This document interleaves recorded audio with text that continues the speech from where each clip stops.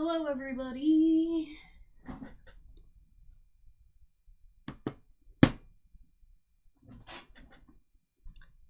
Hello, hello. Do that. Still adjusting. Welcome, welcome. Let me know if y'all can hear me. I'm gonna give it a minute before I start the collective reading. Hope everybody's doing well. Hey, Fad.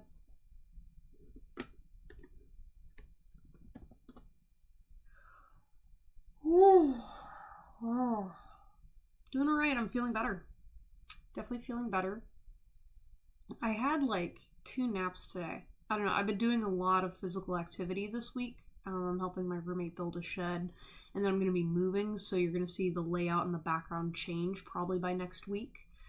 And as a result of that, I've just been really tired, so staying active and whatnot. How are you doing, Fad? We have to show up. I now have like muscles and stuff because I've been like between working out and then also like lifting a bunch of furniture. I'm like actually getting toned, and it's so weird. Like, I don't know, I've never been like a super fit person. I've always been fit enough, but lately I've been really trying to work on my fitness because I want to have a healthier feeling body and a healthier relationship with it. And it's been kind of strange, you know? Actually having that consistent workout. Hey MV, welcome back. Yeah, no, working out is something that I now understand why. All right, let's see if the internet comes back.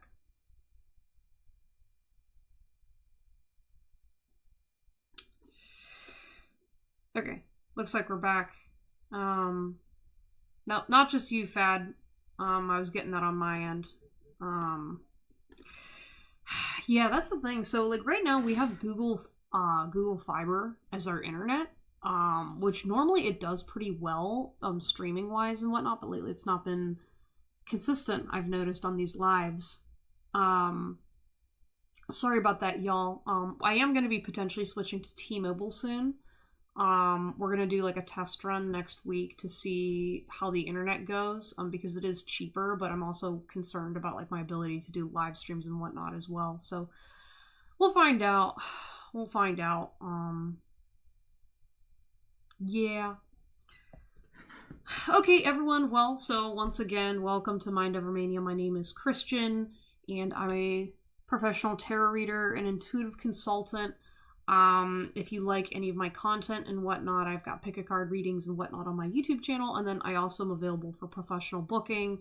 If you go to www.mindovermania.com, you can see, you can book a reading with either myself or the other readers that I'm affiliated with. I also have a blog that talks about different spiritual topics and other like mental health things. So that's worth checking out as well. And then yeah, follow me on the social medias and whatnot for updates about the live streams and anything I'm doing in the future. Yeah, I've been going through a lot of. Sorry about that, guys. Looks like it went down again.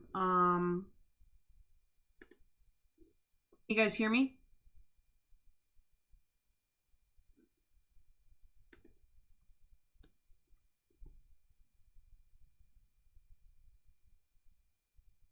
Yeah, because here's the thing: if the internet continues to be spotty, I'm just gonna use a different platform to do my streaming. Or sorry, I'm gonna use either my phone or use something else. The list is still there, but can you guys hear me at all?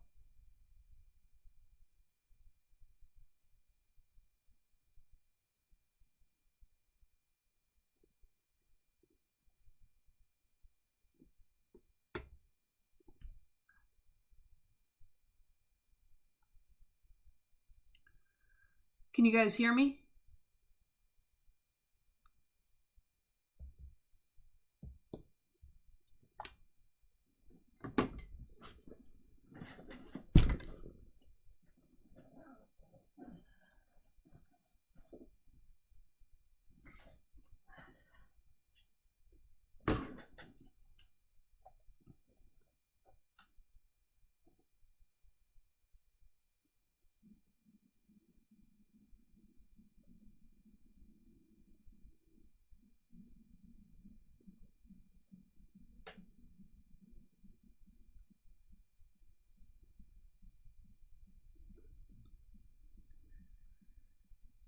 Okay, hey. Okay, it looks like we're back.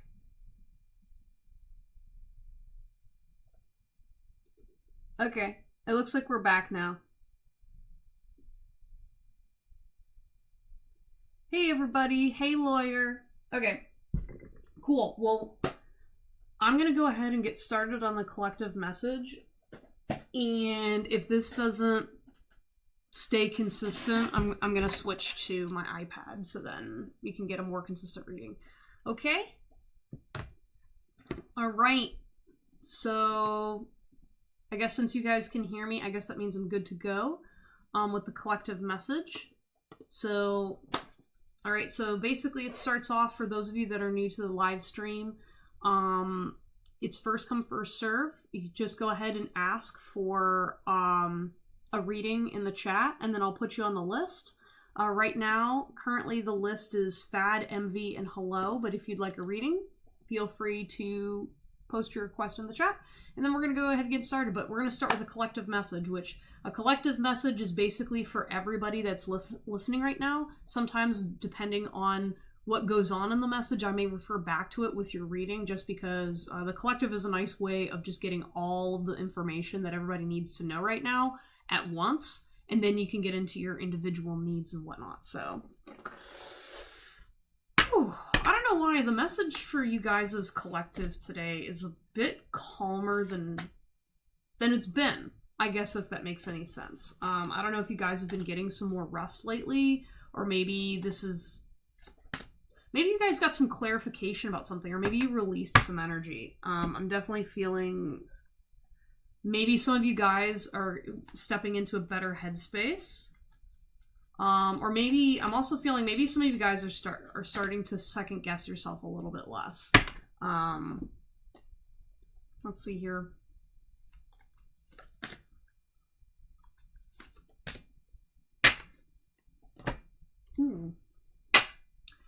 I feel like some of you guys are also kind of getting triggered a little bit, either by something from your past. Maybe you guys were like, say for example, you were watching something on TV and it caused you to think about something, and then you have like a little panic attack, or you get like really nervous that, oh my gosh, what if something bad happens as a result of what's going on with the political drama, or like, you know, I'm feeling like, you know, maybe someone has a tie to like the 80s or something that happened. I don't know, that was like very specific.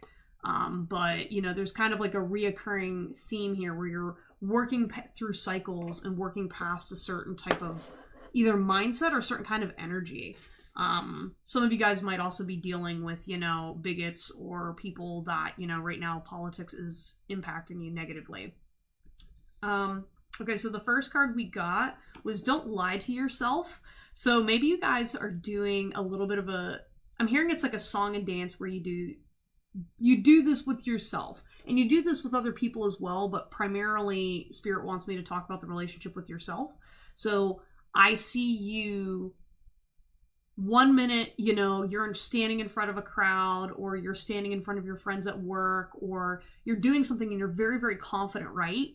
And that's a lie, right? Like, technically you're not that confident. You are, you know, insecure and, you know, doubting yourself and whatnot. And then other times whenever you go behind your own back, it's almost like in another scenario, you act like, oh, there's nothing wrong. There's no issue here, or, oh, I'm not that confident, da da da da. Meanwhile, you sit there and you're able to completely, you know, clear a room and do amazing things, and you're not giving yourself enough credit. That's kind of where that lying to yourself is coming in, where you're very inconsistent about what you're honest with yourself about, where it's almost like you can only tell yourself the truth to certain people, and then it's like truths about yourself. So say, for example, like you have a friend group at work, right? And you're totally okay with talking about your childhood trauma with people at work for some reason, which isn't something you should be doing at work, but whatever. Maybe you've got a great relationship with these people. But say you do that and you talk about that with them, but then with your personal people at home, you don't talk about what's actually bothering you, right? And so then you have like an inconsistent messaging, because of either lack of safety or not knowing how to show up for people authentically. So you're only living in little bite-sized dosages. And that's also why you don't succeed in your friendships as often, because you're always constantly playing gatekeeping with your authentic truth. And I think over time, people kind of notice that and they don't trust you because they think you're lying about something maybe that you're actually not, or you're just distrustful in general of them. And so that they feel hurt by the connection with you because they don't feel like they actually know you. So if you're not, showing up as often in certain circles as well, I think you're like starting to see this pattern, or maybe you're starting to let go of some of these negative patterns that are hurting your relationships. What turns you on, babe? It's not a prank. Yeah, some of you guys need to get really honest with yourself about what are you actually enjoying doing in life? What are you putting energy towards? So say, for example, you're like, hey, I got a crush on somebody, right? And that somebody is someone that you would consider out of your league, right? You're looking at them and you're like, oh my gosh, wow, he's really smart, or man, she is so pretty and attractive. There's no way in hell she'd go after me. Or this could also be turning you on in terms of like a career. Maybe you're sitting there going like, man, I look at those guys over there and they're living the life. They're doing all this crazy stuff on the computer. They're making bank and they're making a bunch of money. And I don't have that type of energy, or I don't have that. And I feel like you should be having a better relationship with yourself to respect when something actually engages you for long periods of time. So say, for example, you're that person that intentionally watches YouTube videos about a specific type of knowledge, and you continue to watch YouTube videos of it, but you don't actually utilize it in your career, or you don't actually utilize it in your life in some way. There's a reason why you're drawn to it and you're attracted to it and putting that much energy into it. If you're doing that sort of thing, then utilize it. There's a reason for that. And some of you guys are kind of just being like, oh, it's just a hobby, or and like that's kind of a self-sabotage in your defense, because I feel like, yeah, sometimes it's like, all right, maybe I like looking up cooking videos, not because I want to eventually become a great chef, but sometimes I'm like, hey, that's interesting. But if you're noticing yourself watching a particular type of cooking video over and over and over again, don't lie to yourself. Acknowledge that there's like a desire there. It's almost like sometimes you guys aren't fully aware of when your body or your mind, like, I'm seeing like you're mentally overloaded. So it's almost like your body and your brain are so overstimulated by all the things that's going on in your life, what other people are telling you should be, or all this other stuff. So then when you actually see something you're passionate about, you don't actually know if you want it. You can't actually tell that you're saying, hey, this is actually something that's important to me. And it may be weird, or it may be simple or small, but take notice of that. So for me, I talk about this on my YouTube channel a lot because it was very life-changing for me. But for me, it was music. So music is a very important aspect of my life. When music is not part of my life, I subconsciously suffer from it. And I realized after, spending years of like, oh yeah, I just casually listen to music. It wasn't until I started going to concerts again, hanging out with musicians, that I realized, wow, this is an aspect of myself that I gave up on a long time ago because I didn't truly feel connected with it, and I didn't realize that that was important to me. I mean, I knew it was important, but when it was away, I didn't really grieve the loss, or I didn't understand the loss because I didn't fully understand myself. So working through that self-understanding, I think, is going to help you guys, one, figure out what partner is actually a decent, attractive partner to you. So say, for example, the cooking scenario, maybe if you really, really enjoy cooking, having a partner that will support you in that and not put you down, or be able to do something that would support your dream of becoming a better cook. And again, you don't have to translate it into career-wise either. It's just somebody that's like, hey, if you've got a partner that loves food and is willing to sit with you during your trial and error. I mean, like, I don't know a partner that would get mad at somebody for, trying and failing to be good at eating and not eat their food. But you know what I'm saying? Like, those are important things to note whenever you are looking for people in your life that are important connections, both friends as well. If it doesn't help, remove it. Yeah, you guys need to start getting in the habit of removing things that don't work for you. Don't sugarcoat it. Don't gaslight yourself. If something's not serving you, then it needs to go. It doesn't need to be a big song or dance. It doesn't need to turn into a, oh my gosh, he said, she said, that's bullshit, blah, blah, blah, freak out. Learn to just say, hey, this isn't working for me. Next. All right. And when you get into the flow of that and you don't get as emotional, reactive, I mean, like, obviously you're a person and you're going to learn that. But over time, when you start really getting in tune with yourself, it's going to become more and more clear and easy to be able to do so. Negative experiences are needing addressed and resolved. Yeah, similar to that. It's basically you learning to stay in the same place. It's you learning that, like, all right, well, what is my acceptable level of uncomfort and unhappiness? And yeah, I mean, as an adult, there is a certain amount of it, but a lot of you guys are saying yes to things that is clearly bullshit, clearly trauma. You know, if you're sitting there having to let a partner berate you, or if you're even sitting there realizing that a person's not reciprocating towards you, what taught you that you need to sit and put up with that? You're like, society, my grandma. Like, no, we need, like, we're adults. We have control over our reality. And so every time you say yes to something and you say no to something else, that creates a dichotomy of push and pull that is not going to allow you to attract what you find fulfilling. Figure out how to make it work rationally. Yeah, some of you guys have some big dreams, and maybe you're trying to, say, for example, you know, that dating partner, maybe you're like, hey, I really want that attractive partner, right? I want that person that's successful, that has drive and whatnot. Well, you can have that person, but you got to match their energy level. So if you're sitting there wanting to be with an attractive person, then that means you need to step up on your own appearance. You need to take pride and joy in what you enjoy. Now, obviously, don't change yourself for someone else, but the likelihood of the matter is, say, for example, if you like being active, you want an active partner because then you can support each other. That makes a lot of sense, right?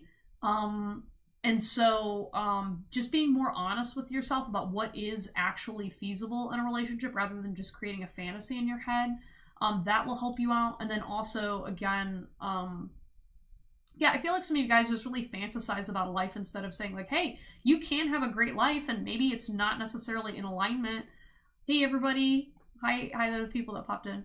But just because it's not necessarily fitting into the fantasy also doesn't mean it's not a potential reality for you anyway.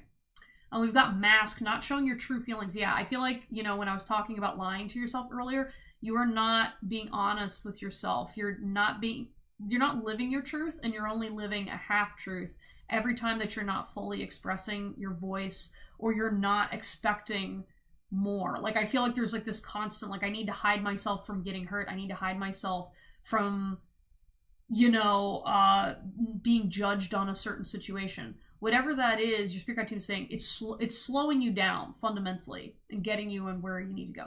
Separation. Yeah, I feel like some of you guys, you're separated from yourself. And as a result, you know, you're focusing on your separation with either people in your lives, separation from your past, separation from the place you want to be. But you're focusing more on the separation rather than the place you're at right now. And that's also really important for somebody, because if you're continually focusing on what's not working instead of focusing on the current situation, it's a whole hell of a lot easier to move through things without getting caught trapped in your head when you're, you know, not seeing the doom and gloom all the time. Okay, let's get into the rest of these cards. Yeah, we've got lost, ghosted, blocked. A bunch of you guys maybe are dealing with some brain fog or feeling a little lost right now, and your spirit guide team saying, hey, one step at a time, learning how to navigate yourself through the fog is super important, because that is going to help you get through to the next situation. Forceful. Stop trying to force stuff. The more you try to force it, the further away it's going to go.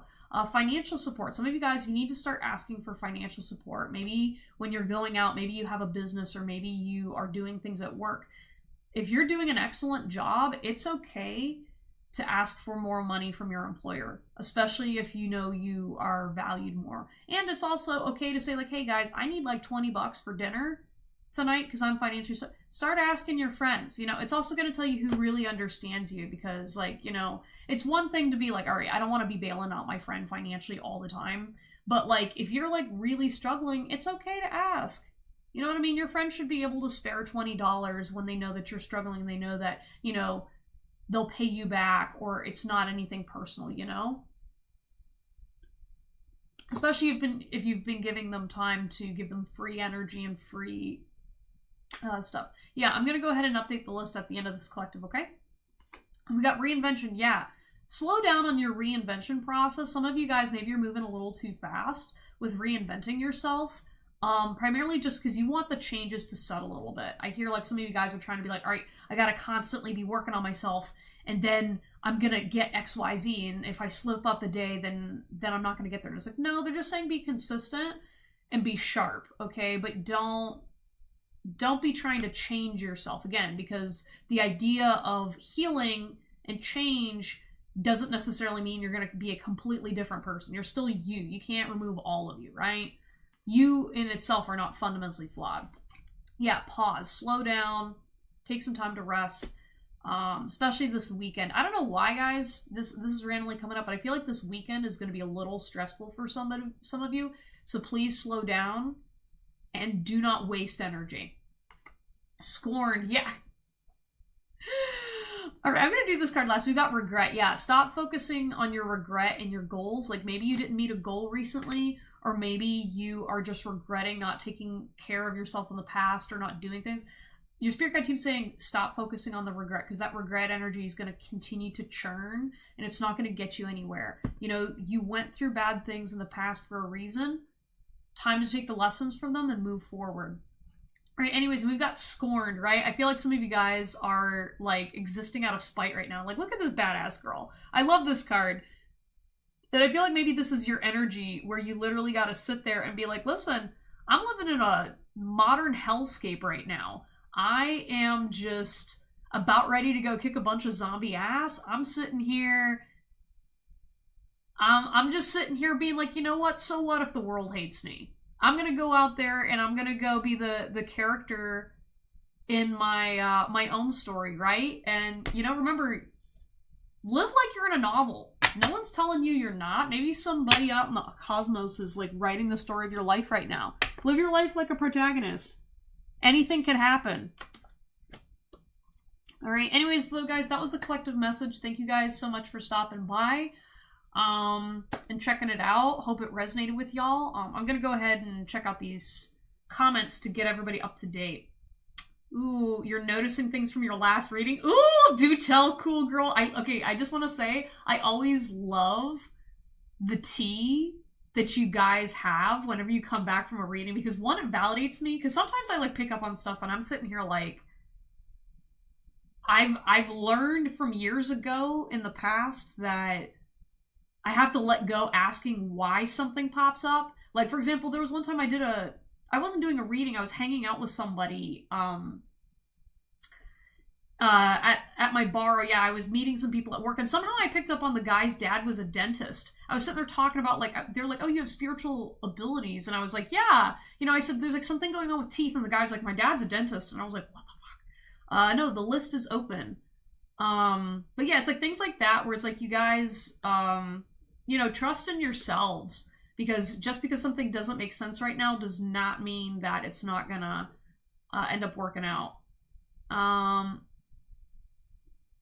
Okay, hey Kristen, did you want a reading? So here's the current list right now. We've got Fad, MV, Hello, and then Alicia. And then we've got Playboy. Yeah, Kristen, if you want a reading, please let me know, because I'll add you up there too. Miss Intricate.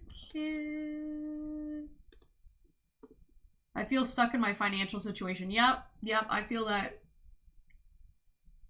Good things are coming my way. Coming your way. I'm unemployed looking for jobs for months. No, I get that. Hey, Amanda K, welcome, welcome. I'll get you on there.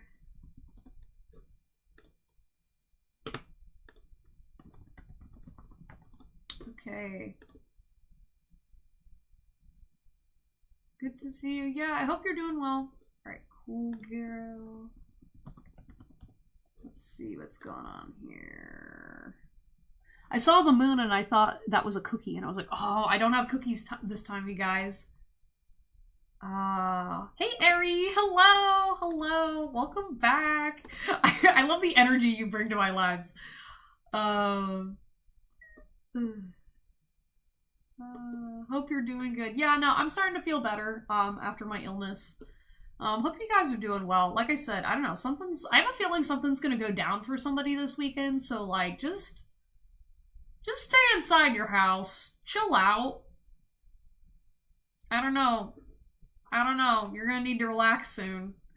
Okay, anyways, alright, so here's the list. Fad, MV, Hello, Alicia, Playboy, Miss Intricate, Amanda K, Cutie Cat, Cool Girl, Airy. Also another thing too, if you guys aren't there for the reading, the way I'm kind of doing this now going forward, just so that way I can stay timely, how it's gonna work is I'm gonna do roll call for the first 3 people. So that way, you know, for example, like if you don't have to pay attention the whole time, but if you hear your name in one of those top 3 people, I'm gonna do like a little roll call, and I just need people to like touch base to show that you're there. So by the time we reach you, I can make sure if you're there or not, because otherwise, if you're not there for your reading, I'm just gonna put you to the end of the list. Just because the list has been getting long, and I want to make sure that I'm moving forward. So yeah, so basically those top 3, you know, I'll just need you guys to like say hello in the chat to make sure that you're kind of floating around. And it gives me a heads up as well. Okay. Yeah, focusing on work and still not talking to him. Yeah. Yeah, no, I'm sending you big hugs, Alicia. You're going through a lot. I'm so sorry. Yeah, but I think that's just fair, so that way you guys can, you know, get a shot, you know, and then also too, whenever like new people pop into the live as well. So, and, you know, I'm going to do my best to keep these shorter to 5 minutes. I know I try to give you guys a good reading, but also I need to be a little faster on my part too. So, okay, anyways, Fad, you are up, so you get the first question.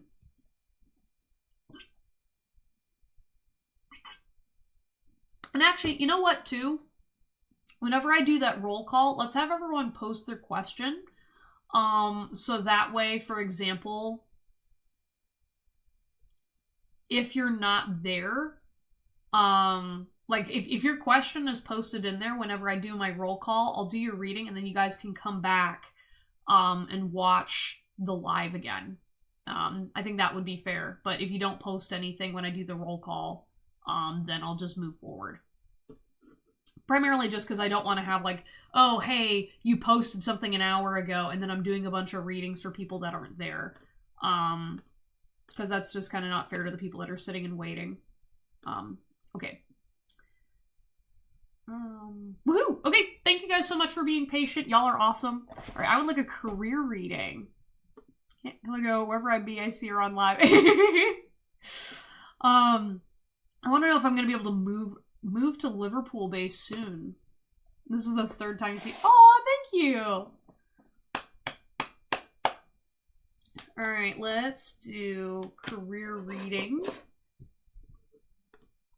for Fad. Ooh, I feel like this is a really difficult decision for you. And I think the reason why it's a difficult decision for you is because you're not sure if it's a smart decision. I'm not gonna lie. I feel like because... Okay. Let me turn over my timer. Let's look at the cards. Yeah, we've got a blank canvas, and I feel like a lot of the problem with you, everybody in the club getting tipsy. Sorry, I'm drinking cola, but I'm like, man, I remember when I used to drink doing this.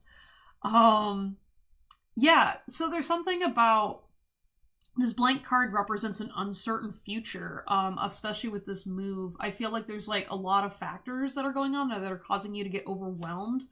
You got the Raven Queen in reverse. So the Raven Queen, for some reason... Okay, that's a weird direction. I'm getting...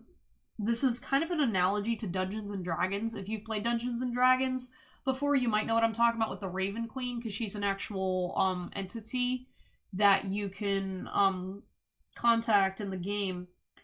But the reason why that's relevant is it's almost like you feel like you have to sell your soul to somebody in order for this to work. And I mean, that is an option to you. So, for example, like maybe if you get the right kind of job, I feel like, there's something about with this move, you have to make sure that you're winning. Otherwise, you're going to wash out. And with the Raven Queen in reverse, specifically, I'm seeing, so the Raven Queen, the card in general, is about kind of like an aggressive feminine energy, or kind of like needing to be, that it's the dark feminine energy, right? And in this case, I'm feeling like you're going to be put out of your element moving to Liverpool right now, especially without the financial security. You're really going to have to, or I feel like you've got a lot of self-doubt, first of all, but I feel like you're going to kind of regret the energy or mind space you're putting yourself into. So, for example, it's kind of like you moving to Liverpool is a great opportunity, right? However, the stress that you're putting yourself under, and like the mental headspace you're taking yourself to in order to get there, is what's going to cause it to be way more burdensome on you than before. So you've got the Six of Ink Pads as well. There's something about maybe releasing some inner turmoil. So for example, I'm seeing like with these two guys right here, like they're wrestling together. It's like you have to wrestle with like an inner demon in order to try to get where you need to go. And I think a lot of it has to do with control. I'm not gonna lie, because like in order to make this happen, Queen of Cups in reverse, you need to start being more realistic with your expectations of yourself. So say, for example, you're like, okay, in order to have this dream house in Liverpool, or this situation, or even just making it happen, right? You have to make sure that you are committed to doing what it takes to get you there, right? And part of what it takes to get you there, depending on what choices you make, they may stress you out. They may cause you to have resentment towards yourself. They may cause you to do things that maybe you're not the best at. Like, say, for example, you're like, well, in order for me to live over there, I have to get a sales job because that's the only job that's going to make me a crap ton of money. So then you do it, but then at what cost? Like, it was hard to get the job. It was hard to maintain the job because it's not something I can do it, but I'm not necessarily good at. So then you're churning and churning, and then by the time you're living there, then something falls through the sales job because maybe you picked the wrong company because you were stressed out. And all these different factors, right, are falling in on itself. I'm seeing that you need to really work on what is truly authentic for you and what is stable financially for you, and what kind of financial situation can you realistically maintain without driving yourself nuts, because of that dynamic of not including your emotional and mental stability with this. I think you're underestimating the mental toll of the changes in lifestyle that you'll need to make in order to get there. Now, granted, it could be a timing factor, right? It could be one of those things where, okay, so I do my due diligence. I do find a place in Liverpool. Maybe it's not exactly what I desire right now. And maybe I have to take a little bit of a chance, but it's better to take a risk over something that has a more solid foundation than just saying, screw it, jumping into the wind and then seeing what happens. Because eventually doing that jumping into the wind doesn't work out for you, and it's going to backfire. Career-wise, I'm just seeing go slow and steady and be very, very realistic with your job expectations. And set a deadline for yourself as well. I think having like a disciplined deadline of like how many jobs you apply for, what kind of lifestyle is reasonable for you, and then you can match your job situation. And this is going to sound really weird, but I feel like it's going to come to you either in a dream, or there's like something that's going to like happen where you suddenly gain clarity of what kind of a career lifestyle you need in order to get you to Liverpool. If that makes any sense.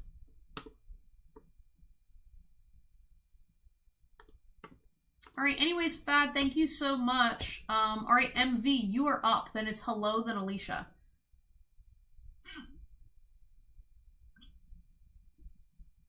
This is my last live. I get satisfactory, and I'm not going anywhere. Aw, thank you. Thank you, Alicia. I appreciate all the support, you guys. Like, I won't lie, tarot reading on the internet has given me such confidence. I mean, I was absolutely terrified when I first started doing this, because I thought, like, oh god, I'm gonna get, a bunch of crazy people telling me I'm nuts, yelling at me online, and, you know, there's just so much toxicity online, and I don't know, I've had just a really great experience with you guys, so thank you so much for the support. Glad to share some love and healing with you guys. Oh, no problem, Bad. Okay. When will my career and finances get better? When will I get a job? Currently, I'm unemployed, searching for jobs for months in data science. Wait, you're a data analyst too? Oh my gosh! Same! Same. Yeah, so like, before I quit 9 to 5, my background is in data analytics. So, technically my degree is in accounting, finance, and IT. So, and I did, you know, report building and all kinds of like super nerdy stuff. Had a great career, and then spiritual awakening happened, and then here we are. But that's okay though. Yeah, data science in general as a field, a lot of companies don't actually know how to utilize it effectively. So, if anything, if you're gonna want a job in that field, try finding specifically find a niche. So for example, with data science and finance, right? There are all kinds of jobs. Everybody wants that background. Versus if you're strictly data science, you know, working for a corporation may be the best bet for you. But I will tell you, even doing that, there's a lot of companies that, because the field is so new, it's like they take all this data and then they don't know what to do with it, and so then it becomes unproductive. So everyone keeps saying it's the future, but the industry is not catching up in the practical terms. All right. Anyways, so messages from Spirit. We've got the Queen of Swords in reverse. Yeah, you need to get out of your head with this. I feel like your headspace and you focusing on your problem is really what's stopping the energy from flowing to you to figure out how to handle your situation.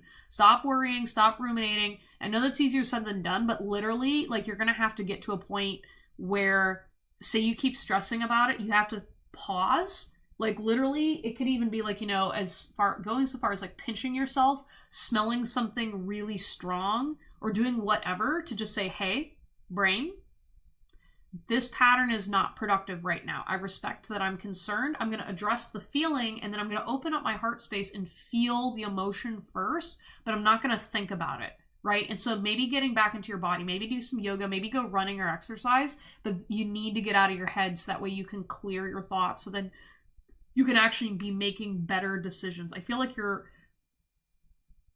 have like a very difficult time with yourself, or within yourself and within your inner world. A lot of it is because you're smart, but it's also because you're thinking at twice the normal rate because of being anxious and afraid of your financial situation. So your brain's just kind of like needing a kind of a real hard pause or a reset, or at least a rewiring of how you train it to start working for you. Remember, I feel like memory is also important to you as well. I feel like when you get stressed, you're not going to remember things. So you're having a difficult time keeping on top of your tasks because of that stressful hamster wheel situation. Yeah, right now, this is what you're afraid of. Kind of similar to the last reading, you know, where it's like, it's a blank slate. Everything's uncertain. You have to be able to learn how to work with the void and understand and accept it. And accepting that, it's almost like accepting loneliness. I feel like you feel very alone.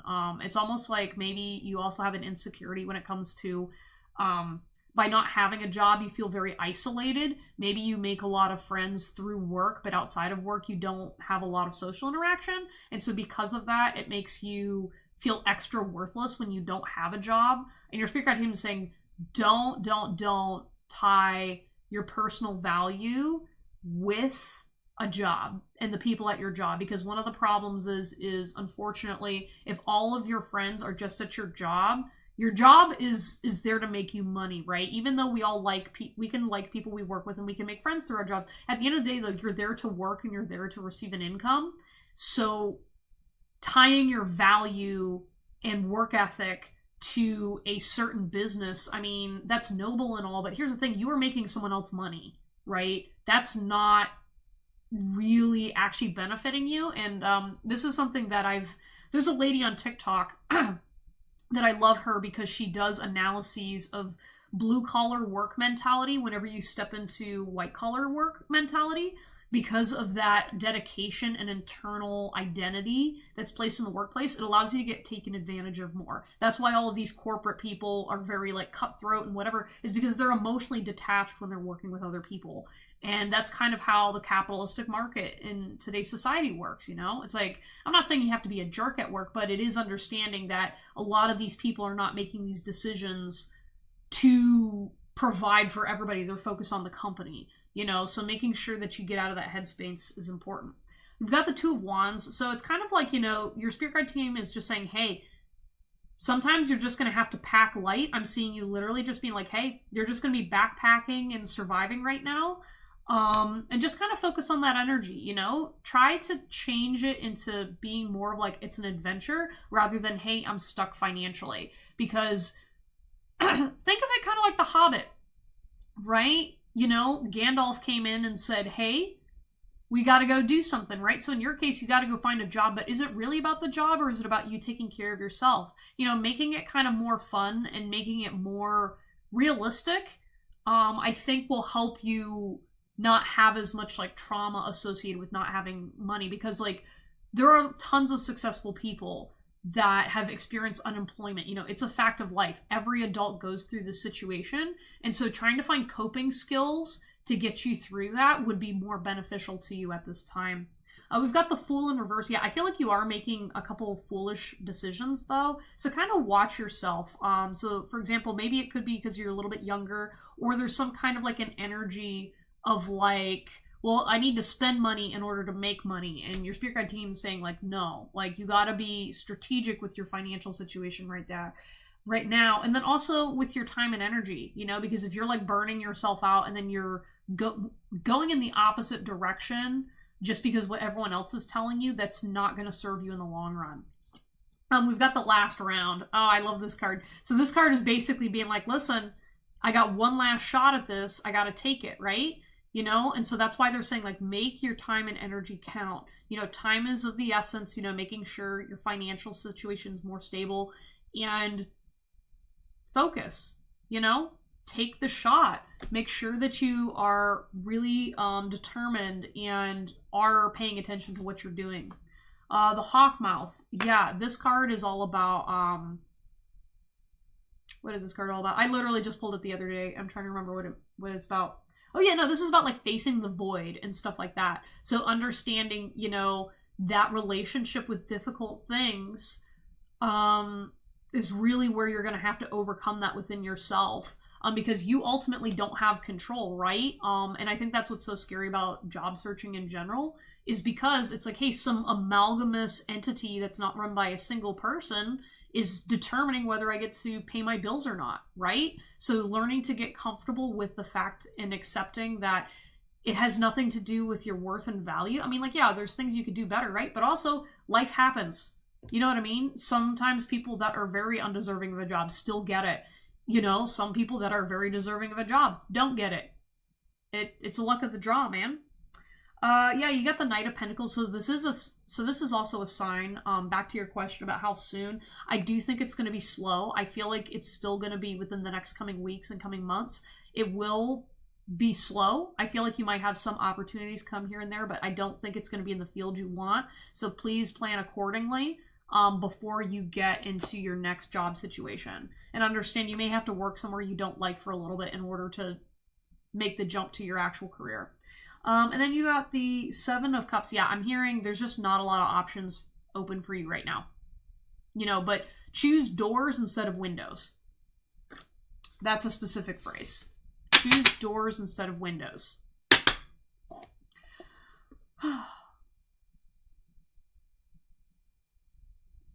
Oh, MV, I'm so sorry to hear that. No, I totally get that. But remember, also, too, it's important to take the mindset, too, for all y'all that are going through that job search. Mindset is super important, because at the end of the day, like I said, if you don't have control over what's going on, the most productive thing you can do is not to beat yourself up or devalue yourself, because you have your own strengths and gifts, and life isn't cut and dry. It's not cookie cutter. It's not transactional as everyone wants to make it seem. We try to do that to make an illusion of control, but ultimately, it's still a difficult place. All right. So thank you so much, MV. All right, so next we have Hello, Alicia, Playboy, then Miss Intricate, Amanda K, Cutie Cat, Cool Girl, and then Airy. All right, Hello, you are up next. Hello, it's me. I'm gonna do that every single time. General in August for me. Okay, not a card with a gun on it. Yeah, no. This tarot deck, it's called the Alleyman's Tarot. It's very interesting because it's like designed very differently. And it's got like all of these cards, right? It had like booster packs and things like that. But yeah, no, some of the cards are really, really spot on for very specific scenarios. And I love that last round card because, I don't know. I think it does a great job describing situations. Okay, hello. All right, you want a general reading for August. So what is coming for Hello in August? Ooh. I feel like there's like a person coming towards you of some kind. I don't know, maybe it's like a new friend or maybe like a new... You might have a new job opportunity coming through as well. Take what resonates, but there's like something that's kind of like maybe you're not anticipating it, and so it's gonna like fly under your radar if you're not paying attention. Because I feel like you're gonna be like talking to someone and someone's gonna casually bring up something, and you're gonna be like, "Oh, that sounds like a nice little like career idea," and then you kind of just move on. I don't know. There's something about like, so with you, Hello, I don't know why I'm getting told this, but oh, this is kind of funny. So essentially what your spirit guide teams are telling me that sometimes the way they communicate with you is very, very subtle. And it has to do with like sometimes the way people talk to you. So say you are, so say you're at a restaurant with a friend, right? And you're like, you know, talking about the past and whatever. And say you knew this friend in high school, right?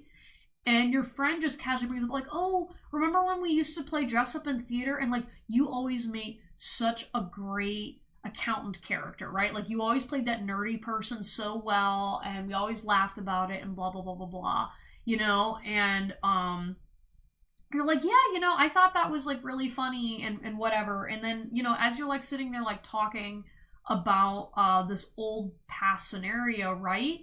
It was kind of like your spirit guide team was like kind of giving that subtle nudge to say, hey, remember back in high school when you were really passionate about drama or theater? Why don't you go back and like look at that? You know what I mean? And so it's kind of like that happens a lot in your life. And it's so subtle, and a lot of the times you don't think about it until afterwards. And so your spirit guide team is just trying to let you know that that is one of the ways that they communicate to you. Like literally bringing up very specific things from your past to try to get you to kind of refocus on what's important to you. Because they're saying for August, you know, it's one of those scenarios where they're like, well, you could be doing this, but you're focused on this aspect right now. And I feel like part of it's your idea around your financial position, but it's also kind of like, it's like you're facing this way and your spirit guide team saying like, okay, you're facing this way. You're feeling a certain kind of like headspace that something's kind of off. We need to pick you up and pivot you and make you look this way, right? So they're not entirely sure how to do it. And so that's why like having these small conversations, throwing you little tiny like tidbits to kind of like I'm seeing them like breadcrumbing you, trying to like do the Hansel and Gretel down to this other pathway so that way you can see it, because it's not like, it's kind of something only you would know is for you. And so that's why this thing that's coming in August is going to help you with that a little bit, because it's going to be a little more in your face, right? And here's another thing too, and I say this to everybody as well. If you are trying to get a clear sign from the universe, it's okay to ask for more clarity from the universe, all right? Like you can ask, and sometimes you will get slapped up in the face. Sometimes asking for clarity can be really like, you know, pushed into your face, but if you need it, your spirit guide teams will do it. you know? And I'm not talking about like, you know, because sometimes we can like sit and scream into the void and be like, oh my gosh, why am I not getting answers? Why am I not getting answers? And a lot of it's because sometimes you do have to struggle in order to get that. But if it's coming from like within, like you trying to ask about yourself, asking for that clarity will help. Ooh. Ooh, you also might get laid this month too. Or maybe, okay, maybe it's not getting laid, but it's definitely like an energy of like you being like sexy. Like I'm seeing sexual energy. So the primary reason is we've got insatiable, untouchable, wanting more. And I'm seeing this like these ice cubes, right? And I'm seeing you kind of like maybe you're gonna focus on your appearance more, or you're gonna like really step into like your inner like sexy goddess or something like that. Like I'm seeing something with your appearance as well. Maybe you start dressing a bit differently, or maybe like kind of like when I mentioned something about like theater, I'm almost seeing you being like, you know what, I'm gonna like try pretending to be somebody else for a little bit, try wearing a new skin. And by having access to that energy and feeling like, ooh yeah, because I'm not myself, I'm gonna go do this instead. And it gives you like the opportunity to play pretend and kind of play with those elements of yourself a little bit. And your spirit guide team's kind of encouraging you to kind of like let go, so that way this opportunity can come in. Maybe you go out somewhere. Maybe you go out and have drinks with somebody that's like, yeah, maybe you go on a date with somebody that's like maybe out of your league, or you would have normally said is out of your league, when really you're just like, I just needed to access my inner sexy. I needed the opportunity to, you know, feel comfortable stepping into that feminine power. We've also got shocking.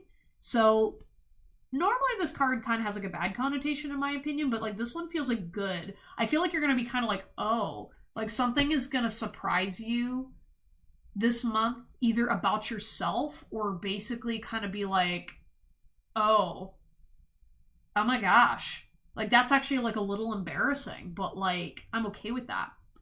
And vibrations too, yeah. So I feel like you're also going to be shifting vibrations a little bit more. I feel like you're going to be a match for either somebody or something, and it's going to help you really start gaining some traction. Like I see you kind of like unfolding or things coming together, but like a little bit more like a commitment towards yourself and a little bit less backwards movement. Because I feel like for you in your life, something's been like pulling you backwards a little bit. All right, you got deconsecration. Yeah, so this card's all about the apocalypse, and I feel it's like you're going to be coming out of the end of the world, if that makes any sense. It's almost like you're going to be kind of like learning to just not get so caught up in your headspace and not focus on... Like, you're going to have an easier time focusing on not even positives. I don't want to say that. It's kind of more like you're just going to be better at navigating things by the end of this month. It's not going to be a huge change. It's going to be subtle. I don't think you're going to really notice it, but it's definitely, I'm seeing like a headspace. You've got the Albright. Again, this is more positive movement and kind of a clarity card as well. I've got a bunch of blank cards in this deck, and so we got another one. Yeah. This, I'm feeling... So in this, for example, I'm seeing this as being a canvas, right? And so they're saying like maybe try getting creative as well, because right now, this next upcoming month, I'm literally seeing you starting painting the canvas of your life. It's almost like up until this point, you know, it's like looking at like a fresh canvas and it's like, oh, it's too pure for me to put anything on it. I don't really know what kind of an image I want to have. I don't know what kind of relationship I want to have. I don't really know what to put on there, right? And so at first you're kind of timid and you're like, oh, I want to put like, just like, you kind of like half-ass it, right? You're like, oh, I like this color and I'm going to put that on there. And then, like, over time, you start putting colors on there, and you're like, oh, I don't really like this. And then all of a sudden, one day, you're going to go, oh, I remember what I wanted to draw. I wanted to go draw a dolphin, you know, with a beautiful background and whatnot. So then you scrap this canvas and go to the next one. You know, your spirit guide team's saying, like, hey, you don't have to have the first rough draft be the finished product, right? It's kind of like you give up a little too easy. And you're also not respecting your own creative process of reinventing yourself, or just not understanding that sometimes you gotta be a little bored to get where you need to go, if that makes any sense. So, anyways, I hope that helped you. But yeah, you're gonna definitely see a breakthrough. Yeah, maybe start drawing again. And so that's another thing too. I'll let you guys in on a little secret, because I was actually doing a reading for somebody professionally one time, and it gave me this really great insight because the way this guy worked, so his mind, he was very, very intelligent, and he was a professional artist, right? But when I was looking at how his brain was structured, he was having some some creative blockages. And I noticed how, kind of like, you know, how when you're overstressed with work and whatnot, you're like, okay, I can't really focus, or my energy is like, I'm burned out. Well, for him, because he was exercising the right side of his brain instead of the left side of his brain, I was literally noticing how he needed to do like menial, mediocre tasks in order to re-access that creativity, because that creative muscle is important. And after that, I figured out, oh, this is why art is important, because it accesses a different version of your head, and that's what eventually will help spark creative ideas and be able to support the rest of your brain, especially if you are a creative person. If you are not including creativity as part of your mental health and sustainability, you are actually hurting your brain, and it will make you depressed long term, and it will not allow your brain to work together. You know what I mean? Society is always expecting us to be like, all right, shift on this way, this way, this way. And if you're naturally a creative person, that is counterintuitive to how your mind works. You're going to be constantly battling yourself, and you're not going to be using your brain to the full capacity. So, you know, use it every once in a while, you know. And like, again, you don't have to make art to sell. You don't have to make art to look good or do something with it. Sometimes you just need to have that crappy canvas, have some fun with it, and then you get an idea that you needed, you know. Give yourself that balance and that leeway. Okay, hello, that was your reading. Next it's Alicia, then Playboy Snacks, then Miss Intricate. Then after that, Amanda K, Cutie Cat, and Cool Girl. Yeah, no, I totally feel like, because like, I'm an artist too. I'm a drawer, and I can do really great drawings.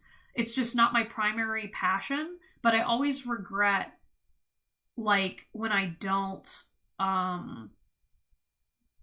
spend enough time with it, or it's like I get very critical of myself, you know? Playboy Snacks. Yeah, no, you are Playboy Snacks to me forever, Playboy. Because you're a snack, hun. You're an absolute snack. You're a treasure. Okay? Alright, what's going on in your current situation with your husband? Ooh, he's big mad and he's big regrets right now. Oh. I feel like he's very frustrated with you. I was about to say pile 2. Have you watched a pick-a-card reading recently? So I was like, pile 2? I don't know if that's maybe like one of my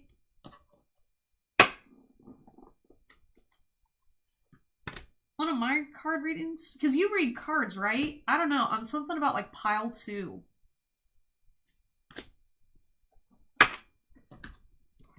Alright, let's get some message about Alicia's husband. Yeah, first of all, I think you're doing the right steps by not talking to him right now, because he is not in the mental headspace to have a productive conversation with you at all. I think he's very stubborn. He's very controlling. And I'm seeing he's a little masochist. I feel like he's just going to self-sabotage your relationship further. Okay, so you've got rest your soul at this time. I know this is hard. So yeah, this is your spirit guide team reminding you to like, please, please, please rest your spirit. And I'm like, I'm not talking about sleep. I'm talking about like actively placing a hand on your heart and admitting and allowing yourself to rest, okay? And say, hey, I feel sad right now, but I'm going to make peace with my current situation in life right now. You know what I mean? Because I feel like you have to really like actively place a gentle energy to support yourself right now, because this is, you know, a big burden on your heart right now. So rest your soul. It says, no matter what, you're loved so much by the universe. Yeah, the universe is saying, like, you know, you're loved, hon. You know, don't forget that. Yeah, I feel like your spirit guides are very, very, like, really just trying to reassure you and really trying to make sure you feel that love. You know what I mean? It's kind of like watching your best friend, like, go through a really horrible breakup, and then everyone's sitting there like, but she's, like, the sweetest person. And, like, it's like, you know, you put in your story on TikTok and all like the audience is like crying and shit like that. I feel like that's like your spirit guide team. Hey Liam, welcome. I hope school's going well for you. Yeah, you're being too self-critical. Yeah, so your spirit guide team is also kind of reminding you of this. Now to your husband's energy, I feel like he's also being very critical about the situation. I feel like he does have low self-worth right now. Because like, let's be honest, you know, whenever you're having difficult time with your spouse, nobody feels good. Even if you married someone you hated, nobody feels good, you know, not talking to their spouse due to a trouble. Even if they're sitting there like, oh, I'm feeling so great, which I feel like he does this a lot. I feel like when he goes out, he tries to be like, oh yeah, I don't need her and blah, blah, blah, when actually he's like really suffering inside. I do think he has a lot of internal work he needs to do right now. Yeah, we've got the chaser. Yeah, I feel like he's like trying to avoid chasing you. So this like was in the reverse for some reason. And I feel like he is like not wanting to back down. I really feel like he is like he should be chasing you. And I feel like a piece of his spirit wants to. So maybe you've been getting inconsistent messages for all the people that have been spiritually giving you messages. Because I'm like, he's in chaser energy, but he's super in denial of it. And he's like, I will not chase her. She needs to be coming to me. And he's like making demands. And like, that's not even his own truth. So I think he's like overriding his own boundaries or overriding his own truth because he's so in his ego right now. We've got clock. Needing time, takes time, cycles, time to heal, progress. Yeah, I feel like right now he just needs a lot of time to just sort through his emotions and also time to really face what's going on in his head. Hey, he was running on my mind so much. I can believe it. Hand of cards, take a risk, being strategic options, not showing hand, gambling. Yeah, I feel like he's not telling you things on purpose. I feel like he's going through some things, maybe financially, you know, this is being a stress on him. Or maybe, like, I feel like he's, like, trying to create his own little nest egg separate from you. I see him... Yeah, I just see him gambling. I feel like he's, like, trying to... Like, he's, like, making plans for a future without you, right? Because right now he doesn't really trust that this is going to work out. So I feel like he's in the process of trying to, like, figure out what can he take a risk on. You know, is it worth risking trying to get back with you? You know what I mean? Like, he's trying to weigh his options, so you might be picking up on that. Because I really feel like he wants to come out on top, but I feel like emotionally, like, he's not emotionally driven at all with a lot of these thoughts and decisions. Yeah, 5 of Wands, he's still fighting himself. There's a lot of internal conflict. We've got the Tower, 404 error. Yeah, so he's definitely going through a transformation of some kind, and he's going through it. He's definitely going through it. We got the Empress in reverse. Yeah, so I do feel like he is harsh towards the feminine. I feel like he's really anti-feminine energy right now, which is probably a good thing why your spirit guides are keeping you away, because I feel like he has this, a little bit of a nasty misogynistic energy to him too right now when he's wounded. So I feel like he's very imbalanced with his emotions, and I feel like too you're also in a space of being imbalanced. So your spirit guide team is also reminding you to say, hey, put your crown back on, you know, don't spin out, it's okay, you know, making sure that you are remembering your own divinity, your own divine power, and being able to navigate through the situation, and that, you know, ultimately you don't need someone else to regulate yourself right now, you know, resting your soul. And I feel like I said, I keep just seeing, like, placing your hand here to kind of remind yourself, like, I got you, all right, you know, I'm an adult, I'm resilient, I'm determined, and I'm smart, and I can take care of myself no matter what, you know. Oh yeah, and then this one's called Bonefire. So Bonefire is all about literally everything being burned away until there is only bone left. This is basically your spirit guide team saying everything is getting cleared out to a point where anything that remains up until this point, sorry, I'm like clearing, yeah, I feel like, you know, this is also another sign. Your spirit guide team is clearing out everything that you didn't need. And so anything that remains as a result of this this conflict with your husband is what needs to be there. And so that's why you need to be able to just say, hey, I gotta let some things burn right now. Just let it burn, let it fall away, cry it out, do it is what you need to do, but making sure that you understand that whatever is meant to remain is going to remain. That's why it's going to feel very uncertain right now. And again, especially with like your spinning thoughts and whatnot, you know, I feel like you're picking up on his energy. And so getting like a little bit of clarification of, you know, going back, touching base within yourself. That's why, like I said, like tuning back in with you is going to make it easier with a lot of the head space and the churn that you've got going on. Okay. Anyways, though, Alicia, that was your reading. Thank you so much for stopping by, and I wish you the best on your situation. That's a lot, you know, but it's gonna continue to be this way. So, you know, stop, rest, and take care of yourself, okay? But yeah, do you want a reading, Liam? I'm gonna go ahead. Oh, wow. It popped up on my screen right as you said it. I'll absolutely get you on there.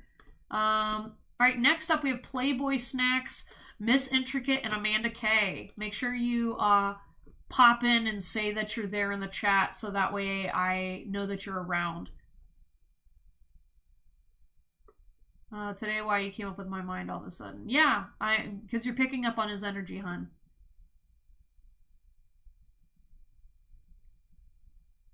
Alright, one sec, Liam. I'm like trying to find... First week of uni was great. Some things good, some other things bad. Yeah, I kind of felt that. It was going to be mixed. At a market, I bought what I thought was a purple agate necklace because that's what the lady told me.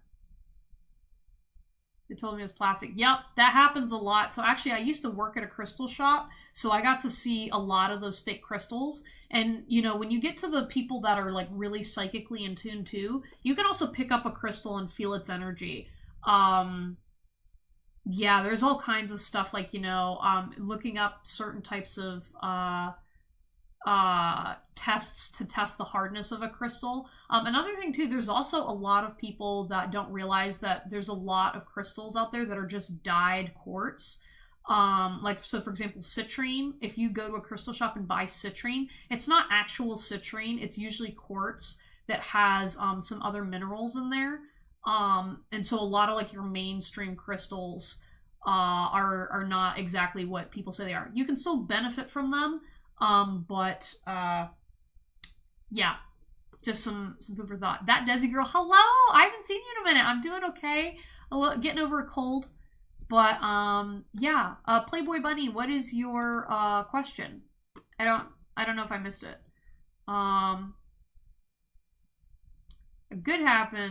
A good thing happened on the same day. I won a Super Mario Odyssey hat and a claw machine. Oh, that's cool! Okay, I like the small wins. Celebrate the small wins.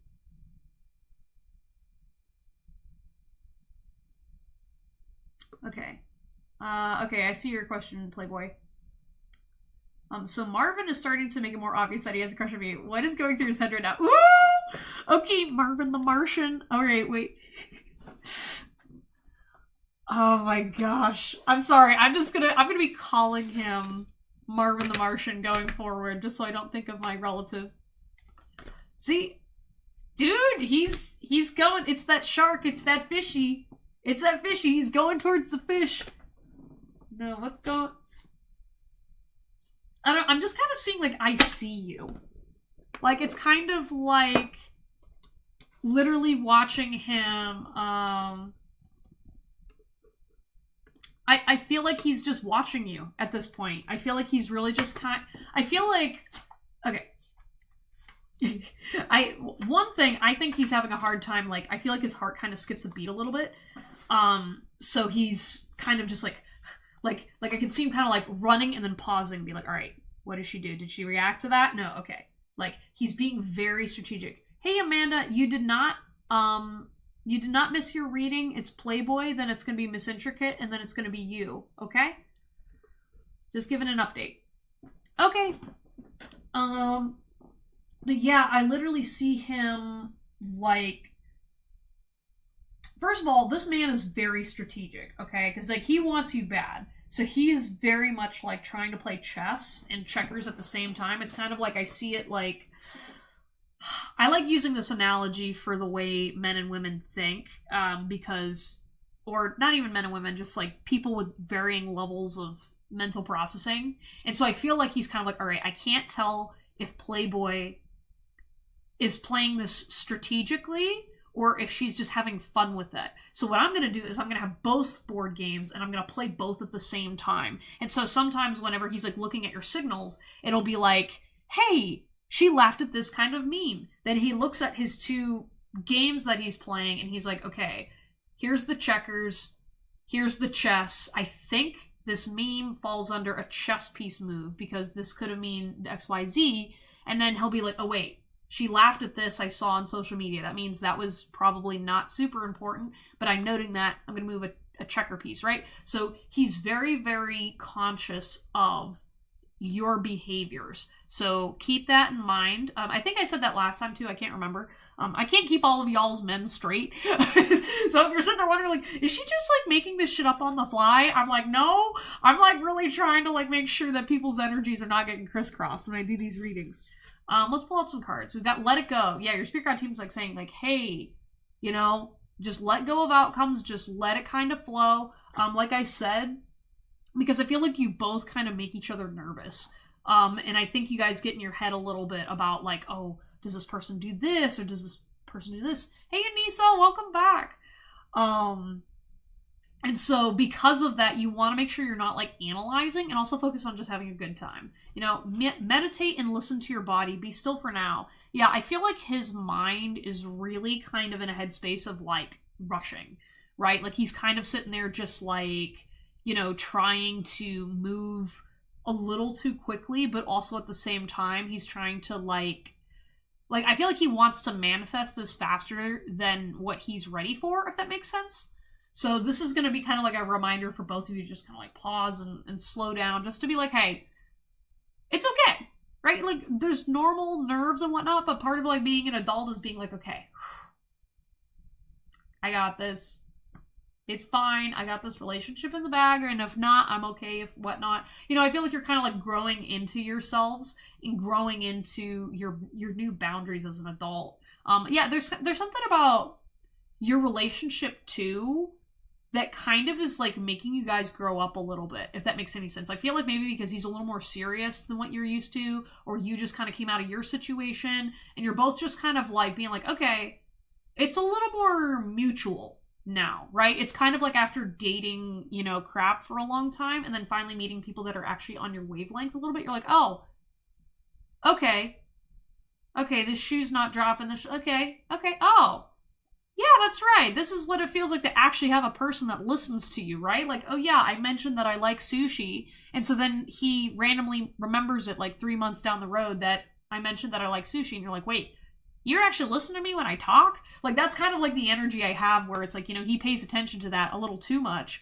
But then he's going to maybe forget something else. So it's not like he's not being inattentive. It's just kind of like he's not sure what is important and what needs to stick.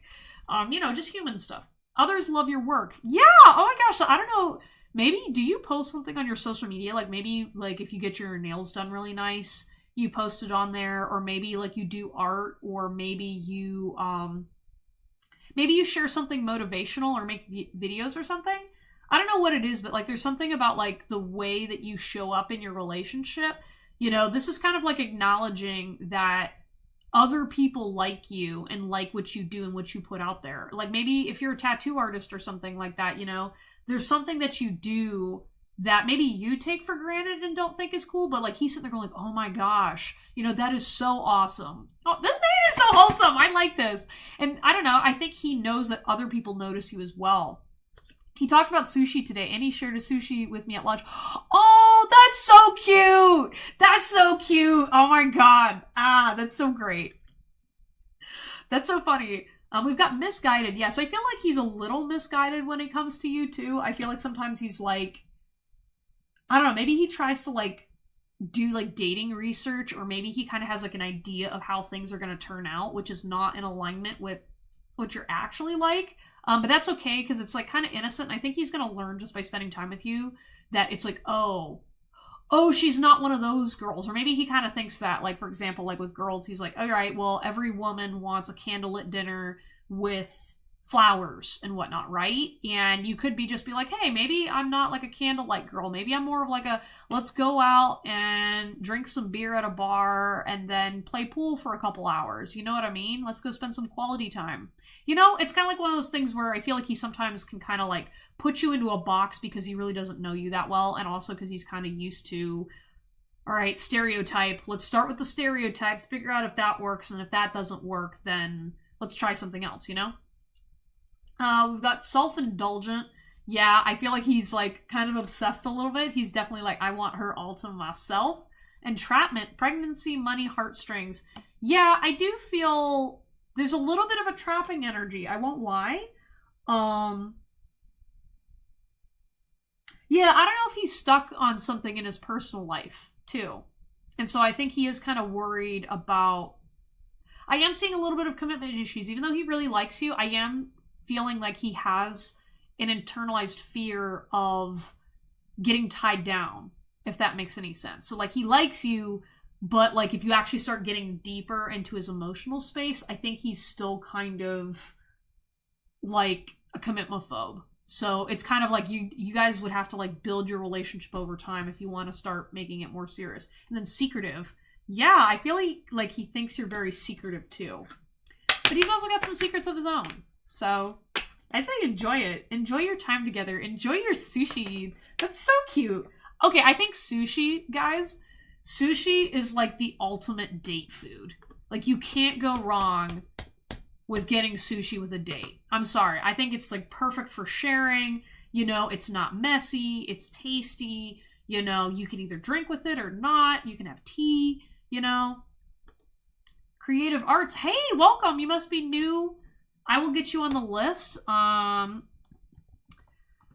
Okay, so anyways, though, Playboy Bunny, that was your reading. Thank you so much. Enjoy your snack. Eat some sushi for me. All right, so here's the updated list for y'all. We've got Miss Intricate, Amanda K, Cutie Cat, Cool Girl, Ari, Liam, Desi, or that Desi girl, and then Creative Art. All right, all of these readings are about 5 minutes, and then I do like a roll call with like the first 3 people to make sure you check in and let me know that you're there. So that way, because if you're not there for your reading, then I can like, I put everybody down at the bottom of the list. That way I can get through everyone. So Miss Intricate, you're up. Please post your question in the chat. Oh.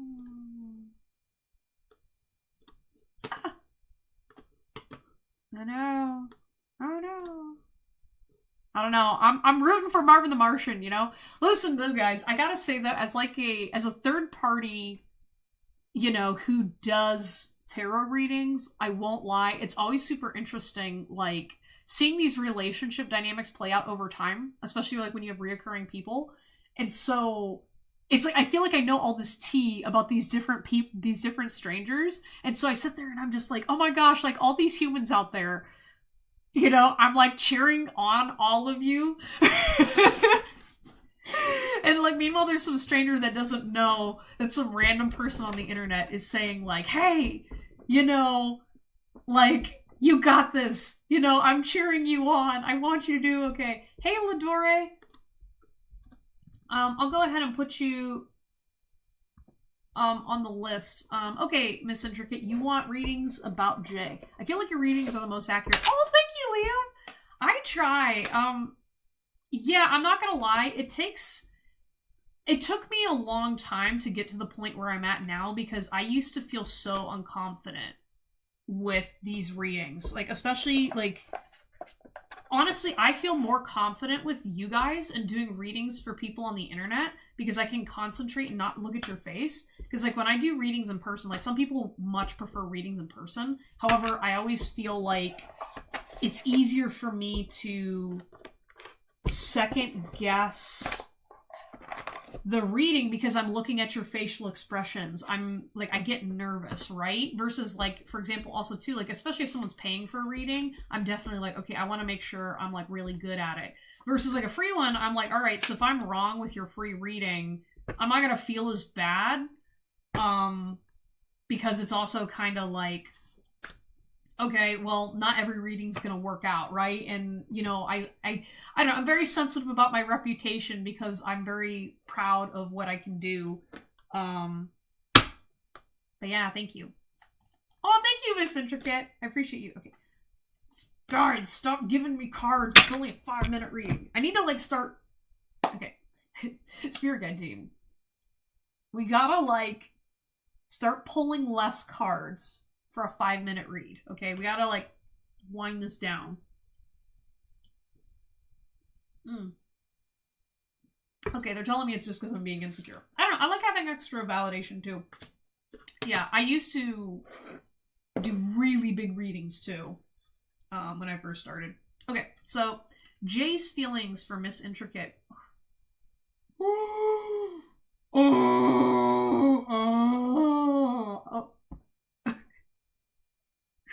Did something happen between you two recently?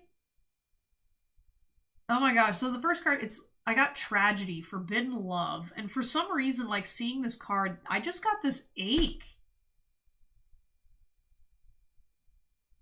I don't know if this is a mutual energy or whatever, but there's like, I mean, I've been doing readings for this guy for like how long now? And like, there's like this like, something shifted or something. Like, I really feel like he's hurting over something. Like, I don't know if he's hurting over you or if he's really just like, yeah, I'm seeing like forbidden. It's kind of like maybe there was like he came to a conclusion recently about this not being what's best for him, or there's something about your relationship that's like, I don't know, he's hurting over this connection. And we've got gossip, petty, jealous, envy. Yeah, I don't know if somebody's been talking shit or there's something that like got back to him. I just feel like there's kind of like this energy of like you're off limits. Like, I don't know if it was about something you said or what went down, but I really feel like he's like hurting. Oh my gosh, this poor guy. Hang on to your butts. Yeah, like literally this card is always like shit's going down. So I feel like maybe he's really needing to like sit and work through these emotions, or I feel like it's kind of like an inner demon thing, right? Like maybe he was sitting there reflecting on what could I have done differently or whatever, and now he's just sitting there like, oh my god, I'm the biggest piece of shit. Oh my god. Yeah, remember the goal. Yeah, I feel like he's really trying to get realigned back within himself. I have what it takes to be successful. Yeah, I feel like he's really trying to, you know, get back control within himself. Like he's like trying to get back his self-esteem.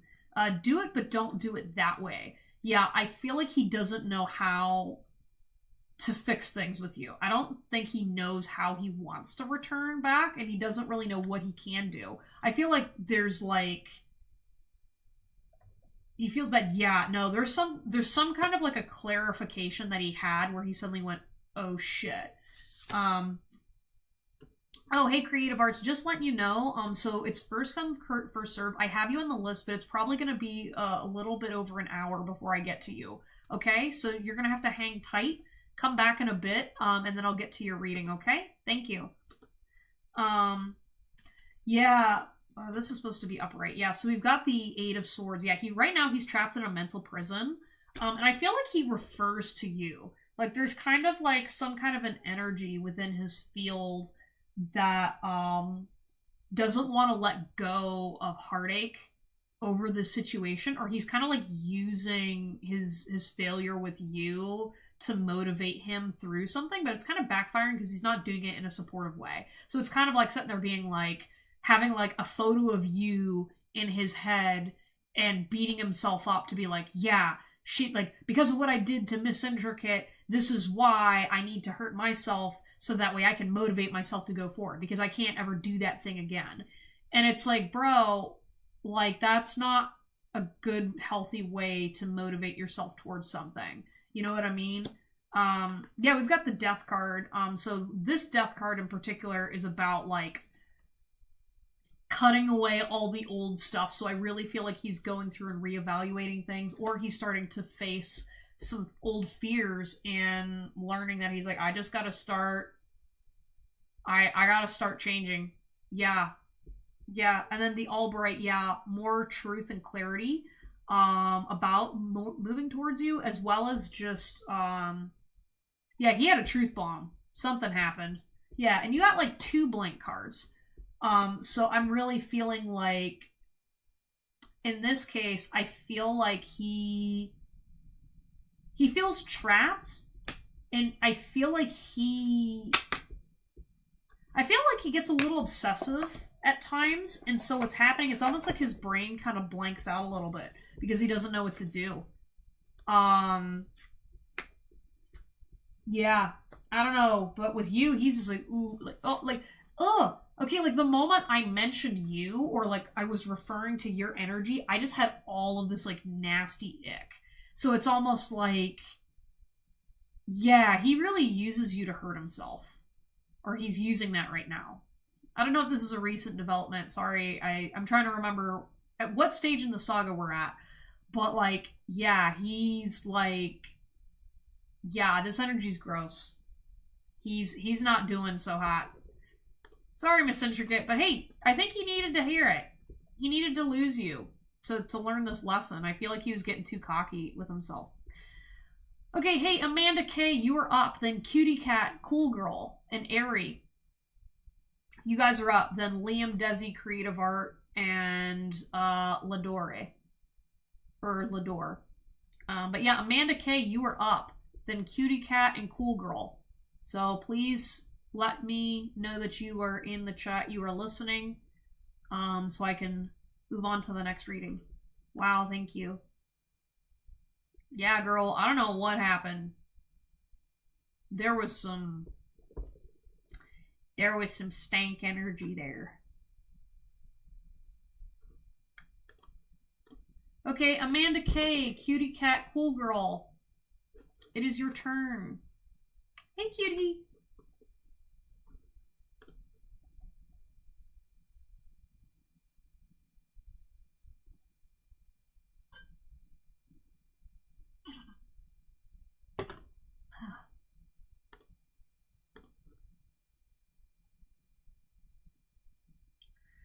Okay, Amanda K, Cutie Cat, and Cool Girl. You guys are up. Amanda K, I'm gonna give you a couple more seconds. And then, yep, you're on the list, Creative Arts. Okay. Because that's another thing. So also to kind of let people know like the new policy I'm doing, I do kind of like a round to say, hey, and so say for example, say Amanda K, you know, she stepped away and I move on to Cutie Cat. If you show up like in the reading, or yeah, during the reading of the person that I moved on to the next person to, I'll do you right after that. Just because like I get it, sometimes, you know, you have to step away and there's a lot of people, so I get it.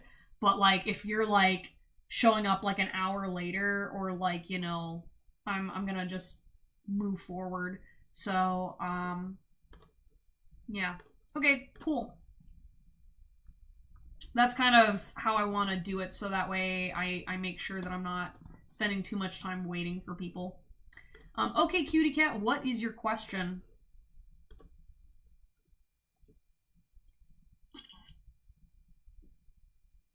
Hey, cool girl. All right, and then Airy, you were also going to be next, so Airy, if you're floating out there, I know she's usually doing other things as well, so that's why I'm like, I want to be like flexible so people don't like miss their readings, but also like, I want to be fair to all of you patient people. I appreciate it. How is this work romance gonna pan out? Ooh, okay, yeah, I want all the tea. Oh my gosh, I love all of y'all's little workplace romantic relationships. Ooh. How are things gonna pan out with Cutie's workplace relationship? Ooh.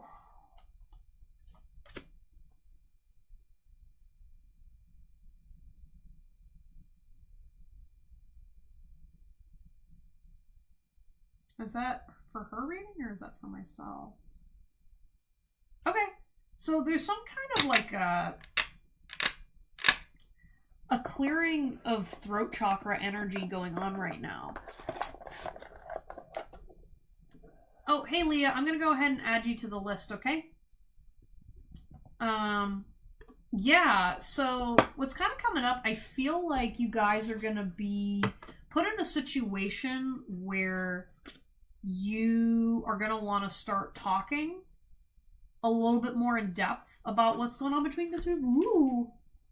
Yeah, definitely there's like some kind of a surprise coming. Maybe something happens at work, or maybe you see a different side of each other, or maybe you kind of like get a little more clarity about what's going on. But I do see this relationship progressing. We've got Everything Is in Me Now, so I feel like you're going to start getting a little bit more confident, and he's going to get a little more confident. I do feel like because you make him really nervous, he's going to start over time being more open and honest with you about how he's feeling. It's just, you know, kind of waiting for the right moment, and not second guessing himself. Yeah, for some reason, because like my nose is starting to do like a drainage thing, and I just kind of feel like it's almost like he is like going through a bit of a transformation right now. It's a distraction from the truth. Yeah, I feel like, you know, this relationship is also like a nice distraction for both of you from what's going on in your personal life.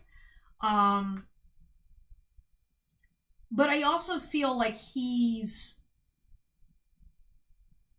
Well, no, okay, no. I see like kind of both of you.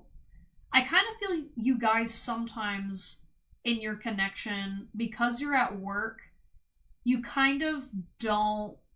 You don't stay confident in your relationship dynamic, if that makes any sense. It's almost kind of like, hey, there's like an unspoken connection between the two of you, but because both of you guys are kind of playing the whole like, oh, I'm not really sure if I like this person or if they like me back and blah, blah, blah. Instead of just kind of like allowing things to be and being a little more honest with yourself, I think you both kind of like gaslight yourselves a little bit. Or you try to be like, all right, well, I need someone else to tell me that this person likes me, or else I don't believe it, instead of trusting in the fact that I'm like, yeah, I know this guy likes me. Like, I think there's like, you both second guess each other's romantic feelings for each other, or when other people like you, and that's just coming from a lack of confidence. Exercise, yeah, so I'm seeing like maybe you guys are gonna notice at work.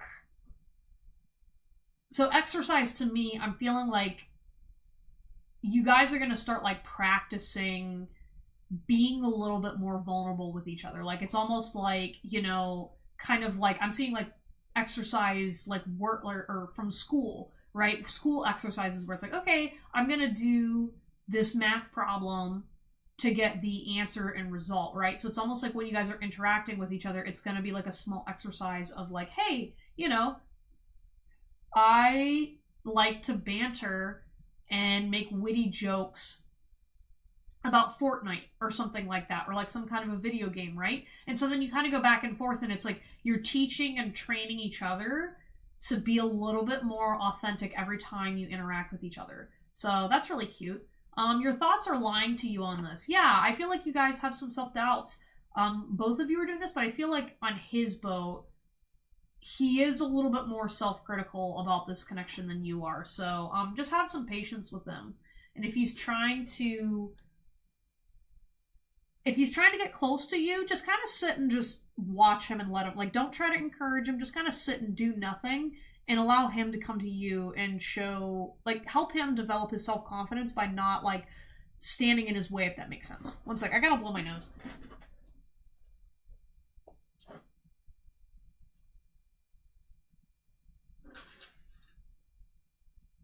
Yeah, I feel like he's letting go of some kind of, like, rejection trauma.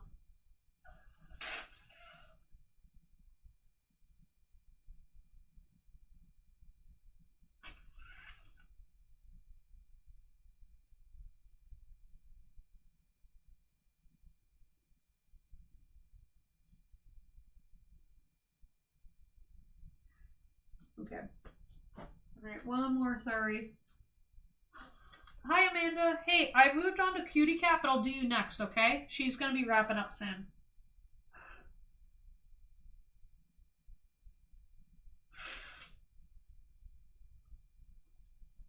Okay, let's get a look at what these other cards are, cutie cat. Death. Yeah, I do feel, so this card right here, I mean, I love this card because it's a very vivid image. I do feel like he's going to be overcoming some old rejection wounds in order to try to make this connection move forward a little bit. That's why I'm saying, like, also try to be a little gentle on him, because I do feel like he is sensitive to rejection. I feel like he got his heart broken one time, and was rejected by the wrong person in the wrong way. So you are helping with his confidence with that. You have the Fountain in reverse. So I feel like, too, there might be some times where you guys' conversation dries up a little bit. And your spirit guide team's just saying, like, hey, that doesn't mean that he doesn't like you. If you guys don't, like, have a perpetual steady amount of chemistry. We've got the 9 of bowling balls. This is essentially about, like, go out there and have a good time, right? And just kind of focus on that and being in the moment, you know? And just kind of knowing that, like, you both are human. You're both doing human things. You're both being very imperfect. So just kind of celebrating that element and aspect in your dynamic, I think would really help you feel more confident and also just kind of help you enjoy it more. Okay, anyways though, cutie cat, thank you so much for stopping by. That was your reading. Okay, Amanda K, you are up. Then it's going to be Cool Girl, then Airy.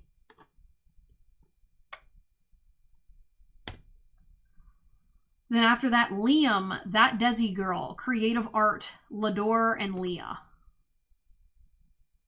All right, so what is your question, Amanda K?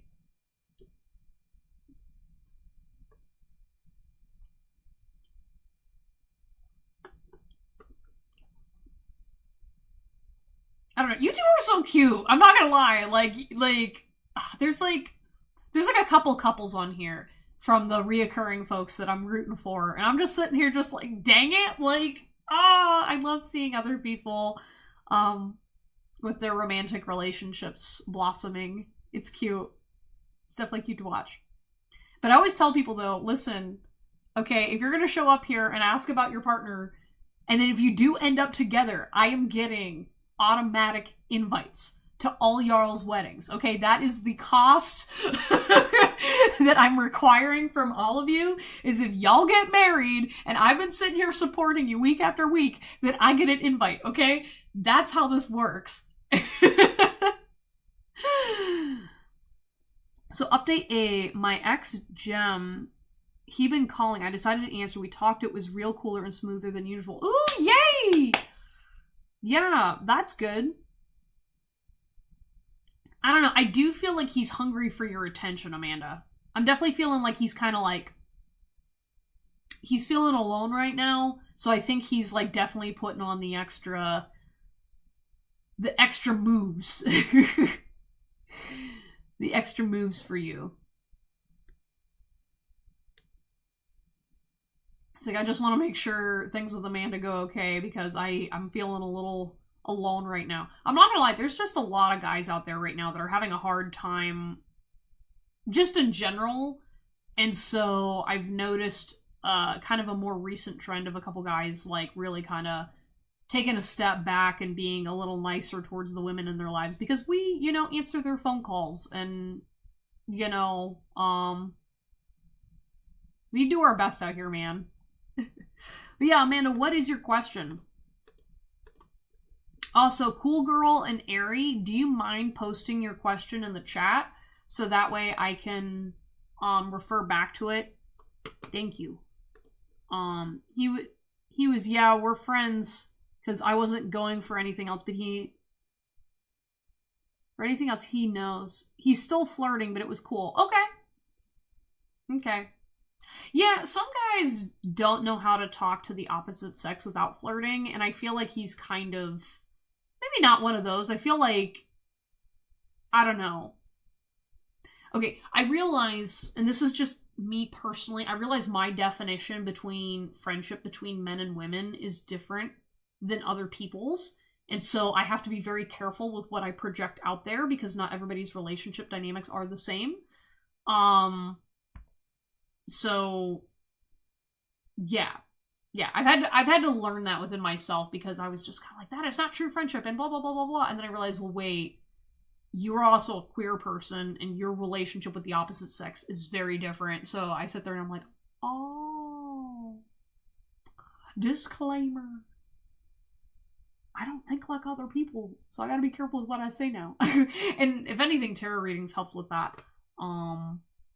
Yeah, okay, anyways. So what will happen between us for the rest of the year? I like his feelings and intentions, because IDK if I should even be his friend.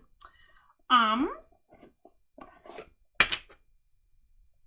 what's gonna go on between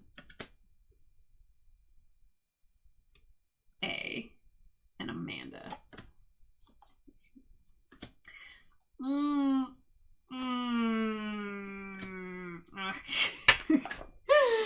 Sorry, I feel like when I do these readings, sometimes the energy just really gets me. No, okay.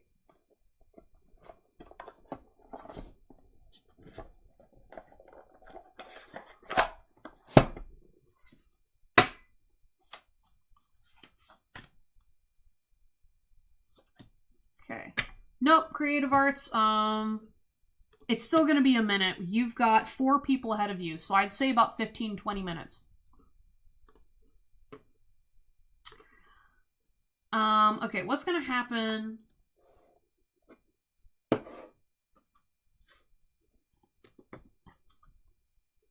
For the rest of the year. Yeah, so I keep feeling it's going to be off and on again, and so, like, the reason why I had that, like, really, like, nasty reaction was specifically because I feel like it's just going to mess with your head. I really feel like you're going to go back and forth and it's not really going to go anywhere.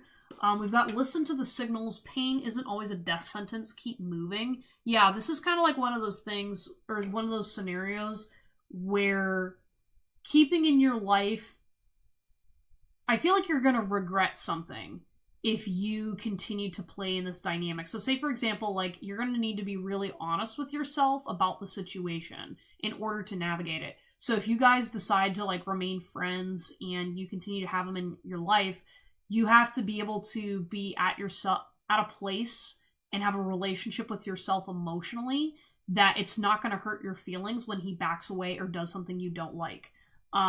Otherwise, you're going to continue to keep tearing your heart space open. And it's kind of like, what is the benefit of that scenario, right? It says your thoughts are lying to you on this. So I do feel like there's a little bit of self-doubt when it comes to this connection. A lot of it has to do with, I'm seeing lying. And I think that you need to be a little more honest with how this connection dynamic, one, relates to family situations, right? So I feel like there's a pattern. Nope, Ari, you're good. You're actually going to be after Cool Girl, who is next. So post your question, but you're going to be in 2 readings. So stick around, Ari. Yeah, no, but the lying, I feel, is what you're needing to let go of in order to get clarification on this situation. Okay, so you got the 7 of Wands. Are those wands? Yeah, no, 7 of Wands. Yeah, I'm seeing, like, this girl, it's kind of like right now, the way you're lying to yourself, it's like you're putting blinders on and you're kind of acting like, I don't actually care that much about this person, or I don't really notice how my feelings and thoughts are impacting me staying trapped in this dynamic with this person. You got the alleyway in reverse, and so this card,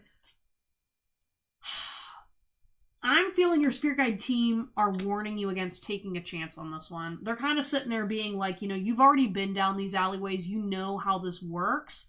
So you're trying to justify a pattern of behavior within yourself without asking yourself permission. Do I want to go down that alleyway again? It's literally being like, hey, we're in a movie, right? And we see this alleyway. And yeah, there's lots of lights and stuff. And we know that, yeah, we're not going to get hurt going down this alleyway. But also, if you've been anywhere in downtown at a city that you've been at, you also know that you never know what's going to go on downtown on a Saturday night, you know? And you're taking a risk every time you take the alleyway instead of going towards the normal well-lit path, right? And especially if you've already been down this alleyway, just because there's a 15% risk of getting mugged, are you going to do that again?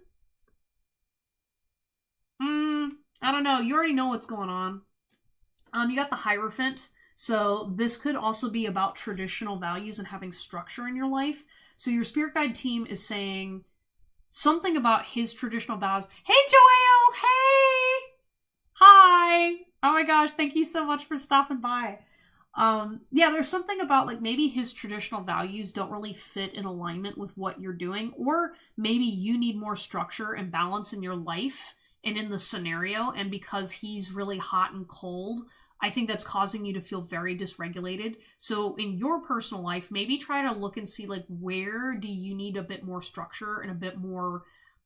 When I say traditional values, I'm not talking about like politics or, necessarily, falling into gender roles or anything like that, but you need some kind of like a system to how you're living your life with your boundaries and in your relationships, so that way you're not feeling so dysregulated all the time and you're not relying on a partner. There's something about like you needing to find your place in a system, so that way you can know what works best. Because what's happening is it's like, okay, when you're single, you're strong and independent, but then when you're in a relationship, you spiral out and you're not really knowing where you fit because you're not your typical person, right? You're kind of trying to match the vibes with somebody that's not your type. And so that's why having structure and boundaries within yourself is going to really help you in this scenario, so that way you can pick a partner that actually is like showing up. I'm seeing like you're intentionally choosing someone that shows up inconsistently, so that needs addressed. We've got the moon. Yeah, so I do think there's like some shadows that need illuminated here. And I feel like he does something in the darkness too. It's kind of like there's something about him that's shifty and you're not seeing. And your spirit guide team's kind of warning you, like there's a reason why he's hiding stuff from you. And, you're protected. But that's not a good thing if you're choosing partners that are perpetually, one minute they're here, the next minute they're going in the dark. One minute they're here. Like anybody that's giving you that inconsistent thing, it means they need to work on their shadow aspects, and you shouldn't have time for that. Yeah, we've got the Queen of Cups upright. And basically they're just trying to remind you that, look at how beautiful, smart, and pretty she is. She has all of the things that she's looking for herself right now within her. And when you start really evaluating, I love this card. This is one of my favorite Queen of Cups cards. And I really think it encapsulates, you are that girl. And when you start owning that this is you and not like a picture on a card or on an Instagram photo, when you actually embody this energy, you're not going to be putting up with this stuff for much longer. And your life's going to move a lot smoother whenever you start to realize that, like, listen, if a man is going to fumble this, then he wasn't interested in you. Okay? Because, like, serious people that want to actually, that care about you, they're going to look at you and they're either going to leave you alone because they know that they're not ready, or they're going to take a shot because obviously guys are still going to take their shot regardless if they're right or not, but you don't have to put up with it. You know what I mean? And I think when you start seeing your worth, you are going to start saying no to a lot more. I recommend, if you didn't watch the collective message, go back and please watch that. Because I think a lot of the stuff that was mentioned in there applies to you, for this connection. Because, I'm like, no, don't be letting exes back into your life, especially not ones that are going to be messing with your head. Because literally all I'm seeing with this connection between you two, it's just going to dysregulate you. It's just going to cause you to, second guess yourself. It's going to cause you to go back to an old headspace. And your spirit guide team is just being like, hon, you're the queen bee. No, queens don't do that. Queens don't waste their time with schmucks, okay? All right, thank you so much, Amanda. All right, cool girl, you're up. Then Ari, then Liam. Then we've got that Desi girl, Creative Art, Lador, Leah. And then I'm going to update the list with the new people that popped in. Hi, Sunshine. Hello, hello. And then Joeo, I'm assuming you want a reading, or are you just coming to hang out? Giving out wisdom to people, very nice. Aw, thank you. Okay, Sunshine. Can I have a work-related reading? I spoke the truth at work today in a feedback session. Just curious about things are moving. Yes, Sunshine. No, listen.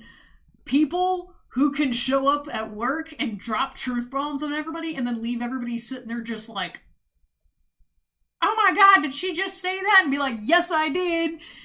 management, take a step back, because I am here to tell you that whistle's not gonna work. And I've been saying it since day one. And it took us 3 weeks and 5 different meetings that all went for 2 hours where we got nowhere, and then you finally listened. Be that person. And then my name's John in English. Really? Oh my gosh, alright. No. That's so funny. Okay, because we've got so many J names. Okay, so this is like, this YouTube channel in particular, it's conspiracy at this point, where all these people are either asking about a person with the first name J, I have a Mr. J that shows up, and then you've got John, like, there's a Jonathan. It's just kind of like, J is the word, or the letter that shows up around here. So, but yeah, I'm gonna put you on there. And then, am I pronouncing your name correctly? I realize this is like years in the future that maybe I should have been asking if I was pronouncing it right. I don't know, I just always called you Joao. But now I'm suddenly like, wait, have I been doing it wrong for years? Okay, anyways, cool girl. Let me go back and get your... I like the word schmucks. Yeah, I do too. Like, listen here, kids. Alright, how is MC going to act towards me tomorrow, and will he reach out over the weekend? The real MC. The real MC. Slim Shady. Gonna drop the mic. Ooh. Okay, so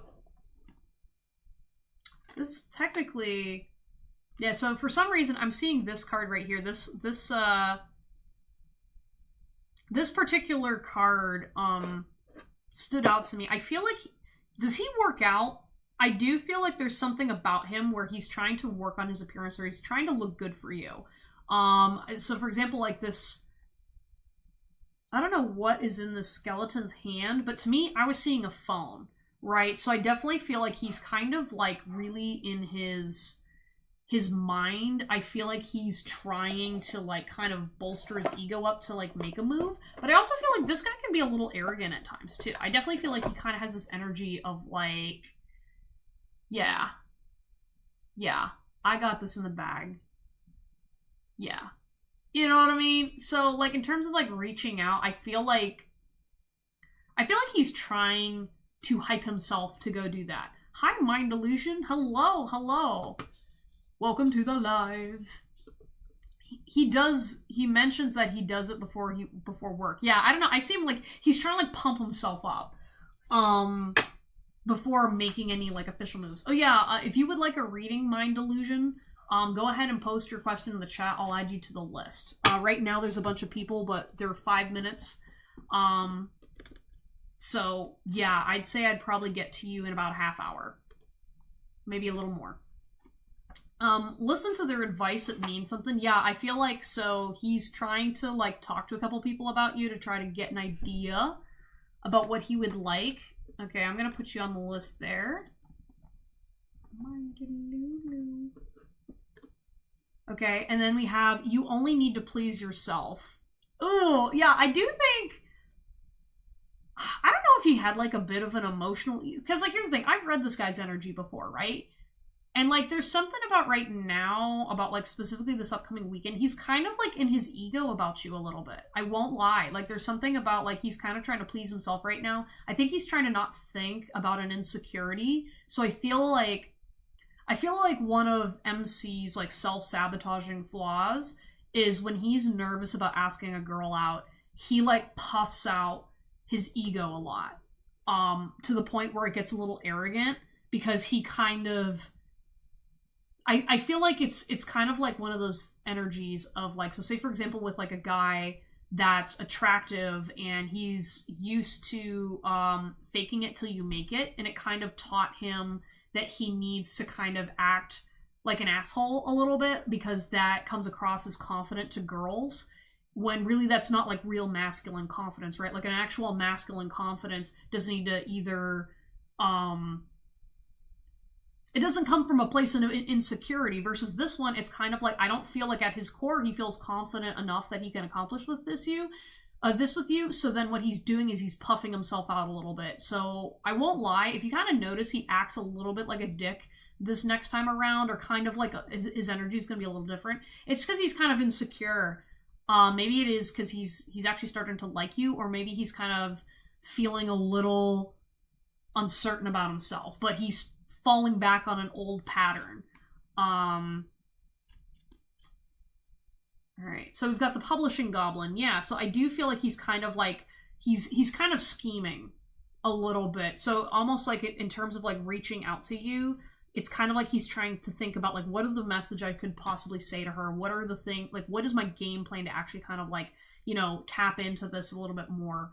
The Relic. This is all about nostalgia and replaying old things from the past. So maybe he's trying to, he might be listening to music. Does he make music? I'm seeing something with music too, where he's kind of like sitting there like, how do I want to set the tone?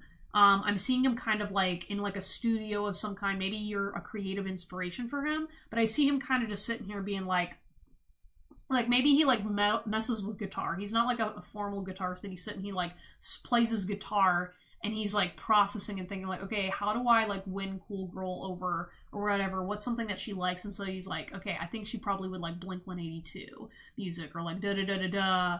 And then it kind of like stops from there. It's like kind of like skin deep.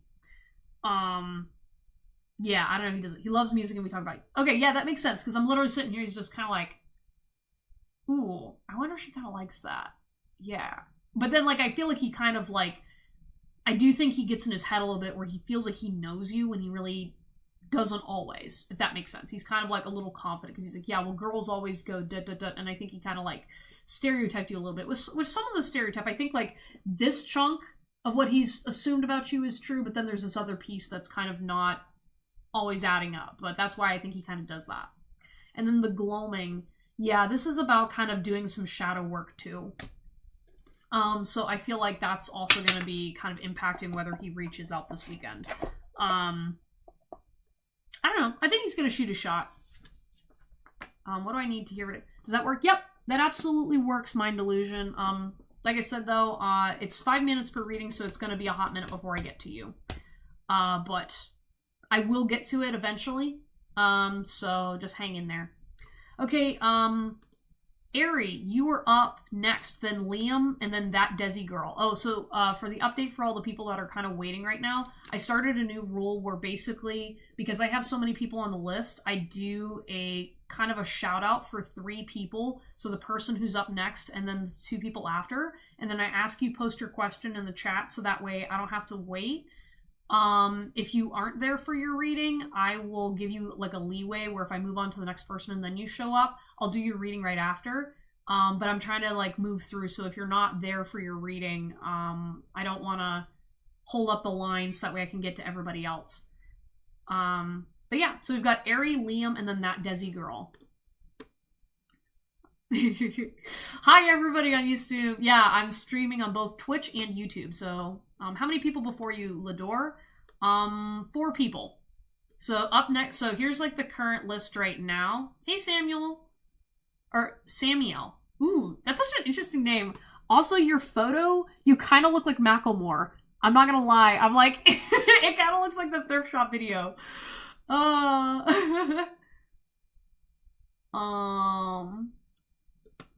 How many before me? I need to run an errand, but can watch a video afterwards. Okay, yeah.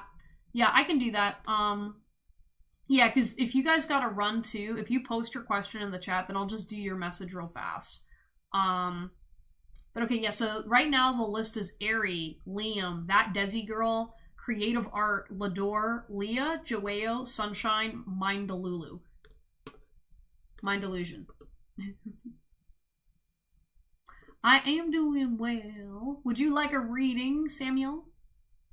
Sunshine can take your place. I got time. Okay. Rocking that Scorpio energy. Yeah, absolutely. Okay, but Ari, Liam, and that Desi girl, please poke your head in the chat. Because otherwise then I'm going to move on to the Creative Art, Lador, and Leah. So any of y'all that are floating out there, And that's another thing too. So in case you guys are bored too, and since I got like a bunch of new people floating on here, first of all, like and subscribe and all that cool stuff because I do these readings every Tuesday and Thursday. But every live stream, I start off with a 10-minute collective message. So if you do get kind of bored waiting for your reading, the collective message is at the beginning of the live stream, and that is for basically everybody. It's kind of like a showrunner for what's to come. And also sometimes if like I say something during the collective message, that's like an additional layer on top of your reading, depending on if there's a reference back to it. I want a reading to let me know when love will come into my life. There's already love in your life, Liam, because we care about you, okay? Just saying. I don't want to take a spot for someone else that needs it. That's fine, Samuel. I mean, like, I'm here for a couple hours, so it's all a matter of, like, how long you want to wait. Plus also, like, I like these live streams to be, like, a little bit of a hangout energy, too, because it makes them fun. I don't like live streams where everything's going super fast, because I want you guys to, like, interact, because you guys are cool. You know? Like, I want, like, a community. Okay, Ari, please post your question. I'm gonna put you on hold, because I know she was here. She usually has to, like, step away, and she'll be back, but I'll have her kind of floating. But, okay, Liam, I saw your question. Alright, so I want a reading. When will love be coming into my life? I'm hearing a song. I don't know if you listen to the Scorpions. They're kind of an older band. I don't call them old, but by today's standards, they are. I'm hearing like, love will keep us alive. Do-do-do-do-do-do-do. It's a song no one probably knows. Yes. No. What's going on with Liam's love life? I feel like you got some kind of a blockage going on there, Liam. I feel like you can be a little headstrong in terms of your love relationships, or kind of headstrong about, like, either, like, when you're moving towards somebody. So it's kind of like, okay, I'm seeing, like, a very specific scenario. So it's almost like, okay, I'm going to use high school as an example, where it's like you're all in the gymnasium at a dance, right? And I see you, and you're, like, looking at this girl across the room, right? And you're like, okay, she's got like this really cute like blue dress, and she's, oh, Ari, I moved on to Liam, but I'll do your reading after this, so stick through Liam's, because then I'll get to yours. But please post your question, okay?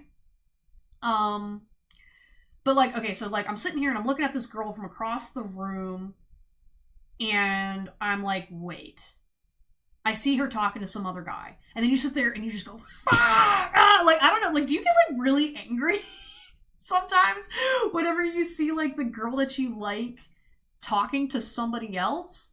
Or something like that? I'm literally sitting there just like, no, she's talking to the jock. That means she hates nerdy guys. She's blah, blah, blah. And you're like, like, I don't know, like, you really, like, kind of get over dramatic about it.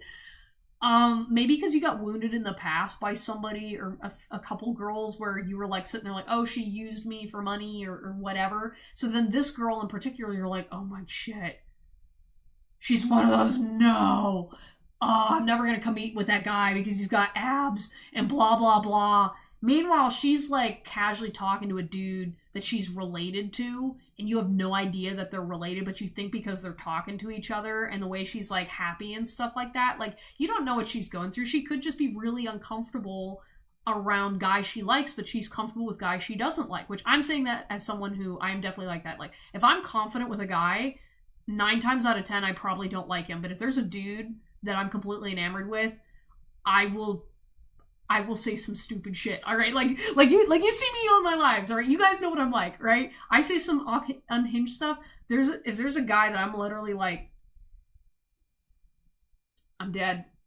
I can't do it. I full disclosure, all right? We're gonna have a bonding moment. Okay, there was a gentleman that I was really attracted to, very powerful, handsome person, and I was trying to figure out how to give him a compliment because it was like me and a bunch of other people, and we all were like taking photos and stuff like that. And I just was like, one of you smells really great. And like I sat there and I was just like, it just came out of my mouth.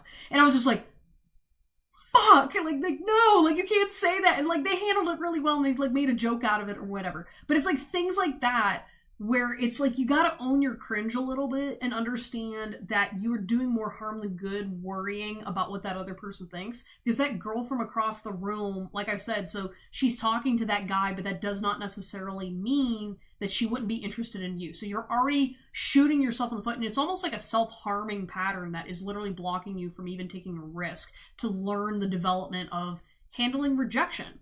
Because rejection sensitivity is important, especially like, for example, I mean, obviously you're a guy and I'm assuming you're trying to attract girls, and getting comfortable with rejection is super important for your self-esteem and self-worth, because understanding that if you're not confident, it screws the whole thing up. And then also too, you're going to let girls that may not necessarily be great partners for you really hurt you.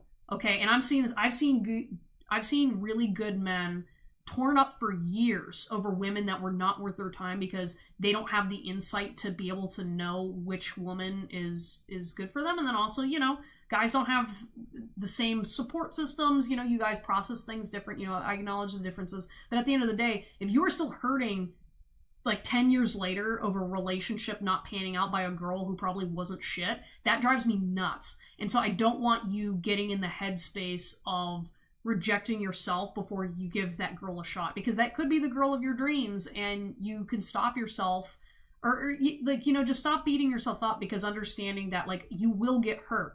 All right. Anytime you're approaching somebody that you're really interested in, you will get hurt, and anticipate that. It's about overcoming that and being able to say, hey, I have the strength to get through this regardless of what happens, and understanding and having that confidence will get you there.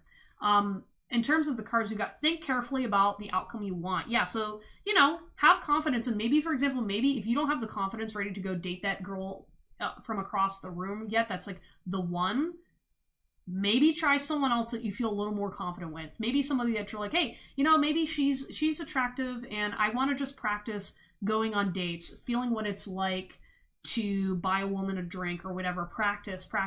It's totally okay. And understand, like, if it's a girl that you're not super interested in and you're keeping it casual, it's okay to do that socially, because you're not leading somebody on. You can even just say, hey, you know, I want you to be my test date. You know, I'm open to dating right now, and I want to buy you a drink just to test out my moves. You know, like, I mean, maybe that's a little cringy in the younger generation, but the point is like, you gotta get through your cringe phase. Everybody starts off weird and miserable in middle school, but if you never grow out of middle school, it becomes more and more obvious as you get older that you didn't overcome that. Listen to your inner voice. You know, ultimately, your inner voice is also going to tell you, hey, is this going to work out or not? You know, and if that person's open or not. And, you know, don't kick your inner voice when he's down, right? You know what I mean? Like, that's always the shitty thing to do to yourself. Research some information. Yeah, maybe, you know, do your research about that person ahead of time. Maybe be like, okay, maybe I can tell that, oh, she's into sports. Okay. You can say, hey, I saw you at the gym the other day. I really like the way that you were, you know, doing your curls. I can tell you really care about your fitness. Or, you know, or you're a communications major. You know, that's pretty awesome. I see you're on the debate team. You know, you can do casual things like that without coming across as creepy. Just don't, like, I don't know. I can tell your energy's balanced, so you're not going to make the weird, cringy mistakes that I've seen other people make. And then finally, manifest your dreams beautiful. Just do your manifesting. Work with the universe, right? Because, like, that girl that you want is going to show up eventually in your life. So keep practicing, you know, keep working on that strength. Because here's the thing is, like, and I'm saying this from my own personal perspective, as well as being on the receiving end of guys and whatnot, and you can tell when a man really, really cares. And I think the ones that are more successful over time, especially, like, you know, having dated guys that are older than me at this point, when they get to the point where their life isn't over because they got rejected, and they're strong enough in themselves, they become infinitely more attractive and are more confident moving through the world because their worth is not tied to that yes.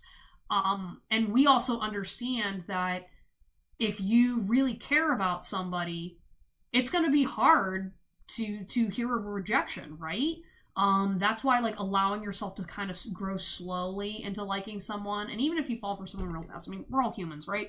But, like, have some grace with yourself. I don't know. It's good. Okay. Supportive guys in the comments right now helping you out, Liam. I love seeing that. Yeah, it's like, it's a fine game, but like experience. All right, sorry guys, the internet cut out. All right, all right, I should be back.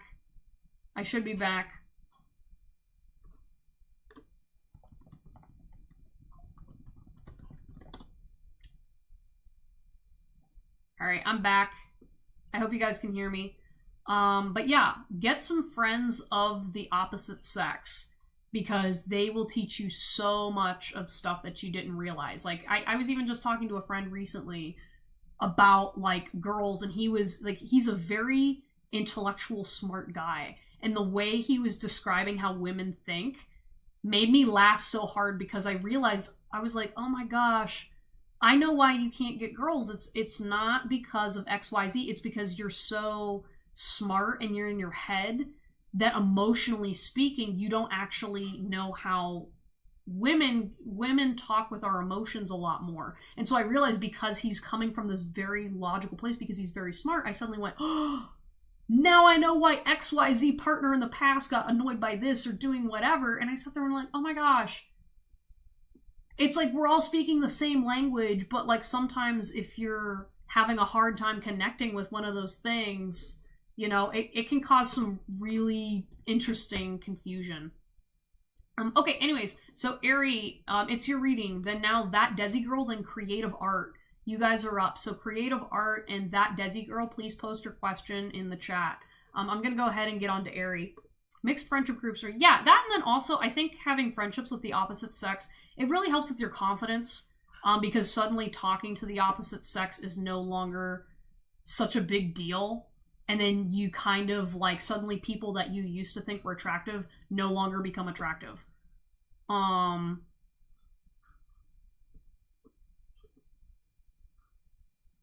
Yeah, accept your social status. Oh, LH, thank you so much for stopping by. I'm gonna get you on the list.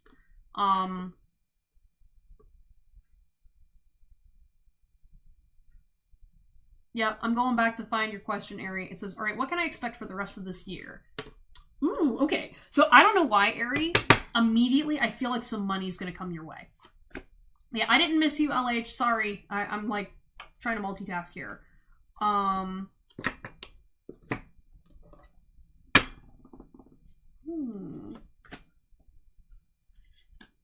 What's going on with this year? Ooh, I don't know. There's like something like, oh, hey, Juliana. All right, I'll get you on there. I'm like, ha, I remembered your name. Yeah, no, there's some good news coming your way. So I'm hearing, make sure, so I don't know how much spiritual work. Oh yeah, you're spiritual, but I don't know exactly what kind of practices or belief systems you have in. What I'm hearing from your spirit guide team specifically is watch out for signs and signals. It's almost like you're going to be making like a determination soon. And so your spirit guide team is literally saying like, okay, I want you to pay attention to this. So say, for example, whenever money is coming your way, I want you to work with your spirit guide teams to be like, all right, spirit, send me a sign or a message that specifically tells me that that this decision will lead to money and fortune and that this is good for me. So, for example, like whenever I see pyrite, I think of money. So whatever that relationship you have with the universe, I'm hearing definitely pay attention, especially closer towards the end of the year, because there's going to be some kind of, and I hope you're taking notes, something about like, make sure you take notes as well, because you're going to need to come back and look at something from the past to get confirmation in the future if it's the right decision for you. Recently saw a deer and a dead raccoon. The dead animals can be a bad omen at times. Well, it could also be a sign of rebirth too. I think it depends on the context.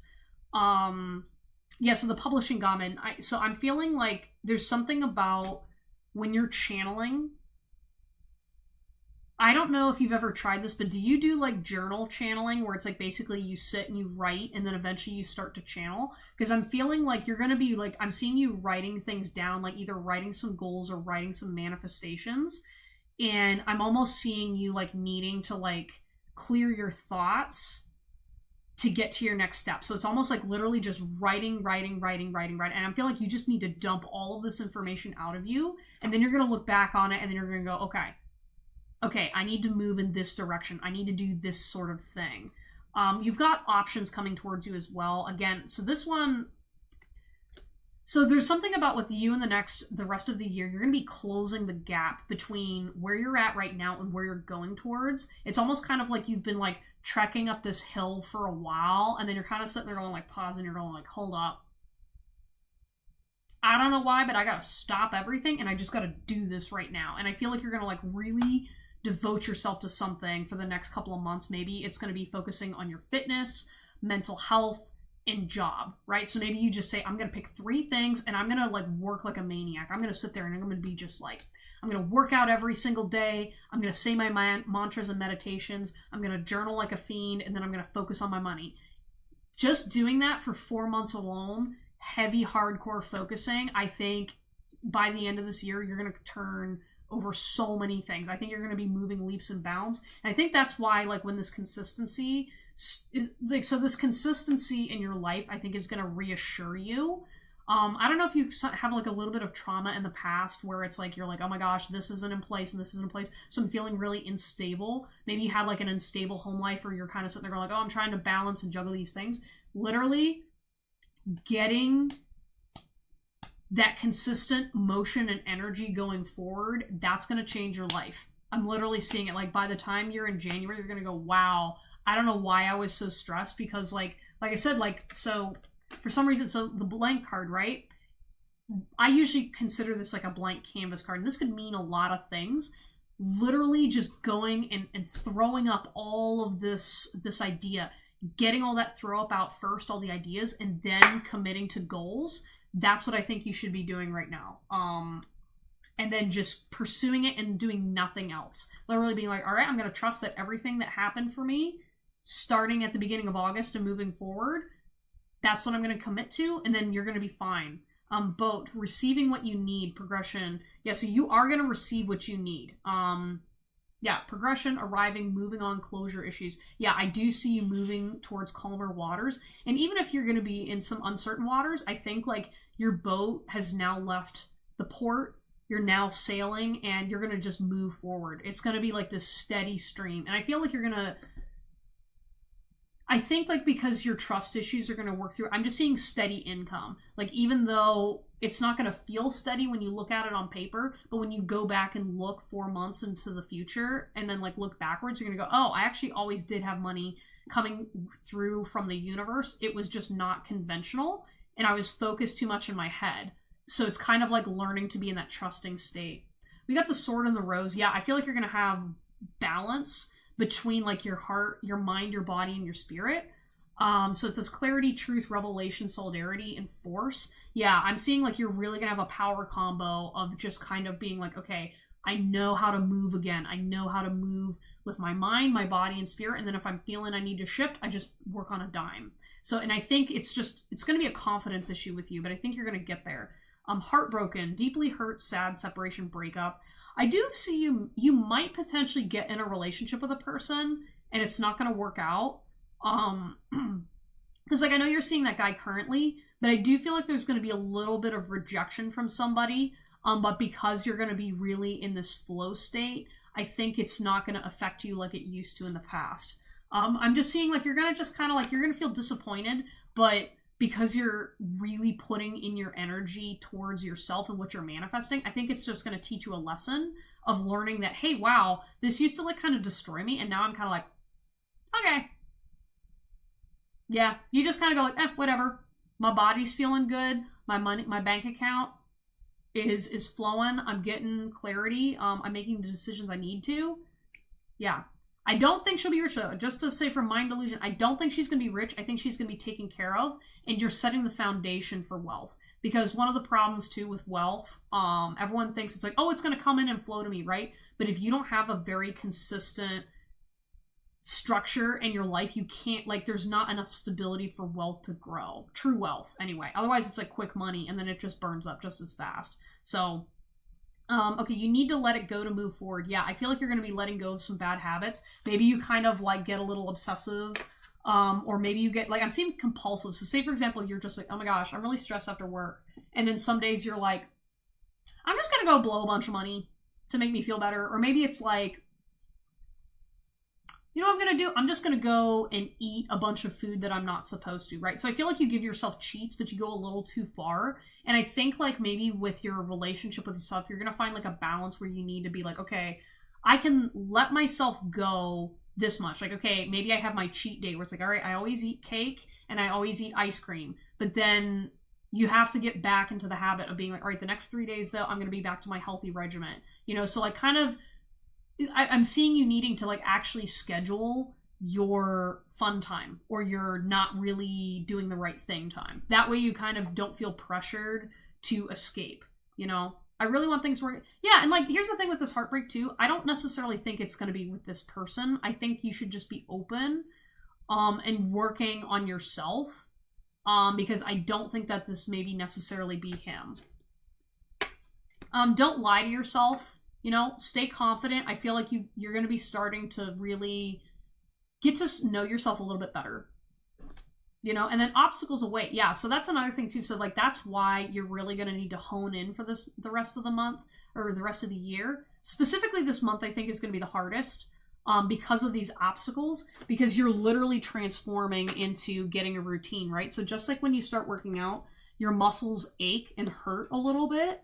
And then when you kind of get used to, like, all right, you're using your voice, you're saying no to things, you're starting to, like, really stand in your power, that's when it's gonna be more apparent and obvious when stuff is not working out, you know? And, like, I think I had mentioned when I first did a reading about you and your person, a lot of it is because he's not ready for you yet. You know, like, you are already, like, if you wanted to tomorrow, you could turn on that boss bitch energy. And so it's about learning to say, like, I have to be able to feel comfortable staying in that boss bitch energy, and I'm going to let him catch up, right? Like, don't be sitting there holding yourself back or slow down because of another person, which I don't think you do intentionally, but I do feel that when you start really getting, like, focus on your goals, focus on your mind, your body, your money, once that all starts going, after that, everybody else is just going to clear the pathway. So, okay. Anyways, though, Ari, that was your reading. I hope you enjoyed it. Okay, so that Desi girl, you are up. Then Creative Art, then Lador. You three are up. Please post your question in the chat to kind of update. Hey, Dark Dragon Gaming. Hello, hello. If you'd like to be added to the list, I can put you on there. There are quite a few people, but these are 5-minute readings. So, and sometimes too, I won't lie, whenever I'm doing readings, they sometimes apply to some of y'all too. But welcome, welcome. I love the vibe that we got going on here. All right, so that Desi girl, please post your question in the chat if you're here. Creative Art, if you are here, please post your question in the chat. Or Lador. Yeah, go ahead and post your question in the chat, Lador. So then after Lador, there's Leah, Joao, Sunshine, My Delusion, LH, then Juliana. Taurus team. Oh, thank you for following. Yeah, y'all. I do these live streams every Tuesday and Thursday starting at 7 p.m. Central. They're all free readings, and we like to have a good time here. Sometimes I bring snacks. Okay, that's another thing too. I highly encourage bringing snacks to these live streams. Or heck, I want Spirit to send me as many options as I can. It's hard for me to, like, more than one. Well, but here's the thing, Ari. You got big energy. You can't have just one person, all right? I know you want to have options, but I think that's also not owning the fact that you are a boss bitch. And you've got energy that, like, you need a certain kind of person that can rise up to be at your level. And I don't want to see you hurting yourself thinking, I mean, like, I won't lie. I'm just saying, the guy you need, he's not very hard to, or he's hard to find because you have that capacity. And the more you stand in your power, the more likely you're going to see them. It's just, I'm just going to let you know, please don't play small, because I think you're going to hurt yourself in the end. All right. It's kind of like, listen, if your options are less because you're doing better, that is a good place to be at. That's all I'm saying. Oh yeah, natal charts. Yeah. Yeah, Lador, please post your question. Yeah, I was gonna say, it's like, I want Spirit to be surrounded by hot guys and be talking to tons of hot guys. So I'll be, girl, okay, listen, you want to go talk to hot guys, all right? Listen, you gotta just find the right sort of environment that all the hot guys are at. But here's the thing. I don't know, yeah, you just gotta go be your boss bitch. And then you'll find them, because you will naturally be going into places where those people are. I'm sorry, like, or maybe come to Austin. Okay, so I live in Austin, Texas. Yeah, go to the gym. But I'm just saying, Austin, Texas, there are a lot of hot guys here. Go to California, go travel, go to Ibiza. Like, you know what I mean? Like, go listen. Like, do you listen to some of the music? Like, that's where those guys are. But, like, here's the thing, though. You want, like, a relationship with a hot guy who's also, like, a valuable partner to you, right? And so that's where, you know what I mean, appearances aren't everything. And also, just because a dude has a lot of money does not mean that he's stable, does not mean he also did it. Just because he's an entrepreneur does not mean he's a good partner, okay? Like, I can, listen, I can go for rants for days about this stuff, because I'm like, I know the dudes that you want to invest in, and, I don't know. This is why I do this stuff. Yeah, no, like I said, thank you, Samuel. I'm like Aries got it. I'm like, that's why I'm gonna hype her up, because once she figures herself out, boom, it's over for all these people. Okay, just a last call. That Desi girl, I'm putting you on the wait list. Same with Creative Art. Creative Art, if you were here, last call, because otherwise I'm gonna start with Lador. Okay, Lador, I'm gonna go back and start your reading. All right, so J Taurus or T Aquarius for a happy, lifelong, faithful. Could you clarify your question, Lador? Are you asking if J or T, like, are you asking about, like, two different people, or are you, like, comparing if those people could be together? I just want to clarify.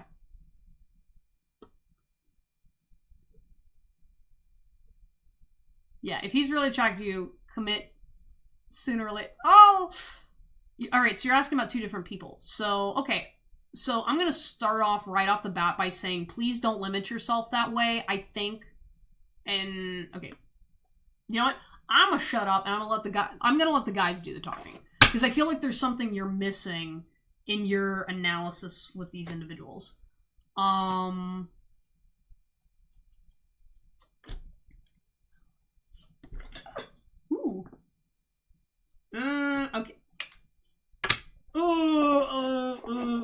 Okay. Okay. I see you, Lador.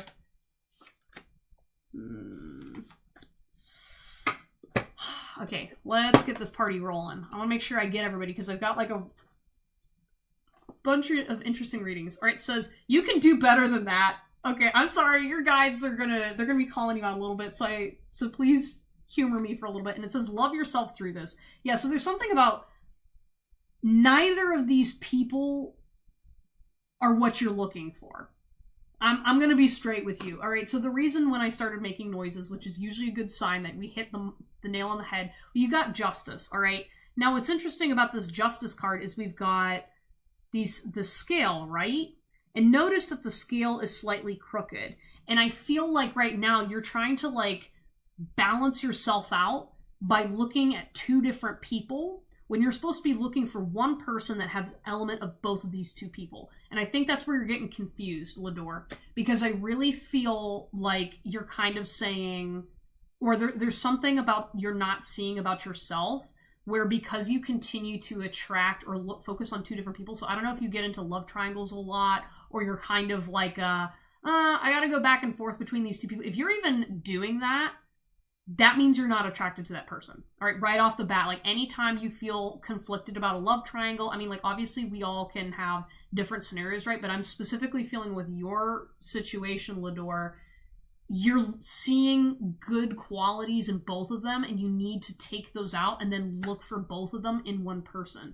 I do feel like there's a little bit of a lack mindset that you have within about yourself with feeling like you can actually have your cake and eat it too, or have a person that has all of the elements. So for example, maybe you're like, I'm not going to find a person that is both attractive and financially successful that wants me, right? Or maybe you're kind of having a hard time accepting yourself in these scenarios. And I feel like the two people that you're asking about, neither one of these people are really giving you strong signals. That's why I think you're kind of like, you're asking this question out of like trying to get some validation when like I'm, and again, I'm just saying, like, looking from your perspective, I really feel like there's a cloudedness and a clouded judgment where you're very focused on either surface level connections. And I'm someone, as a reader in general, just for clarification for all of y'all, like I don't do surface level shit. Like I'm basically like, if I'm sitting here looking and doing a reading for you to help you get to your the love relationship of your dreams, or what you is actually good for you, I don't want to see you wasting years chasing after somebody for superficial reasons. Now maybe you're not at a point to get deeper with yourself, or maybe you want a surface level long-term partnership, but I'm telling you, you're not going to be fulfilled. And especially, for example, if you get in, so say for example you choose J, right? Because I feel like you're leaning more towards J than T, but you keep going back and forth. So say you're leaning towards J, and then you're sitting there like, well, I'm in a relationship with J now, but J doesn't fully show up for me. Like, that's what I'm saying. Like, neither of these people are giving you strong signals that they like you, and I don't think you should be settling for that. And I think you're kind of used to that with your relationships. We've got the Page of Curses, which I believe, I don't remember what this represents in the tarot. But the Page of Curses, I think this is like the Page of Cups. And there's something about, like, I think you're just really afraid, like, you're so genuinely afraid of this person rejecting you, or like, or for example, like the person that you actually should be with. I think you're so afraid of that and that idea that I don't think you're fully grounded in it. It's like, well, Jade changed how I feel. And I think that's true. Like, that's why I'm saying, like, I feel like, you know, like, yeah, if you want to choose somebody, fine.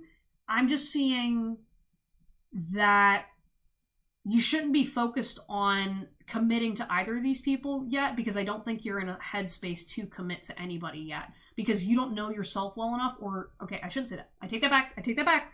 You do know yourself well enough. What I'm saying is right now there's some kind of a blockage with seeing what is actually good for you.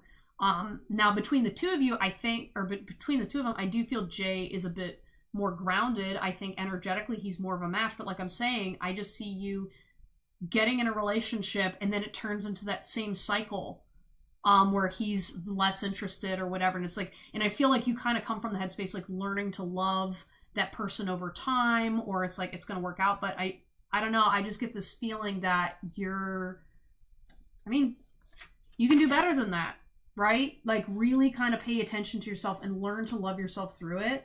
And I think, you know, looking at these scales and balancing yourself out, I think if you like really start to balance a couple elements of your life and really focus on getting some more stability within yourself and self-confidence of what you need, I think it's going to be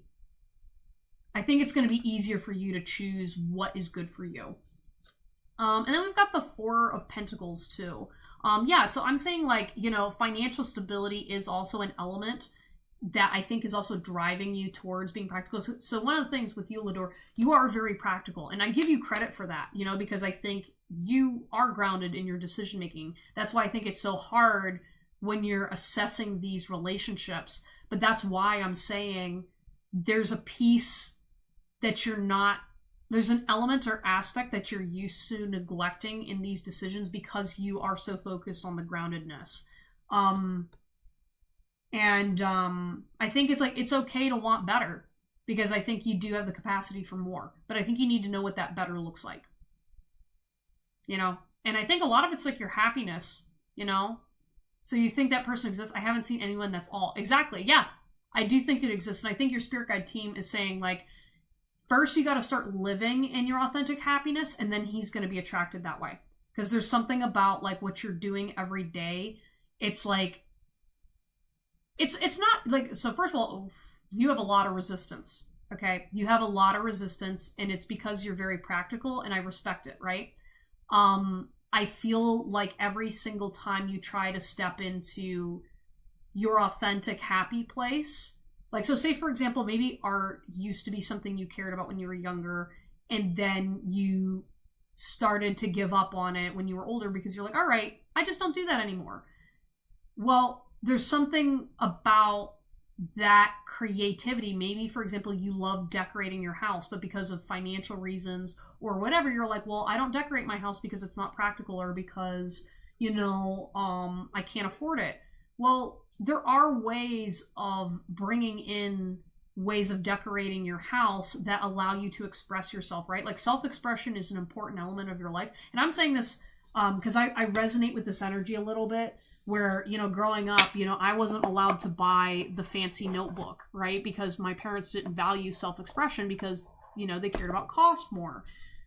But eventually what happened was, when I became an adult, I was so used to making decisions that were focused on the practical that I ended up resenting my life and resenting things about it. So now I've learned that I'm, like, as part of who I am, I need to express myself. I need to have a certain level of creative expression in my life, or I go insane, because it's cutting a piece of me out. And so whatever's going on with you, Lador, you are cutting a piece of you out that needs to be put back into your life. So then when you start shifting towards that all-encompassing living situation, it's going to get you out of your situation, because you're going to be making better decisions for you towards your happiness, and you're going to live more authentically, and then you're going to get there, right? Like, again, even like talking about it, it's like you kind of have like a grief about something being disconnected with your creative side. And I think when you work through that, I think it's going to get a lot easier. I'm just saying this because, like, after I worked through that, suddenly musicians started getting in my life. Then my dating life got better, because I fundamentally enjoy dating people that are creative and have an element of musicianship. They don't have to be a professional musician, but I'm like, listen, if you hate music, if you're not creative, or if you don't value creative expression, then I can't have a relationship with a person like that, guy or girl. Anyways, Lador, that was a little longer, but, yeah. That was your reading. Creative art and that Desi girl. I'm putting you on the wait. If either of you are floating around, I can do your reading. But next up we have Leah, then Joao, Sunshine, My Delusion, LH, and then Juliana.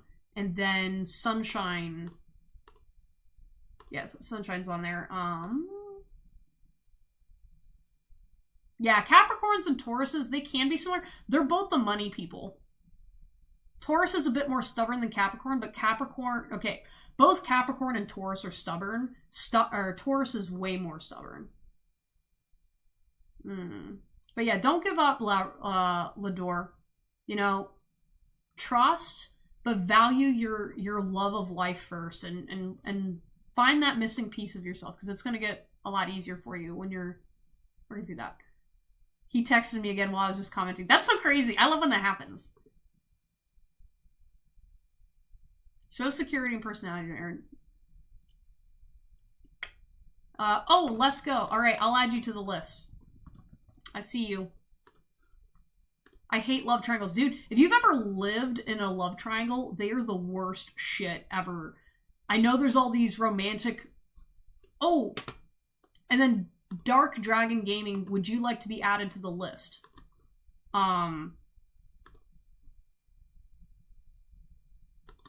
Yeah. Yeah, no, love triangles are awful. Awful, awful.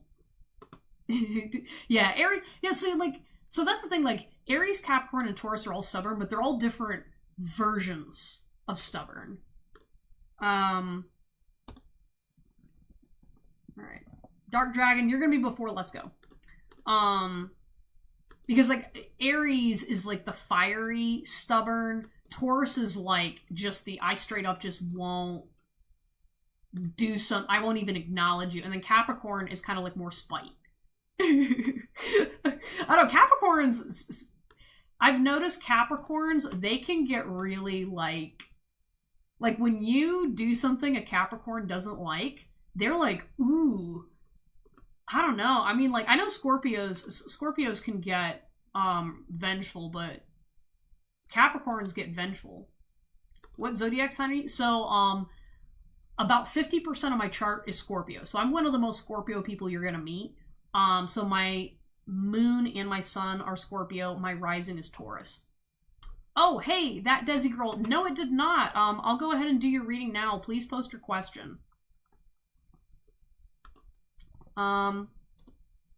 Yeah, Leo, Joao, and Sunshine, you guys are going to be up. And then same with Creative Art, if Creative Art is there. Scorpios are lovely. Scorpios, we are mysterious. We got a reputation, okay? Scorpio men are also very different than Scorpio women, too. Okay, maybe they're not that different, but, like, they feel different. Depending on how healed they are. Because, like, that's the one thing of all of the zodiac signs, Pisces men and Scorpios men are dudes you don't fuck with them. And then Capricorn men, they could either be like your greatest strength or worst enemy. Oh, yes. Yeah, no, Leos and Scorps, they get along a lot.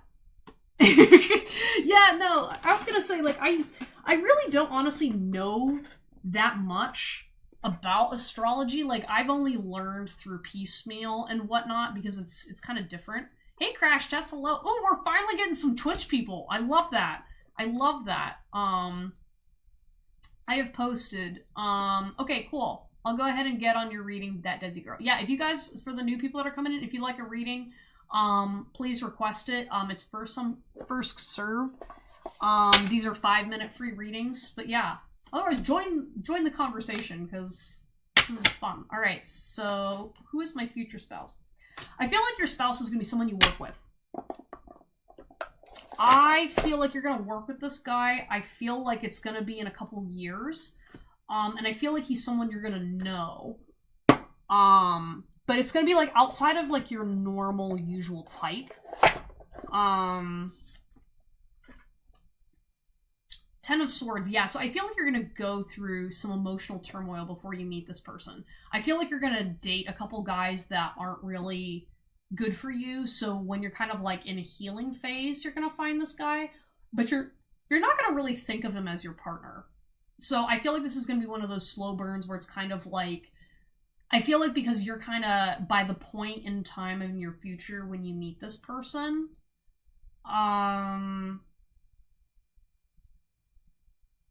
I think you're just going to have gone through some stuff. And so, like, what's going to happen is, like, you're not going to be used to noticing that spouse-type energy. Because, like, here's the thing, y'all. Okay, this isn't just personal opinion. This is also going to be what I'm channeling. But, like, your spouse is, like, someone you're supposed to be comfortable with every single day. You don't want the romantic whirlwind whatever with someone you marry. I mean, you can, but ultimately, like, part of living life every day is having stability. It's feeling comfortable with your spouse. Like, your spouse is the person that you are eating, I forget how many thousands of meals, taking how many trips. Like, you marry somebody that you would be okay with going on road trips for the rest of your life, doing all of the boring shit in life together. You don't want that person that is going to be a great fuck, and then, 5 years down the road, he leaves you for somebody else, or she leaves you to go be with someone else. Like, that's not the person you should be marrying. And so I feel like by the time you meet this spouse person, you're gonna kind of not overlook his level of being comfortable in your life. And then you're gonna kind of go through this phase of, oh, and then he gotta, like, casually ask you out, and then you're gonna be like, all right, fine, I'll go on a date with this guy because he's nice, and you're not going to judge yourself or judge him anymore because you'll have already gone through the whole toxic phase, right? We've got the Lovers in reverse, yeah, so I'm feeling like he's not going to show up when you finally heal yourself. I think he's going to show up conveniently and when it needs to happen. Okay, I can't pronounce this word, but he's a Mayan deity of sacrifice and whatnot. So I feel like you are gonna be like kind of sacrifice a version of yourself as you go through that transformation. The Three of Wands too. I do feel like he is a headstrong person at times. I do feel like he's gonna be in a leadership, or no, he's not gonna be in a leadership position. It's more like you guys are gonna be kind of naturally at a steady point in your career. I see him like it's very sunny where you're at, and I see you like sitting in an office of some kind.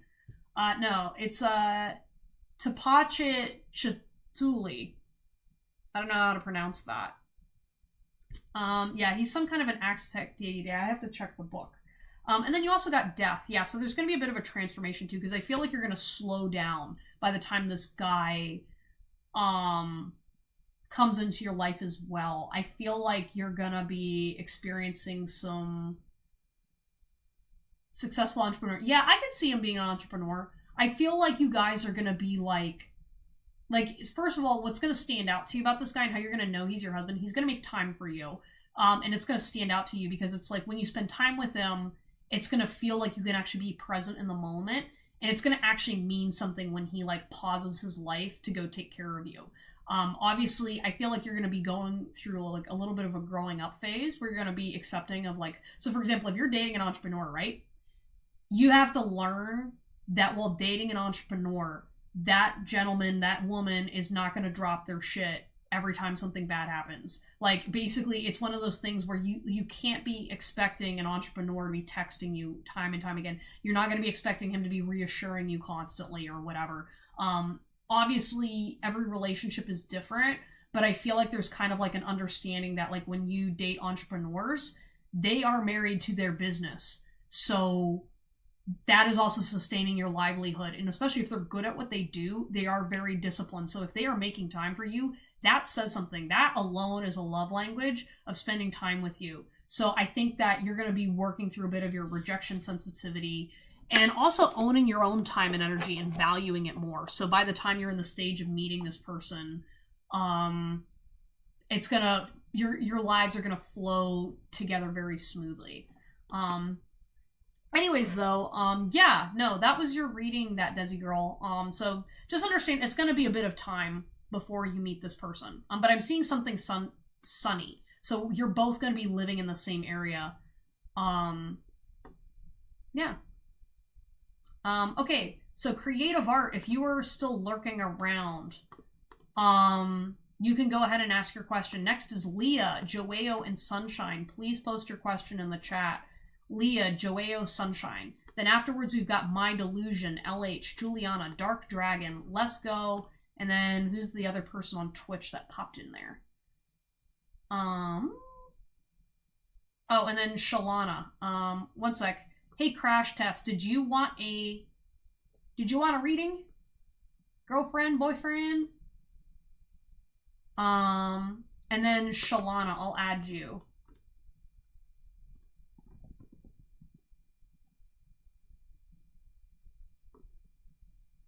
My ex-boyfriend's behavior changed since the passing of his mom. We're currently not in contact. Aw, I'm so sorry to hear that. Sending him love. That sucks. I'm good. Just happy to listen. Okay. Cool, Crash. Yeah. Leo, Joeo, Sunshine, please post your question in the chat.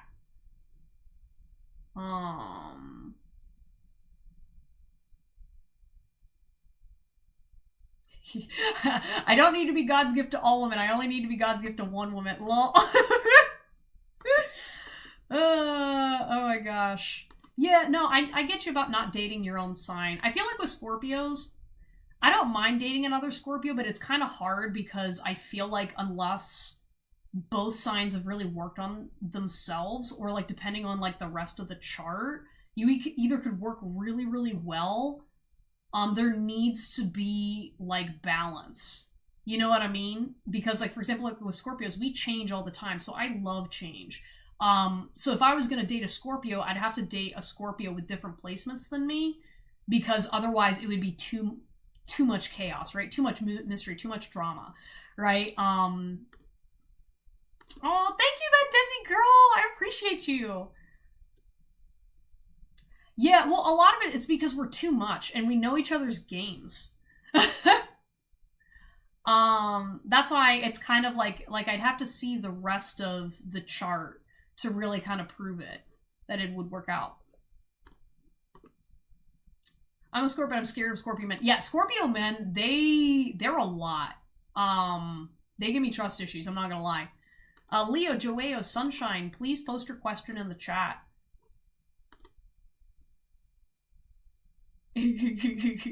What's the Q? So it's Leah, Joeo, Sunshine, My Delusion, LH, Juliana, Dark Dragon, Let's Go, and Shalana. And then creative artist somewhere. I'm just drinking and chilling. Dude! Yeah, I actually might. I have an Aries X and it did not end well. Yeah, Aries can be a lot. I love Aries though. So like a bunch of my best friends, I've had this trend where a lot of my besties are Aries. So it's like I feel like Scorpio and Aries, we're like that double trouble combo. Where like we come in here and be like, we're gonna tell everybody what's up. Oh yeah, no, a scorned Scorpio man. Holy God. They are drama central. Okay. Alright, Joeo. Leah, I'm gonna put you in the waiting line. And I'm gonna move on to Joeo. And then Sunshine and My Delusion, you can go ahead and post your question in the chat. Will I find a romantic partner in August? Ooh, look at you! I don't think this is this the first time you've asked for a love reading, Joeo? Normally you're all business and stuff. I still think about your company with the what was it? The sleep masks. Right? Ooh, are you gonna find a partner in... Oh, you already posted your question? Okay, cool. Sorry, the chat was moving, so I'll go back and look.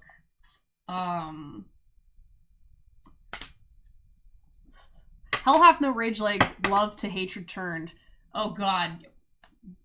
Yes. Yes, I can tell you with my twin flame. Our rejection pattern is not healthy. We're working on it. We're working on it, but holy god. Yeah, yeah.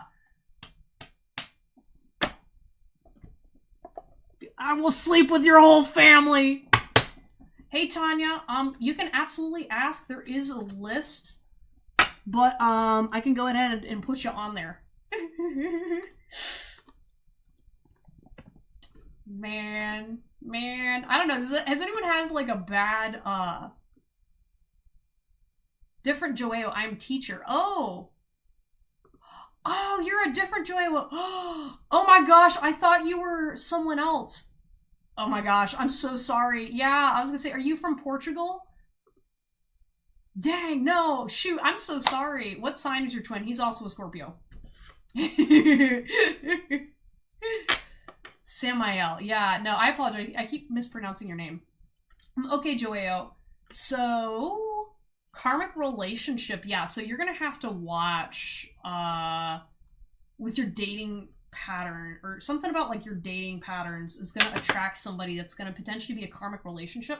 Now, not all karmic relationships are bad. However, I do feel like, where are you looking for girls? I'm seeing like a certain kind of girl in your head that you're usually attracted to, and I feel like this woman's like, it's kind of like, okay, Joy, I'm not gonna lie. So this is the analogy for like your dating situation, and I think this is the problem. So the certain type of woman you like, it's like reaching your hand into a candy jar, and you can't tell if they're Skittles or if they are Starburst. Or sorry, not Starburst, Skittles or M&Ms. And so every time you reach your hand in and you're eating them, you can't tell which one is an M&M, which is the ones you like, or a Skittle. And I don't know why Starburst is coming in there as well. So it's kind of like maybe you're actually looking for Starburst, but you keep going for M&Ms and then getting Skittles, if that makes any sense. So you're having a hard time because the appearance and the body is right, but the personality is not matching. You can't always filter through which are the right ones. We've got trash, discarding, throwing out. Yeah, I feel like you're going to be shifting through some people next month. Hey, Andrea, hello, welcome back. Hey, unlovable. Yeah, I feel like you gotta, like, kind of get back into loving yourself a bit more. I feel like because of, like, the type of women you're attracting, when you get the Skittle women make you feel like shit. But the M&M women make you feel like the best person in the world, the best man on the planet. So, like, I think you kind of gotta maybe not stereotype so much, and maybe, like, take a step back whenever you're approaching women and kind of sit there and just be like, okay, I'm gonna, like, look at this objectively, and maybe you gotta, like, look for some tells, because I feel like you've gone through the back and forth enough now that you're able to kind of see the women that are gonna hurt you, and I think you gotta, like, create, like, a little emotional protective, like, belt or system to protect you, to be like, okay, I'm only gonna allow myself emotionally to go this far with somebody until I am seeing this. I like hot girls. That's my... Listen, everybody likes hot girls, okay? No, like, everybody likes hot girls, okay? We can't all be mad here. We can't discriminate. It's just that understanding, you know, you gotta be able to test and have ways of being able to, like, I don't know, pause and kind of know. Wait a second. Mind illusion, you speak Portuguese? What the heck? Wait, are all y'all from Portugal? What the shit? That's so great. That's so great. It's like, yeah, all the baddies out here being like, listen, we like attractive people. We like attractive people. That's okay. I used to be hot. Oh, shut up. Listen, alright, there's so many, like, dudes with, like, dad bods and stuff where I was like, y'all don't even know, okay? Y'all don't even know. 45, okay. So, I'm seeing a guy who's, like, 41. I'm like, that don't mean anything. I know some of these girls, you know, I'm getting distracted from me reading Joeo, sorry. Got 5 minutes here. Alright, receipts, show me proof. I feel like you need to have these women show a little bit more proof that they're committed to you. Especially if you would, like, actually want to marry a hot girl, right? Because, like, there's a huge difference between, like, okay, I'm here to get some and I'm here to be in a relationship, but, like, actually being like, I want, like, a partner with a hot girl. They're out there. You just need to find more ways of going about interacting with them to get proof that they actually care about you. Which I think, like there's obviously no foolproof sign, right? But I think, like, the more confident you are, you're gonna be able to stand in your power easier, and then that's gonna chase the insecure women away. Because insecure women that are just using you for your money, they're gonna start getting intimidated with you when you start, like, being more direct, being more in control of your life. So when you start having and, like, really pulling your energy back in and, like, no longer getting intimidated by hot women, I think that's when the charm is gonna go away, and then you're actually gonna be like, okay, I find her sexually unattractive. I'm confident in believing I deserve a sexy hot woman, and I'm not gonna let somebody's visual appearance distract me from this. I feel like sometimes you do get into that mindset a little bit where your eyes are deceiving you a little bit, and I think that distracts you, and I think that's why you're having a hard time with the M&Ms and the Skittles analogy. Commitment. Focus on commitment and just be like, listen, I want to commit, and really start grounding that energy. And then also, you know, maybe this is going to sound weird, but go on Reddit and see what it's like actually dating hot women. Because I think, so this is someone who, so for example, I've got some friends that they are attractive girls, and when you are actually in a relationship with an attractive woman that all the dudes want, you have to understand the lifestyle. You have to not be jealous, first of all, because she ain't gonna change and be less attractive just because she's dating you, right? And any dude who does that is insecure. But there's a certain amount of confidence that you must have to believe that you deserve that woman, because otherwise, like, she can find whoever, but that does not necessarily mean that she is unkind. It doesn't mean that she doesn't have standards, and it doesn't mean she's also not human too. And I feel like watching some of my really hot friends who are wonderful, sweet people, watching them have to go through navigating life, constantly needing to reject people and whatnot. I mean, like, they feel very lonely, you know? And so by you being able to show up and authentically show that you can see her beyond her looks, that is, like, the hottest thing to any person, right? To see that, like, regardless of, like, yeah, I enjoy dating hot people. I enjoy dating successful people. I enjoy people who are good at sex. But if you don't make me feel like a good person, forget about it. Forget about it.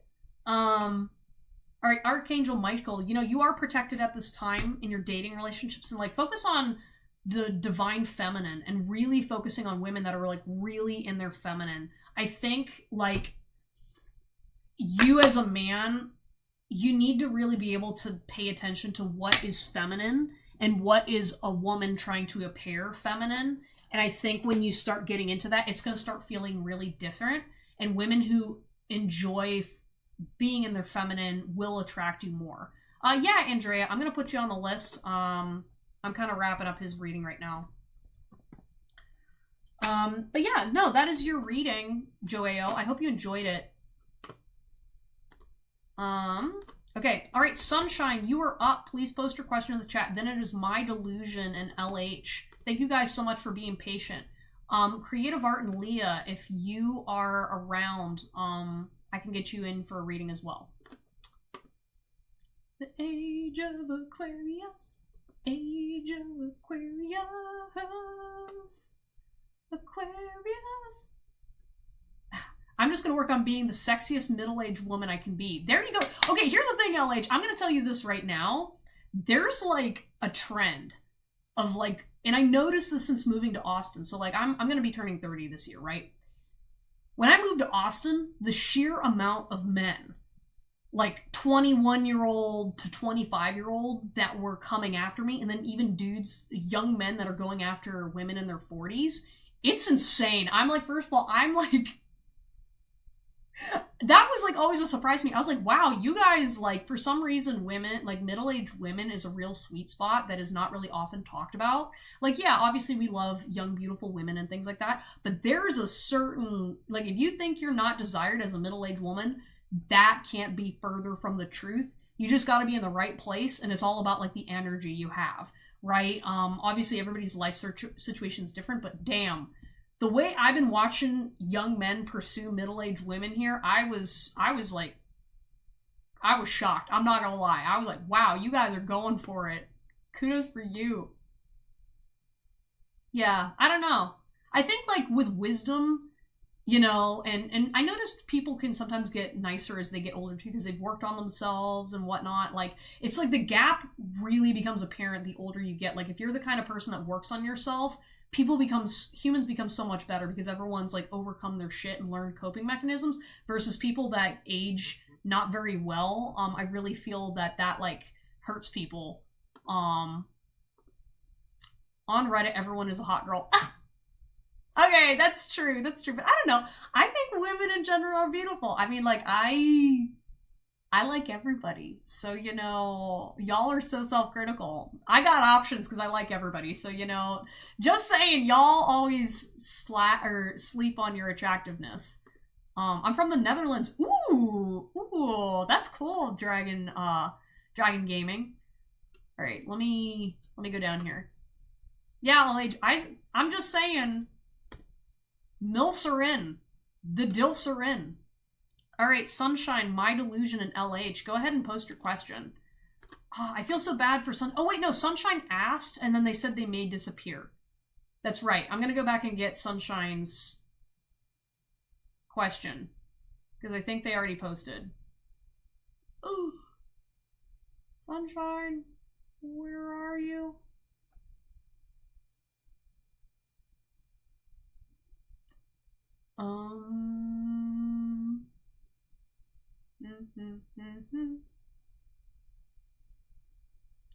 Alright, I don't see it. That's too far back. Alright, I'm gonna keep moving. Hey, Valencia!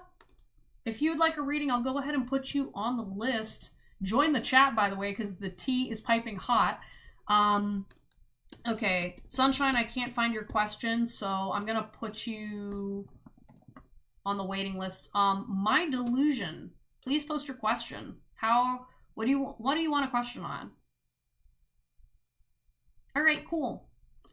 Where the hot men in their 30s at? Yeah. Where are you 30-year-old entrepreneurs? I like you. Come on out. Come holla. What are Chuck's current thoughts about me since I called it quits on us? What state are you in? Yo! Listen. If any of y'all start dating because of this live stream, listen.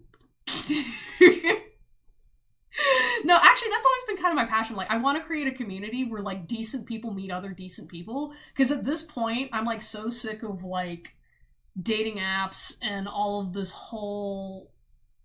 I don't know. I just want, like... I just want people to get in better relationships. I'm tired. It's, like, it sucks, like... having to weed through people, because like I know there's people for me out there, and I know there's a lot of other people, like some of these people that have been coming on my live streams, I'm sitting there like they're like really great people, they're just either living in the wrong space or they just haven't found their break yet, you know what I mean? And a lot of it's like when you start going, like for example, like when you start elevating your crowd, right, you will find people that match you better. It's just there's not like a manual to where these people are at, you know. That, and then also I think like with social media and stuff like that, people are kind of like a little more isolated right now. So people aren't going out as often. And also like people are kind of burned and whatnot. I live like 20 minutes from London, but I don't go in there anywhere. Oh yeah, okay, cool. More UK people. Yeah, one of my good friends, he went to university in London. I think he's still in the UK. I gotta talk to him. I need to go visit him. Chat is crazy over YouTube. Yep, YouTube is kind of where it's at. With my live streams. Your enthusiasm is infectious and must I appreciate you. Oh, thank you! Nah, man. You guys hype me up. I like the fact that y'all are coming back all the time. I enjoy this. The feelings are mutual. Alright. My delusion, ask your question. You're here. Otherwise I'm gonna start on LH. Unless I missed your question. I think... Oh, no, yeah, no, you were asking for general messages from Spirit. Or what you needed to hear right now. Actually, I do remember. My bad. Okay, this is for my delusion. What messages from Spirit? What do you need to hear right now? Yes. No. That you're gorgeous. Sorry, I'm in my flirtatious energy right now. I don't know. Actually, no, my delusion. Okay, now I see why my spirit got you. You are so freaking hard on yourself. You're literally sitting here like looking in the mirror, just being like, nobody notices me, or like there's like some kind of like a weird social basis, okay, that you created your self-esteem around that is completely not accurate. And I like literally I want to like throw a brick at your head. I'm like, bro, like, yeah, okay, like, it's kind of like you're setting yourself up for failure in certain scenarios, or it's kind of like, say you were, like, in middle school, right? And you were, like, maybe the fat kid in middle school because you, like, ate a bunch of junk food, you never exercised, you played video games, and you ran around and did your thing. Well, it's like, you still have some of the old self-esteem issues of being the fat kid in middle school when you're like now an adult, when you have all the opportunities to either change your appearance, to look good, to do the things you want to do, and like you're not even an unattractive person. And I feel like sometimes you're like hard on yourself, or you think that women are focusing more on your appearance than what you're saying, or there's kind of like there's like a disconnect where I'm like whatever it is you think the girl that you like wants is not at all what's going on. And I think that's why you're setting yourself up for failure, or like you're like kind of like, I literally just want to pick you up and be like, I would take you out on a night on a town to get you to go get some confidence in yourself. Because I'm like, no, I want to just be like, no, go this other direction. You are way too hard on yourself. We've got the 10 of Wands. So one of the things that I feel like you're completing a cycle. Okay, so there's something about completing a project, or maybe that is something that you're working towards. But I'm seeing right now, like, you are going to be making a changing point at some point soon. It's almost like, you know, with this, like, all these bundles of sticks, right? It's almost like you gathered all the stuff ready for the winter time. So now when winter comes, you're set. So basically you are you are a workaholic. Okay, that came out. Like, you're a workaholic, but also you're very strategic, right? So I don't know if you like playing strategy games, or you're somebody who's like, okay, So we've got winter coming in a couple months, so I know that in order for me to be like solid in my financial security, I'm gonna go over and do this, this, and this. Or it's like, you know, you're kind of practical, and even like when you're like lightheaded or like I don't know, this is so stupid. I'm feeling all of your insecurities, and this is making me mad. I'm like, who the fuck hurt you? Because I want to go like, yeah, I'm gonna do this towards them. Because I'm just like, bro, like even when you're down or when you're like not at your peak, you're still like constantly thinking about ways to like improve something or whatever. So it's kind of like even your version of dropping the ball is literally like 2 times what someone else's best is doing.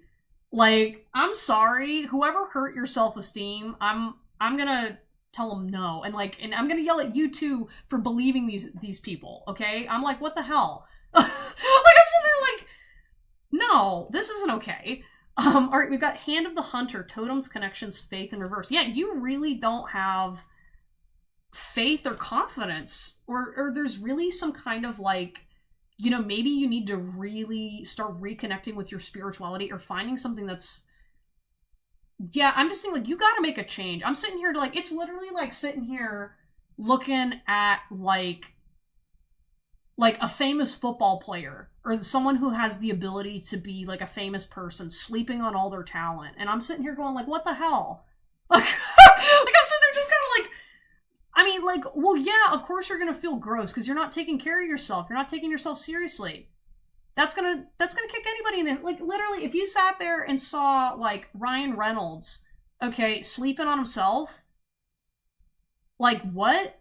Like, Ryan Reynolds is everybody's favorite, and if Ryan Reynolds didn't have the self-confidence and social awareness that he's Ryan Reynolds, then he wouldn't be where he's at. But, like, basically, you just have no self-awareness, and screw you. I feel like you've made women mad at you in the past, because they probably liked you, and then you sat there and were like, whatever, and then you, like, blew them off because you're like, some other time and place, and I'm like, your time and place is now. You got the energy now. You can do it now.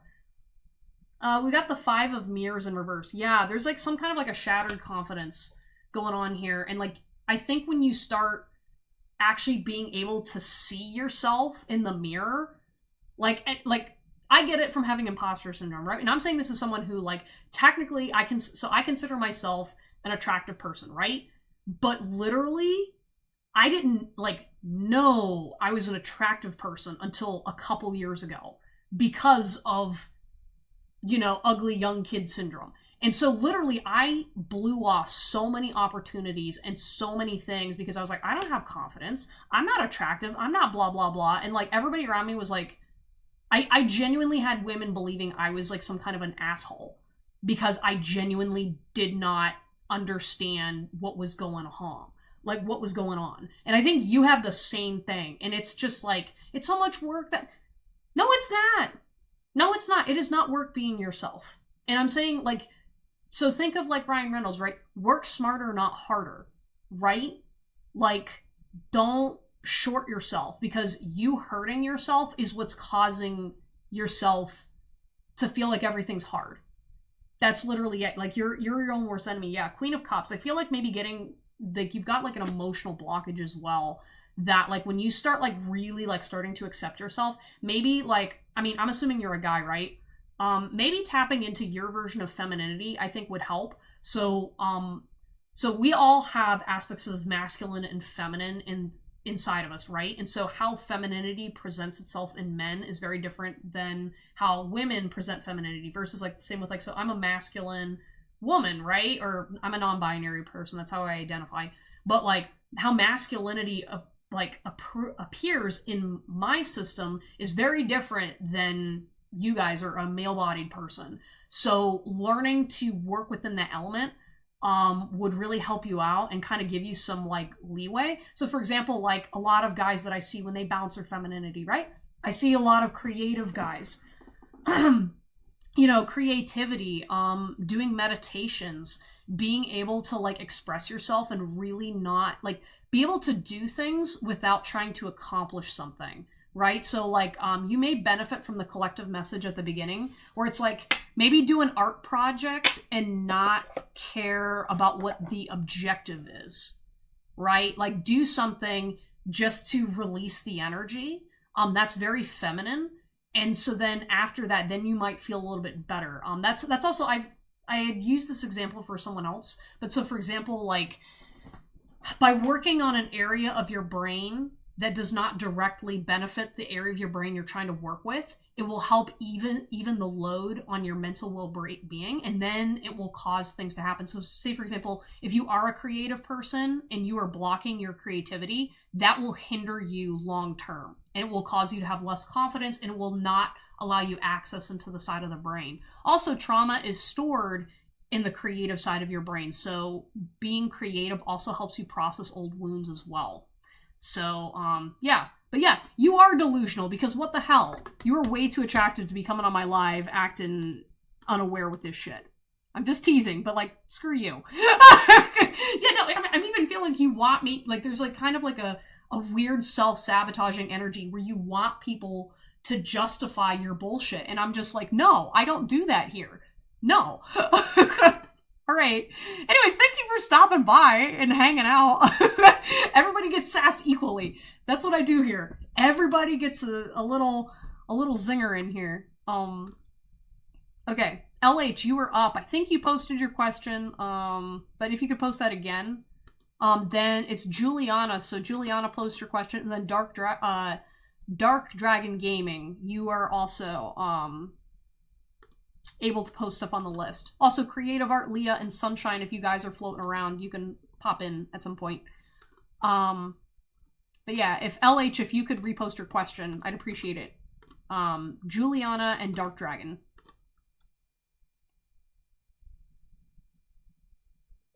Oh yeah. Hey, how about me? Shalana, so it's going to be Lesko, then Shalana. Then Tanya, Andrea, and Valencia. Oh yeah, you were asking about Chuck. Okay.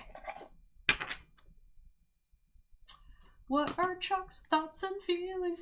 This is gonna be kind of bad, but literally I heard one of your guides being like, who cares? He wasn't that great. And I'm just like, no, don't tell her that.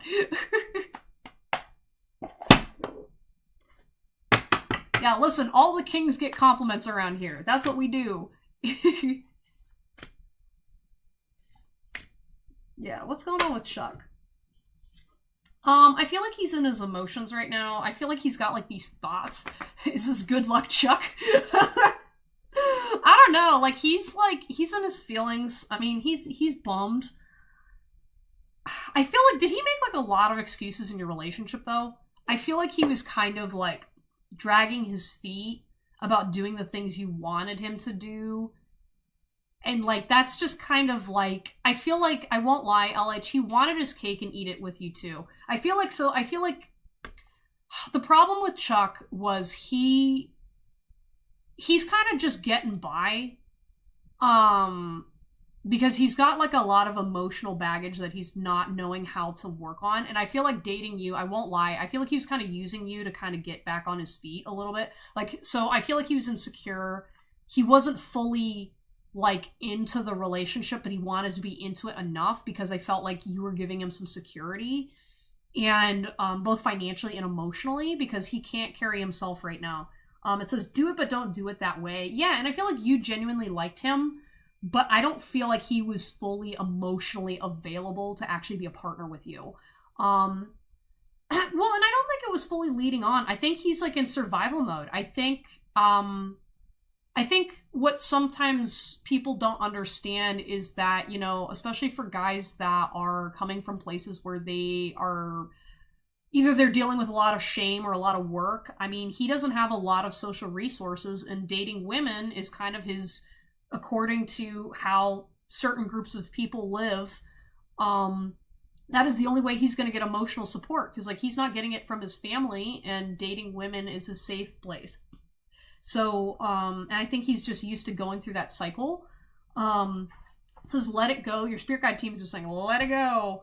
And I feel like for him, he's also got to let go of his past. I feel like he's having a hard time letting things go with you. But it wasn't really about you.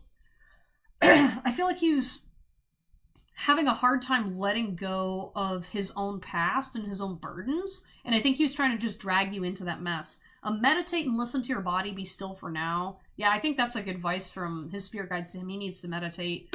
to kind of work through this stuff. Same goes for you. I think just kind of like re-grounding yourself and kind of like, I think like your spirit guide team's warning you to be like, all right, look for the signs and warnings of what warning signs and red flags could you have caught at the beginning of the relationship before letting it get to this point? Because I feel like you did kind of ignore things because you wanted to be nice, but I don't think you should do that. Yeah, so we've got the alley. Again, this is kind of an energy of, I feel like he's lost and he's kind of just like finding he was trying to find a shortcut through his issues. And I think he's trying to do that even now. I feel like he kind of like, it's like he's too, the bad feelings are too emotionally overwhelming for him. So he's finding shortcuts to get out of it instead of working on it. The moon, a lot of illusions, heartbreak. Yeah, and we've got this Seven of Wands again as well. Yeah, I feel like he's kind of in denial about how he was responsible for issues in the relationship. I feel like he is a little bit of a victim mentality because I feel like he didn't really, like, first of all, he took for granted his time, and he also, he's not accountable. So I think, like, maybe, this is going to sound kind of weird, but whenever you're dating people, I think you kind of have to have a little bit of a job interview mindset with it, where you should be asking him, like, you know, what was a time when you took accountability for something that made you feel uncomfortable? Like, ask that question when you're dating, because a guy that is more confident in himself is willing to admit a time when accountability was important to him. Because, I mean, like, I'm sorry, like, to me, that's like an ultimate sign of being masculine, is accountability and being able to overcome emotional challenges. So, yeah, seeing rose-colored glasses, I'm definitely seeing that energy, and I think he was as well. I feel like he kind of idealized you, but, like, I think you gotta watch, because one of your dating patterns, LH, is, you attract men with rose-colored glasses, or that don't actually see you, and I don't think you're noticing the warning signs that these men have you on a pedestal, right? That they don't actually see you in that way. And so I think just kind of like do like little touch points to see like, does this guy actually see me for me, or is he like putting me on a pedestal? Which can be tricky at times, because obviously you don't want to be like too like, you know, grilling a guy and whatnot, but like just kind of notice if he starts like saying things about like, oh, I really notice how you like this when you actually like this. That's just a sign he's just projecting something onto you and he's kind of like checked out emotionally. All right, anyways, though, LH, that was your reading. I hope that helped. Yeah, good luck on your healing with journey with that one, because I feel like he was a bit of a stickler, too. Juliana, you are up next. Please post your question in the chat. Next is Dark Dragon Gaming. Also, please post your question, and then Let's Go, if you're still around. Creative Art, Leah, and Sunshine, if you're floating around, feel free to hop in. I've waded into situations with enough red flags to serve as all of China on parade day. There you go.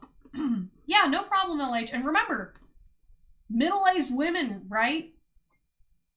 There will always be a market for you. I'm just saying. Love the curves. Love all of it.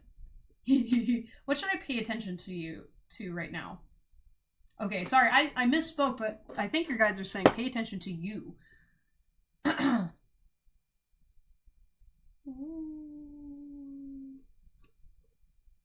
hope everyone has a wonderful night. Oh, you too. You too. Okay. Julianne, what does she need to pay attention to right now? I'm seeing your mental health. Making sure that you're staying on top of your current situation. I feel like you're getting in loops or you're getting in cycles a lot. When you're at home, and so I feel like making sure you're going outside to clear your head is important. And also catch yourself whenever you notice yourself looping on a certain kind of thought. Like being good to yourself, or like say for example you're really worried about something going wrong with your dad or whatever. Say for example you're worried about something going wrong with your dad. If it's taking too much time and energy out of your day, or you're finding yourself really trapped in anxiety, try to like find ways where you can like pause and catch yourself. Because when you start to notice that you're ruminating, make like a noise or have some kind of a signal to yourself to say, hey, all right, I'm ruminating right now. this is not productive for my mental health. This is not going to support me at this time working through these emotions. Let me sit with my emotions and feel my emotions. But if I'm starting to like focus and think and loop and spiral, that's not beneficial to my well-being. So maybe try to find creative ways of expressing yourself or creating that anxiety. Maybe, so say for example, you're like, all right, I'm really worried about making a mistake. So write down what it feels like if you made that mistake. Write down your thoughts and worries about that. Like, try finding ways of like getting out of your head, because I think that cycle is really hurting you. We've got cleansing and purging. Yeah, so spending a lot of time of clearing out stuff that doesn't belong to you, doesn't serve you. Maybe clean your room, or maybe focus on setting some boundaries with people, where it's like, for example, if you're getting in your head about so say for example you're worried about making a mistake with a friend, right? And you say the wrong thing. Well, having appropriate boundaries would dictate, like, all right, so say for example you mispronounced someone's name, and then they get really, really upset about it, right? You're worried that, like, oh my gosh, so that person's not going to be friends with me anymore because they got upset about mispronouncing a name. Well, a reasonable human being, if they're your friend, they're going to understand, especially, if you make that mistake a bunch of times, some people may leave and that's qualified, but like, at the end of the day, if someone really likes you, they'll stick around and they'll have grace for you, right? What is not reasonable is if you make a mistake with someone's name and then someone turning around and then talking about how you are the worst person in the world, right? That's not okay. That's like an extreme reaction to a mistake that's very human, right? Because you were not intending ill, and obviously you're going through things, so you're stressed out and you may not be thinking clearly all the time. Us as human beings, we or at least healthy human beings, we have the capacity to have some leeway in our interactions with people. So when you're interacting with somebody and they feel justified in being vindictive against you because you don't appreciate them or blah, blah, blah, blah, that is a huge red flag, and that's crossing a boundary. You need to have a boundary within yourself as part of your self-care to say, okay, if that person reacts in this horrible negative way that I'm worried about, then I don't want to be friends with them, because that behavior is not okay. All right. And, you're projecting a scenario on somebody that, ultimately is harming you before you can go and live or go and have great experiences with other people. I'm living in, how do you pronounce that? Is that Puckett? Right now with my mom and dad. Yeah, I'm just feeling like, because you are really self-conscious and trying to prevent horrible things happen to you, I think you're disempowering yourself by trying to, I don't know, I think like you're worried about not being able to stand up against these traumatized people, and I think you should be focusing on finding and cultivating your inner strength to understand that behavior is not okay towards you, and you don't deserve to be treated that way. And so you're not going to put up with that kind of behavior from friends, family, whoever. All right? And I know it's easier said than done, especially if you can't escape from certain people, but clearing and prioritizing your mental health to protect yourself is very important at this time. Let go the past. Pick up the pace. So there might be something you're dragging your feet on. Maybe you're reluctant to let go of something, or maybe, there's something going on in your life where it needs your time and attention. It's okay to start like making faster decisions. You don't need to spend 2 days to try to figure out if this is the right decision for you, right? If you're ruminating and not trusting yourself, that's also like a trauma response. Meditate and listen to your body. Be still for now. Yeah, I think that's a great card to end your reading on, because making sure that you're meditating will help you let go of the stress and help you really like connect with your body. So that way you're able to tell when something's wrong, and also to stay confident in yourself. Working out may also help you as well. I can tell you right now, so I've had this thing called Abs by August, where I committed to having abs by August, and guess what? I have abs, if y'all would like to see. But I've been doing it since May. Yeah, and I can tell you, having abs and having a healthier relationship with my body has fundamentally really helped my mental health, and I've really began to kind of this month really start to sense that like sense of confidence again, because I'm connecting with my body again. I feel like most of my life I've not been connected with my body due to trauma and whatever. And so then now I'm able to feel it and feel my power. Like, I want to take up fighting again. Like, I've been working out, so now I'm like, yay, I've got like actual muscles on my arm. Like, you will walk differently when you start taking care of yourself. Hi, where are you from? I'm from the US, Texas. All right, anyways, though, Juliana, that is your reading. Okay, Dark Dragon Gaming, you are up. Please post your question in the chat. Then Let's Go, then Shalana. You guys are up. Yeah, the exercise that Samuel is talking about is a really good one. You can also do it in the shower too. One technique you can do is like pretending like you're washing off everybody else's energy. And like I said, it will take time. You're not going to feel good right away, but when you get in a habit of doing it regularly, it will help.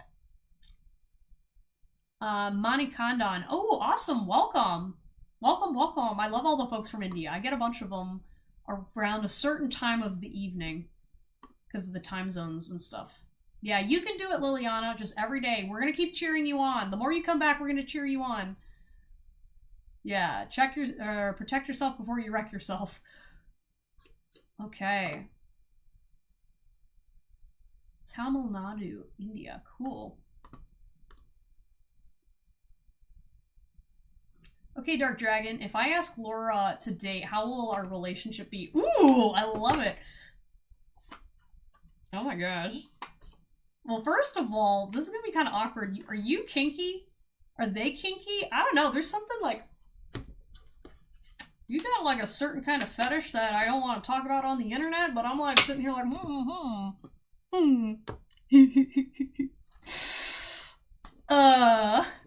I don't know. I'm also like paying attention to my feet for some reason. Like there's some kind of like a vulnerability that you guys have.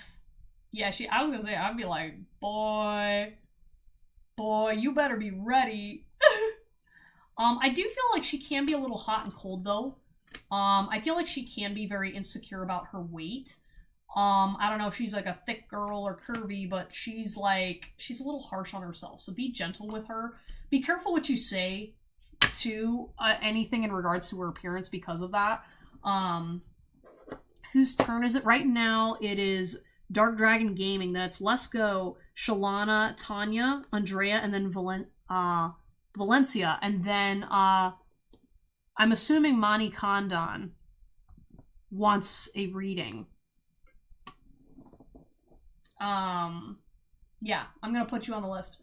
But yeah, no, because I feel like sexual expression is very important to her, to Laura. So I feel like, for example, if she feels rejected in the bedroom, she will be devastated. But I don't think she's gonna show you. I think one of the things about dating her, she's really good at hiding her thoughts and emotions.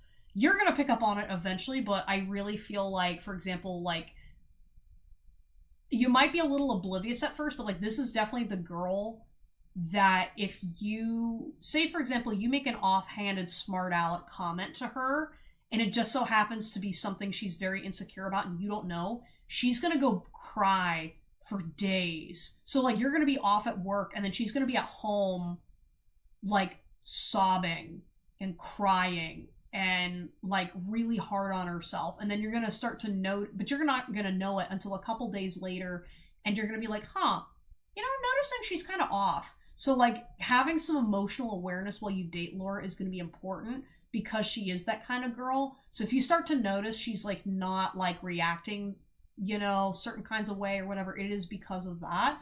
And I mean, she obviously needs to like learn, not to have her self-worth tied to your comments and stuff. But I do feel like you gotta watch it because sometimes you're not always socially aware of her social cues and other women's social cues. Not your fault, but I'm just saying. I'm still learning to read.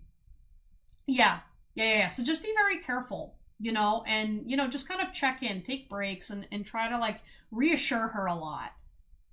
Okay, I'm saying a caveat with that because sometimes you do that and it doesn't work. So it's like, just kind of like, just tread easy, take it light, just be her friend first and then, ease into it. Stand up, fight. Yeah, I feel like fighting for her and fighting for the relationship is going to be like an important aspect of it, because I feel like there is going to be a little bit of an energy where she's going to feel really discouraged and feel like you don't like her. And I feel like you're going to have to kind of prove that you do genuinely care about her. She's got some trust issues too, especially with her body. So you're going to be fighting some of her demons alongside her. Become more exclusive. Yeah, so something about dating her, you're going to be spending more time together, and I think you're going to learn to be more exclusive with your time. So one of the beneficial lessons of dating Laura is you're going to find out who's actually worth your time and energy. Because first of all, you're going to enjoy spending time with Laura, right? Well, then suddenly you're going to realize you are not going to enjoy wasting your time as much because you're going to have less time. So then suddenly when your friend Joe or Joey, like, doesn't show up for your hangout or whatever, suddenly he's just gonna be like, or you're gonna sit there and be like, I used to be okay with Joey's flakiness.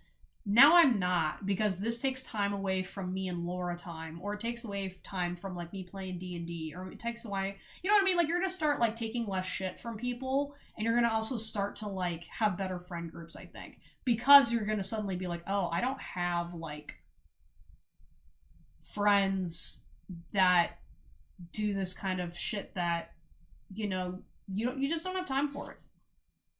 And then what turns you on, babe? It's not a prank. Yeah, I feel like, so one thing too, because I feel like she's insecure, I think by you being more or being less insecure about your sexuality and stuff you're interested in will give her self-confidence. So like, not gonna lie, this is gonna be a really sexy tell. So if you express that you're insecure about something sexually, I think you're really going to show your confidence by saying that. Because first of all, men, and I'm saying this from the female perspective, men don't like to admit when they are feeling unconfident. So when a guy actually says, hey, I actually, I feel a little insecure about my weight, and actually like means it, that's showing vulnerability, which shows strength and stands out. And I think by you showing and expressing your vulnerability to Laura, so say for example, you're like, hey, actually, you know what? This sort of position, I lost confidence with a past partner because a girl didn't like it, and I'd like to try it again with you, just to see if it was maybe just her or whatever. Doing something like that will show that you're exploring your sexuality, and will show her that she can be vulnerable with you too. You know what I mean? Because having that exchange back and forth will be good. We've got repelled. Yeah, so just be careful. Whenever she does pull away, don't take it too personally, because she will be a bit reactive emotionally. I'm also feeling kind of cold. Make sure you snuggle with her too. Sell out. Yeah, don't sell yourself out. Don't try to, like, I feel like sometimes too, she can be a little like people pleasery in the bedroom, because she's trying to overcompensate and assumes because you're a guy that's what you want. Be very direct with what you desire with her, because she does a little bit of people-pleasing patterns that other men have trained her, because she has a little bit of so low self-worth. So you should be in a position to say, hey, what do you actually like doing? What do you like performing? What do you like pleasing? Because I think that will allow her to feel more confident and actually show that you give a shit about her as a human being. She knows that I'm not very stable in this because I told her so. Yeah, that's fine. But like I said, cowardly, there's a lot of that energy, of understanding that neither of you guys are cowards for being hurt, and I think you can utilize this relationship to develop confidence. Got twin flame. I don't really feel like you guys are twin flames, but I do feel like you're going to have like that kind of back and forth compatibility that is very triggering, if that makes any sense. You guys are going to trigger each other and then come back together. You're going to do that for a little bit. Barrier. Don't let barriers come between each other. Guarded and irresponsible. Yeah, I do feel like one of your shadow aspects as well is you both can sometimes be irresponsible and then blame each other for it when it's you both do it. So you both gotta own it. But it's okay. Just own your emotions. Twin flames are hard mode. Yeah, I know. I can tell you firsthand. It ain't for the weak, but also it's a great. I'm finally at the point where now I can be like, I get it. It's easier to navigate the pain now because you are able to finally see the spiritual value of the journey. It's not like you also one day wake up and be like, oh, I want a twin flame. Like, no, a lot of times, like when you're actually in a twin flame relationship, it hits you out of the blue, and then you're spending a lifetime trying to figure out what the fuck happened to you. That's more accurate when you have a real twin flame, not like this, I'm trying to find him and her, blah, blah, blah. Anyways, Dark Dragon, that was your reading. Next, it's Let's Go, Shalana and Tanya. Please post your question in the chat. Then after we have Andrea, Valencia, and Monaconda. Oh, yeah, that's kind of where we're at. Let's Go, Shalana and Tanya. Yep, you're on the list, Andrea. No problem. Oh, I love your little dragon. Oh, that's so cute. Yeah, well, good luck to you and Laura. I think you guys are going to have fun. Yeah.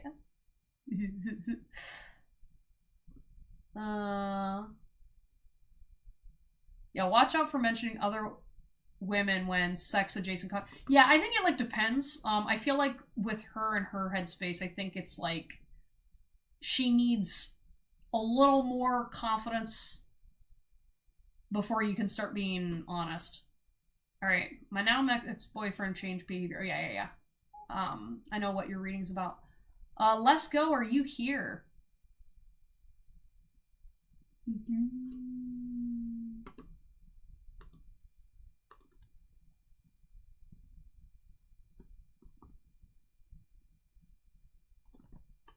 Alright. Okay, yeah, Shalana, Tanya, Andrea. So any of you three post your question. I just saw your message, Shalana, so I'm gonna go ahead and get you. Actually, I'm gonna grab something real fast. So be right back.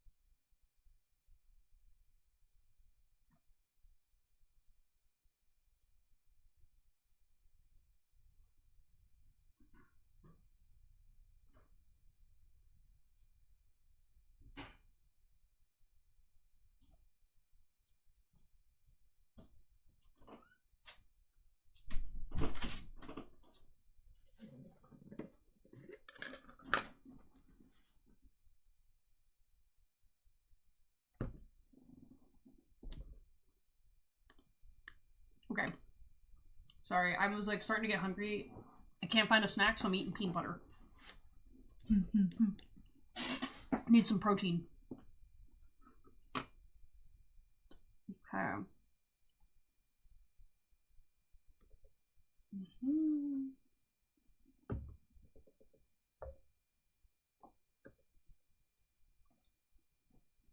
Yeah, make sure you guys are taking breaks and eating your snacks too. Okay, Shalana, my now ex-boyfriend has changed. How do we reconcile? That's a hard one. I have a feeling like your energy's changing as a result of this breakup. And there's like a reluctance to let go. That I think you need to acknowledge that like it's okay to move on from someone despite the past of what's happening. Because I feel like someone like because of like what happened, I do feel like you're kind of like some piece of you is hopeful that that maybe part of why it didn't work out was because of the situation, and also like you're trying to like reconcile with yourself or Alright, I'm not gonna lie, this is gonna sound kind of strange, but I feel like there's something about your mindset in terms of your relationship that I think you need to address in terms of like how you're healing with it. Because right now you're like, well, I reconcile with my partner.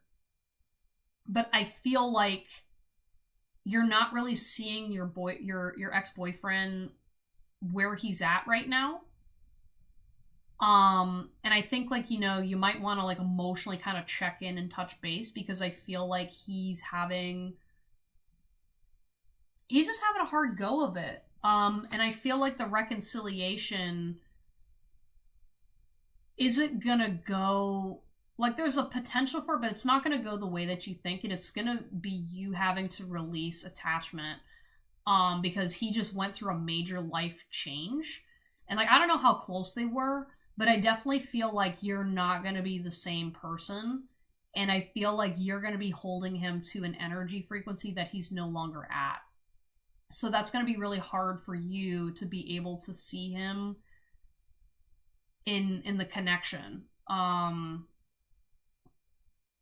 Yeah, because like he's changed as a person, you know, forever. And so that's why I think that you might want to let go of your expectations a little bit. Everything is in me now. Yeah, they're just saying like have some personal empowerment while you're navigating this. Because he's also trying to find himself right now and his own identity.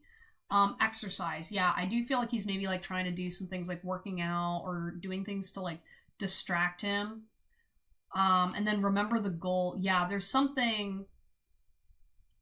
Yeah, so there's something about remembering the goal in your relationship with him. Like, you know, what is the purpose of you two being together? Like, you know, I respect that you have feelings for him and stuff like that, but I think, like, also remember that he's a human person, and the love that you have for him should extend beyond just you being in a relationship, which I feel like you do. But I feel like there's kind of like sometimes when we're feeling insecure and worried that a relationship's not going to work out, you're focused on saving the relationship over seeing him as a partner, or seeing him as a person, right?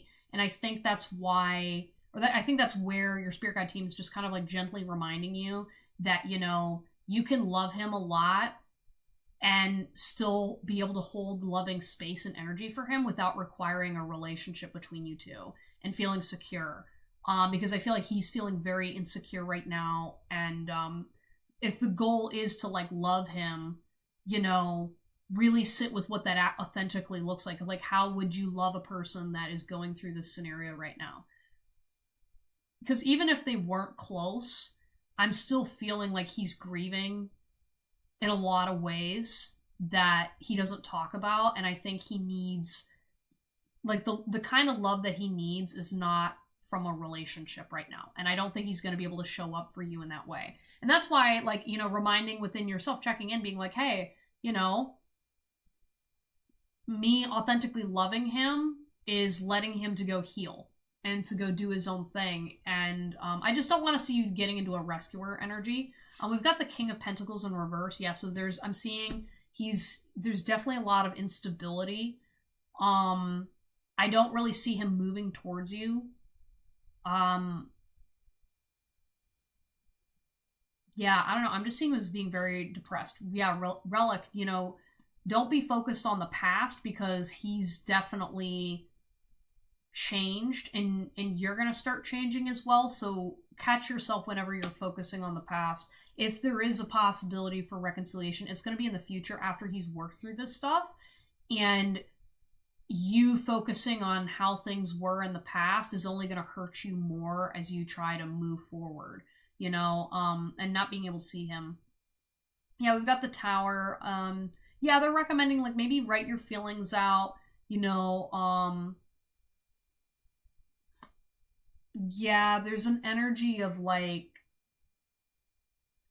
just stuff's not gonna start working between you two, because of where he's at mentally. I think that's another problem as well, is even if he comes towards you right now and you guys were dating, because of his headspace, you guys wouldn't get along over certain things. And I think you'd kind of get frustrated with him, and then it would just hurt you both, you know, because he does care about you, you know.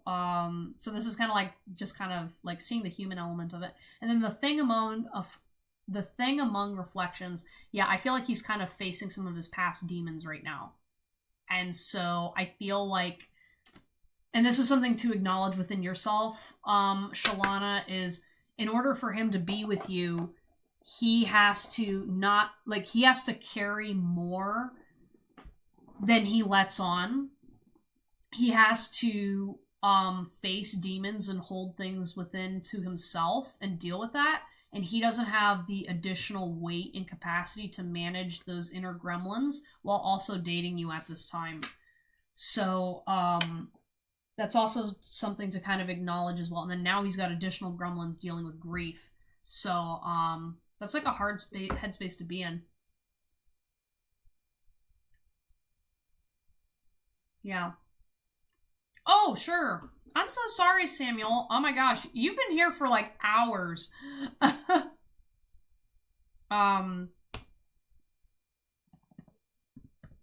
Yeah, I'm actually gonna move you.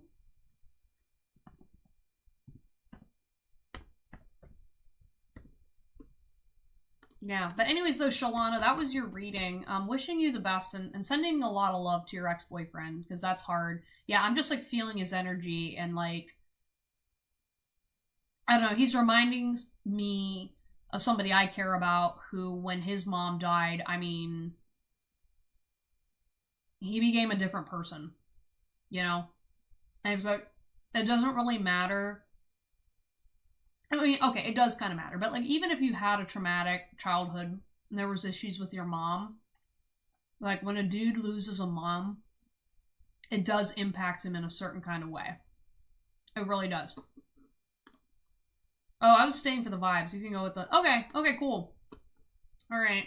Alright, Tanya, are you here? Otherwise, it's Andrea, Valencia, and then Manaconda. And then I'm just assuming everybody else is not here. Yeah. Wishing you the best, girl. Alright, Andrea, I'm gonna go find your question. Thank you for posting it.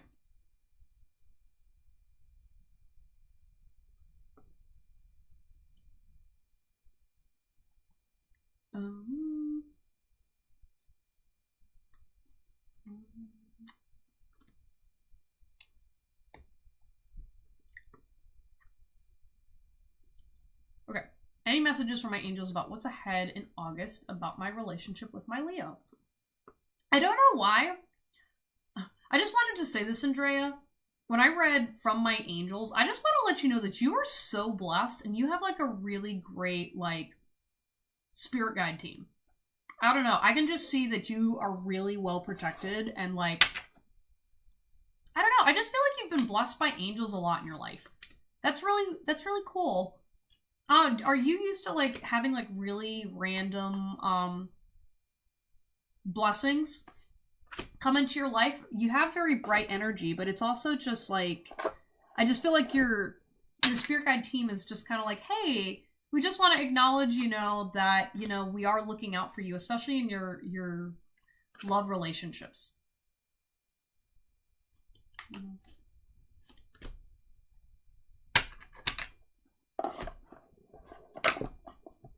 Okay.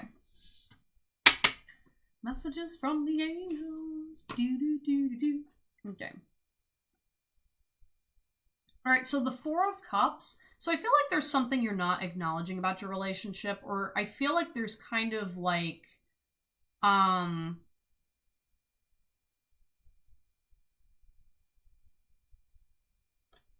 yeah, so like, for example, like I'm looking at this card, right, where like there's the water pouring into the cup, but the guy is looking in another direction.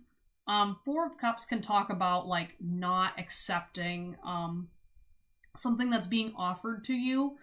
And I feel like in your connection with this Leo, I feel like someone's like looking at the past. So I feel like maybe, have you been having some issues with you in your person? Because I feel like maybe there's things have kind of like cooled off a little bit, and then like your Leo is kind of just like looking at the past, or he's like kind of looking away. So, like between the connection, one of you guys is kind of checked out and not really like invested in the relationship like it used to be. Like you guys are still together, but there's definitely kind of like a back and forth that's like, we've got the Eight of Cups. Yeah, and I feel like there's some need about releasing control. And And kind of like, so for example, like you see all these clouds, right? I feel like, you know, you're in the dark clouds right now. And they're just saying to kind of let it pass, like let the rainstorm pass. Because you guys will reconcile and kind of heal with what's going on between the two of you, along with all these other things. I feel like you both are being really impacted by external influences coming in rather than like the core within your relationship. Blank card.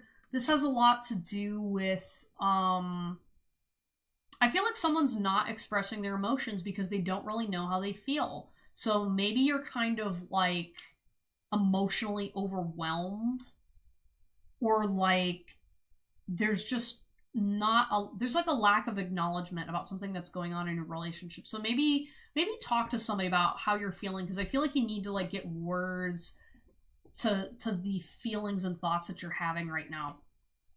All right, so you got death card in reverse. So this is the kind of death where it's just kind of sad. I feel like there's maybe like an ending to a cycle coming towards you, or there's like a lot of stuff that's just very uncertain, or it feels like the past keeps getting dug up. You know what I mean? It's kind of like a, why won't we let old dogs lie? And I think that's a sign that there's something that needs to be addressed. All right, you got the Eight of Tentacles. I can't show this card online because it's inappropriate. But yeah, I feel like there's kind of like a need to surrender. Especially like if you guys have not been intimate lately, I feel like there's kind of like maybe needing some spark back. You know what I mean? To kind of remind you, kind of like you need like to remember that you like each other. You need to work through some issue first, but then like, you know, come in and do that. You also got another death card in reverse. So this one has to do with maybe an intellectual death, maybe not focusing on the ego as much, and kind of just ride it out, you know, and kind of also acknowledge that your partner's also in an ego space. I feel like a lot of the messages were for you specifically. A lot of it's just because I think your other person you don't have control over, and your spirit guide team's just trying to get you what you need rather than focusing on the other person. Because you're going through a lot and your emotions are high, and I don't know, I think you're worried, and I think you're valid. All right. But anyways though, Andrea, that was your reading. Thank you so much for stopping by. Okay, so here's the updated list. We've got Valencia, then Mani Condon, then Samuel, and then I had a couple people pop into the chat. So let's go ahead and add them here. All right, well, we've got Protetia. Welcome, welcome. If you're new, like and subscribe and all that good stuff, please. Come support the channel. And then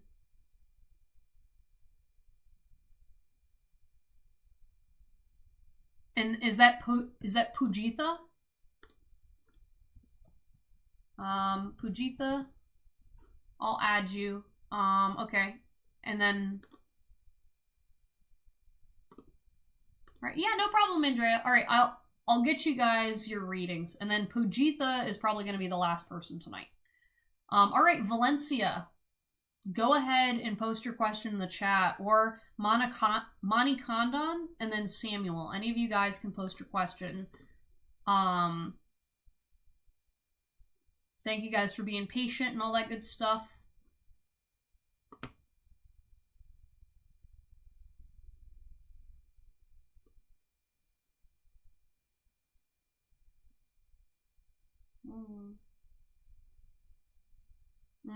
Dark Dragon Gaming, are you still here?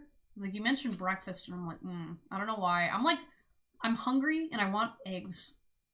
It's kind of random. I'm like wanting breakfast food.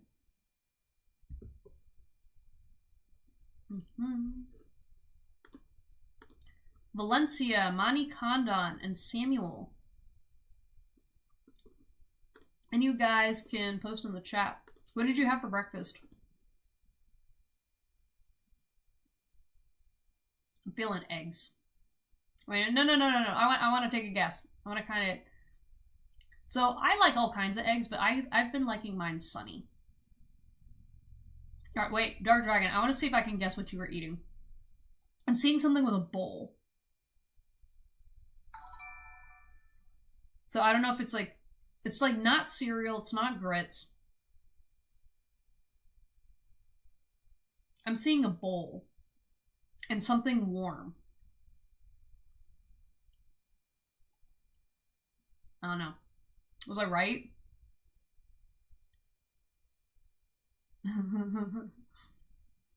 I know, I want to know. Oh, yeah, maybe it's porridge. I don't know, because at first I was like, it's not cereal. I don't know what that is. It might be a food I'm not aware of.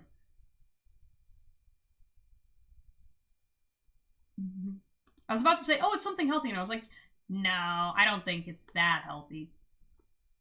All right, Valencia, Mani Condon, and Samuel, please post your question in the chat. Eggs and noodles. Okay. There you go. So eggs were in there.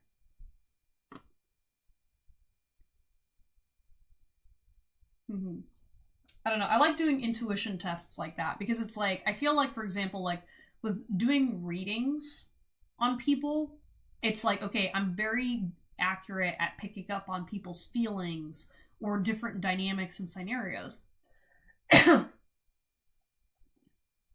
But when it comes to like astral projecting and other little things, I can sometimes like I can pick up on things randomly, but then it's sometimes skewed. So I like doing tests. All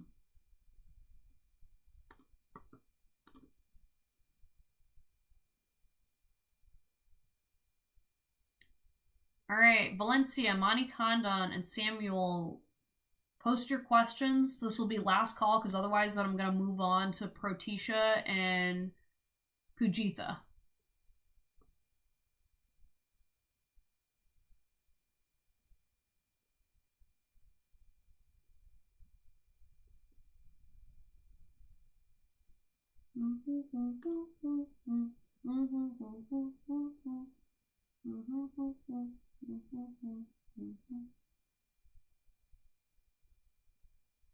Yeah, it's like 11 o'clock here. Now I'm thinking about just making eggs. Oh my goodness.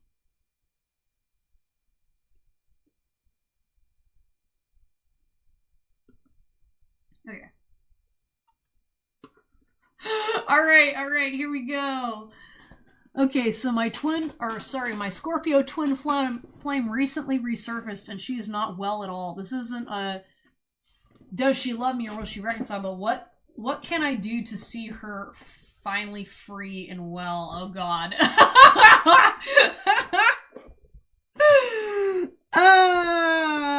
Where's my twin flame? Why isn't he asking these questions? All right. Anyways, let's see what's kind of going on with this twin flame relationship. For Samuel.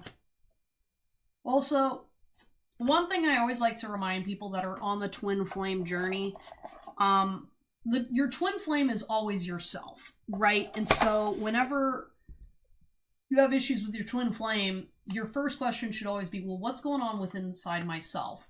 What's going on in my own divine inner turmoil that's causing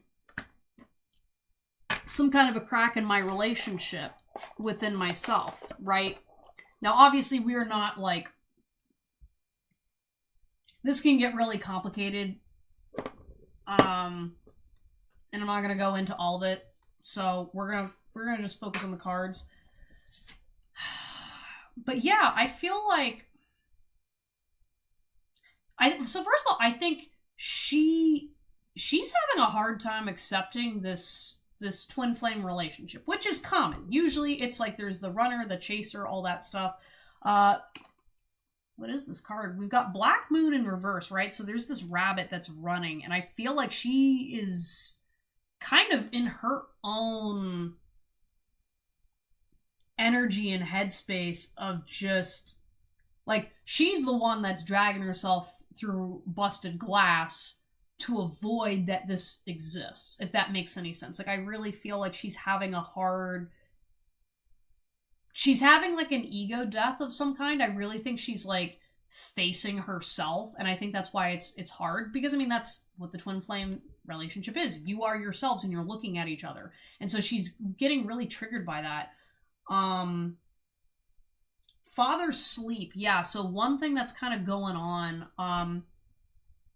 I feel like she's getting woken up at odd hours, and I really think she's probably sensitive to a lot of the spiritual shit. I don't know if she is aware of how spiritual she is. I feel like she might be, but I feel like she's not been well rested because of a lot of like the energetic stuff that's going on download wise. Um you also got the Three of Pentacles, so maybe there's some kind of like a collab. Like spiritually, you guys can collab.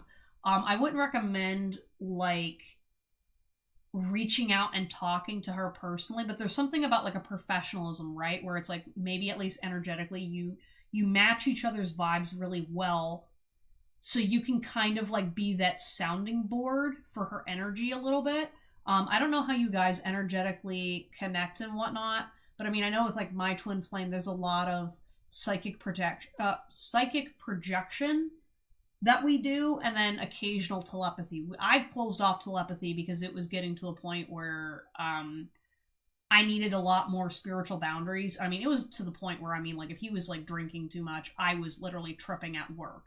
You know what I mean? Or I was like second guessing my whole reality and things like that. And so, whatever it is that you need to do to, keep yourself psychically, within bounds, but also being able to positively influence each other, because obviously, when you get into psychic stuff too and entanglement, you don't want to mesh too much either.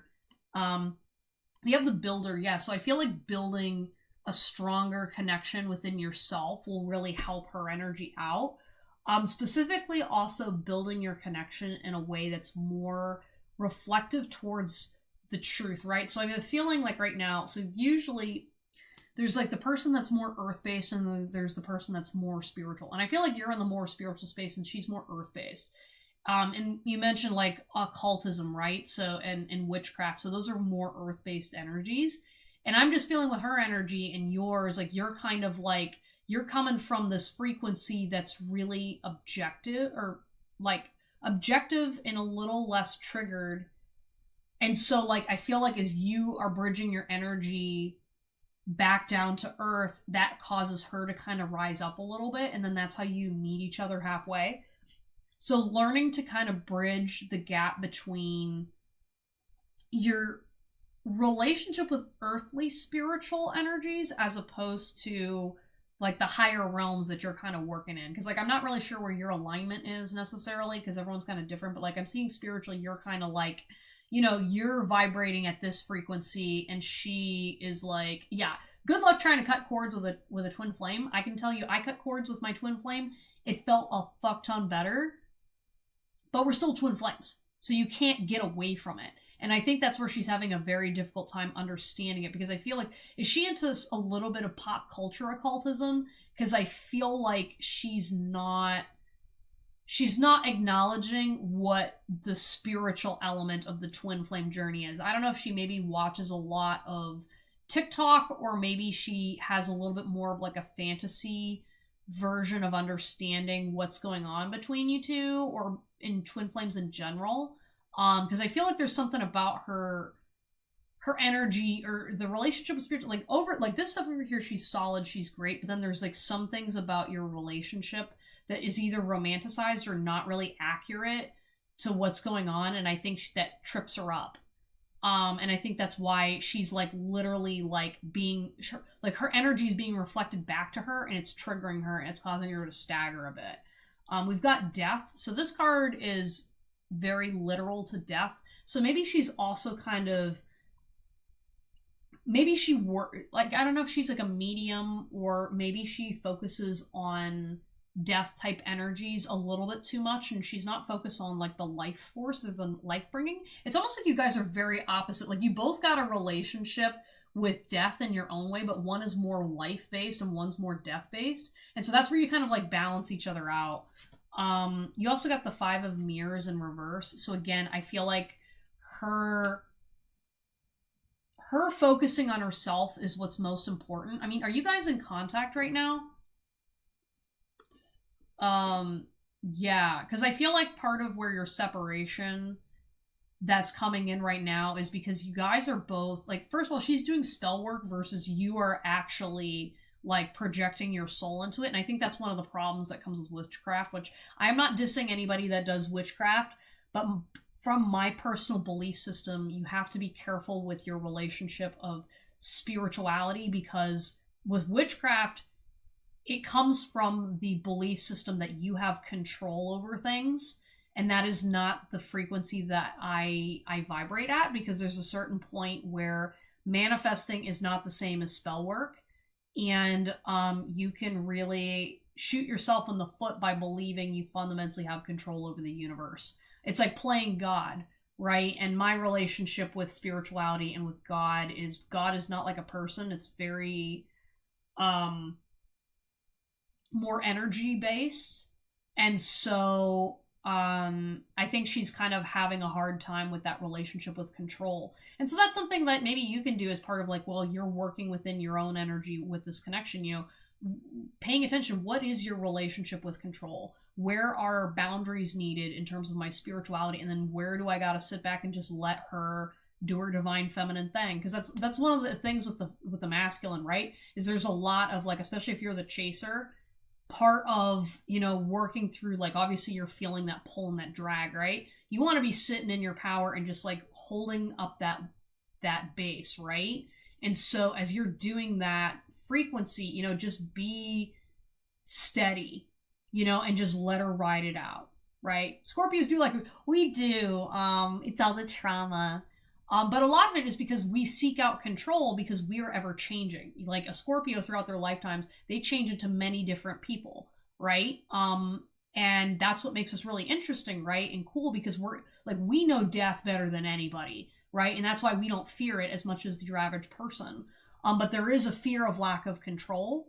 And so the alternative for control is surrender, right? So the more you surrender into her patterns of behavior and just kind of just, you know, holding space, I think that will really cause her to kind of open up and ride it out, you know? And so, yeah, and so it's like, it's also the masculine learning how to be a support in a stable place without being in control of the feminine, if that makes sense. It's like having, like, creating a container for it, but not controlling it, if that makes sense. So especially because I feel like she's very fiery. I feel like your partner or your twin flame really, like, she reacts negatively to her triggers. So, because, I mean, yeah, because she was, like, abused and went through that whole thing, obviously. But, that's where I think, like, you being stable and steady and valuing the relationship regardless of how it shows up, I think that will be the best thing that you can do to support her at this time. Because she, like, really, like, yeah, she's in that very triggery stage where everything just comes out. So I have told her our connection has to be a shape that is the right shape for her. Yeah, but I mean, I think it's also like you also being able to be confident in yourself, where you are confident to say, I mean, it's not a confidence issue, but it's something about, like, there's like some kind of an energy vibration between the two of you where it's kind of like, because you're more advanced, right? You're more on your self-care journey. You're at a stage where your vibration really, like, you're triggering the deeper shit that doesn't often get explored in mainstream spirituality, and also by,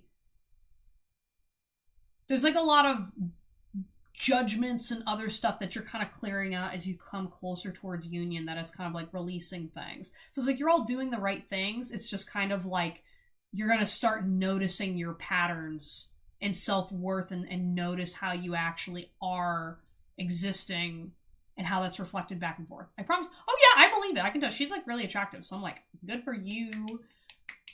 Good for you. Oh, hey, Sunshine, you're back. More integrated person. Yeah, okay, maybe the reason why I say advanced is because I feel like depending on everybody's experience level with these relationships, it's hard to have conversations because you don't always know where everybody's at. You know, because like I'll sometimes be talking to people about like higher level spiritual stuff, and I think that we're on the same page, and then it turns out we're not, or whatever. And again, because of how we experience things, how we talk as individuals, and how we connect and communicate, sometimes like I can tell you, hey, I experienced Z when really I meant D, and then, you know what I mean? That happens. So she's got a hell of a... Well, so do you, sir. Don't you knock on that. Okay, but anyways, yeah, that was your reading. Hope you enjoyed it. And it figures you're a twin flame too, because like I'm meeting more and more of these twin flame people, or like I meet people that they don't recognize that they're in a twin flame relationship. And now that I've been able to like come to terms that yes, that is what I'm experiencing, it's a lot easier to flow with it now. It's not as painful and it's not as frightening. Okay, Sunshine, I'm gonna go ahead and get you after Protetia and then Pujitha. So Protetia, I'm gonna go ahead.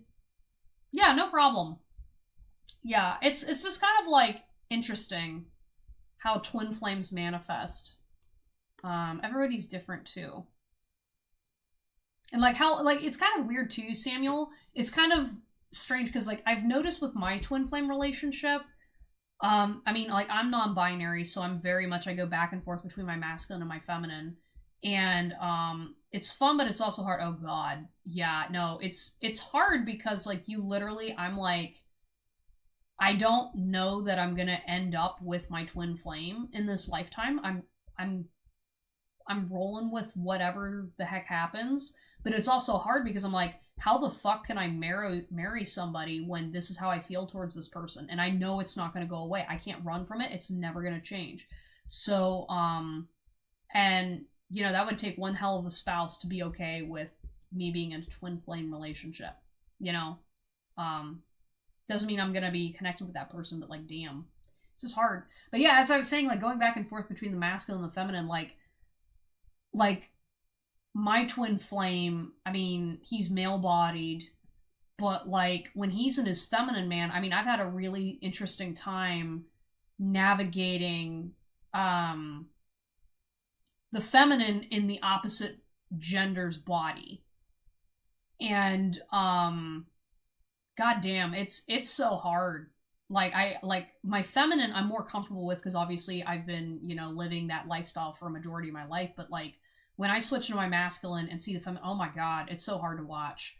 And it's hard. it's just hard. I'm like, literally, like, it's one thing to support the opposite gender, but when you see a feminine in the opposite form struggling, I rage. I'm like, I'm like, oh God, it's hard.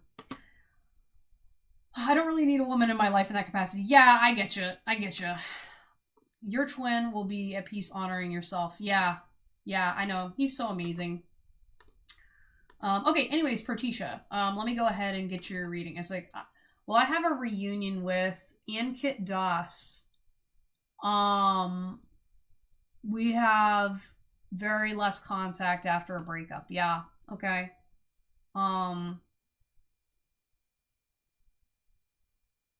Well, you know who the two biggest mistakes humanity made? What, Samuel? Vicky. Yeah, I was dating a Scorpio and it was just part of my life journey. We haven't talked in some, I pray for him. I'm loving your truth and honesty. Oh, thank you, Vicky. Appreciate it. Yeah, keep your vibration says you'll be manage the poll. Yeah, no, I don't know. It's just hard because, like, I watched my twin go through some shit and I had to sit back and watch and not get involved, and it was bad. It was really bad. But he's in a better place now, and that's what I care about.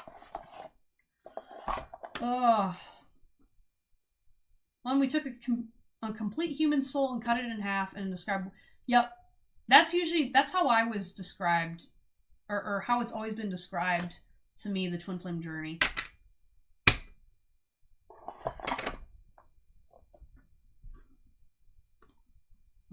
Okay, Protetia. Let's see. We have a reunion. I think it depends. I think it depends. Hey KJ, hello, hello. Yeah, I'll go ahead and throw you on the list. I feel like I think you should only allow his energy back in if he's serious about commitment to you. Yeah, you got the lovers in reverse. Like, because I feel like, you know, this is like a relationship that's dead that you're really desperate trying to get to come back to life. And I feel like we've got like King of Swords here. I think one of the problems that you had in your relationship, Protisha, is he's very stubborn and headstrong. I feel like this is the kind of guy. Is he married? I don't know why. I just feel like he is like very, very stubborn, very headstrong. Yeah, but there's something that keeps coming up. It's like he's married. So like maybe he's not actually in a relationship and married right now. I mean, take what resonates, but I definitely feel like he is like solidly stuck on somebody or something else. And I think that's distracting your person from moving towards you. Yeah, I feel like you're beating a dead horse trying to get this relationship to come back. Because he's, at least I don't know if he's married. Okay. Yeah, so the reason why I'm saying married then, because like I said, he has a very strong like grip on some other thing that he is stubborn. I don't know. I also feel like he wasn't like the nicest towards you because he values logic and reason over empathy, and I think that was very harmful to your relationship. And I feel like he's got like kind of a backwards view of what commitment looks like. Like I don't think he actually wants to be married to a woman. If I'm being perfectly honest. Yeah, and I think you're just having a hard time reconciling with the fact that this relationship's over. You know, because I really don't feel the feminine was being acknowledged or valued in your connection. I feel like, you know, there were some financial conflicts, or it was kind of like you're sitting there, sure you're not reading me. No, this is for Partisha. But overlapping energy. But I feel like it's kind of like, for example, like I feel like, yeah, he broke up on the issue of commitment. Yeah, but like he's projecting onto you. And I feel like you were settling for less, and I feel like you should have stood up for yourself. But I think it's like a blessing he broke up because, like, for example, like I feel like this guy. So I feel like he was very like frugal with his money, but behind closed doors, he was spending money on a bunch of dumb shit. Oh God, no, he's reminding me of someone I know. So basically, what I saw happening was like he would tell you, okay, we can't afford I can't afford to buy you flowers or your favorite meal or something like that. We need to be frugal. And you're like, okay, that's pretty practical. I understand. You know, he's taking care of the finances and whatever, blah, blah, blah. Meanwhile, when he was out with his friends at work, he was spending money like on like a random lottery ticket or on random dumb things. Right. And I feel like he had like a financial hold over you, or there was something going on. This man feels childish. His energy makes me angry on your behalf, Protisha. I'm like, I'm sorry. I'm like, no, no, no. Like, you don't get to sit there and act like you're smarter than everybody else and then treat your woman like shit. Like, no. No, no, no. And Protisha, I'm going to tell you this right now. A man worth his shit will not treat women poorly. Okay? Please write that down as your mantra. I want you to like remind yourself every single day, because you are so used to attracting men that don't value women that you're not valuing yourself. And I really want you to understand that like you deserve better, and that these guys, like, they're taking advantage of you. They're taking you for granted, and the only reason they're getting away with it is because you're saying yes. And I know that, you know, there's like stereotypes and there's other things going on, but you just got to sit there and be like, well, fine, I will walk different. I don't care that that's what everyone else puts up with. That's not what I'm going to put up with, because that's not your divine plan. That's not your divine destiny, and you need to start being a hard ass with these people. I'm sorry, like Queen of Swords energy is my vibe. And I know you're very sweet, and I know you're very kind, but what you're doing is not kindness. It's not feminine. It is literally them just walking all over you. And I can tell you right now, if you were around healthier men, those dudes would be knocking them upside the head. I'm going to tell you that right now. You're just used to being around crap dudes. Stop saying yes to that. The moment you start saying no, no, no, no, no, be insistent, be firm, be professional, say no, get your no back, and then you're going to start seeing your life change.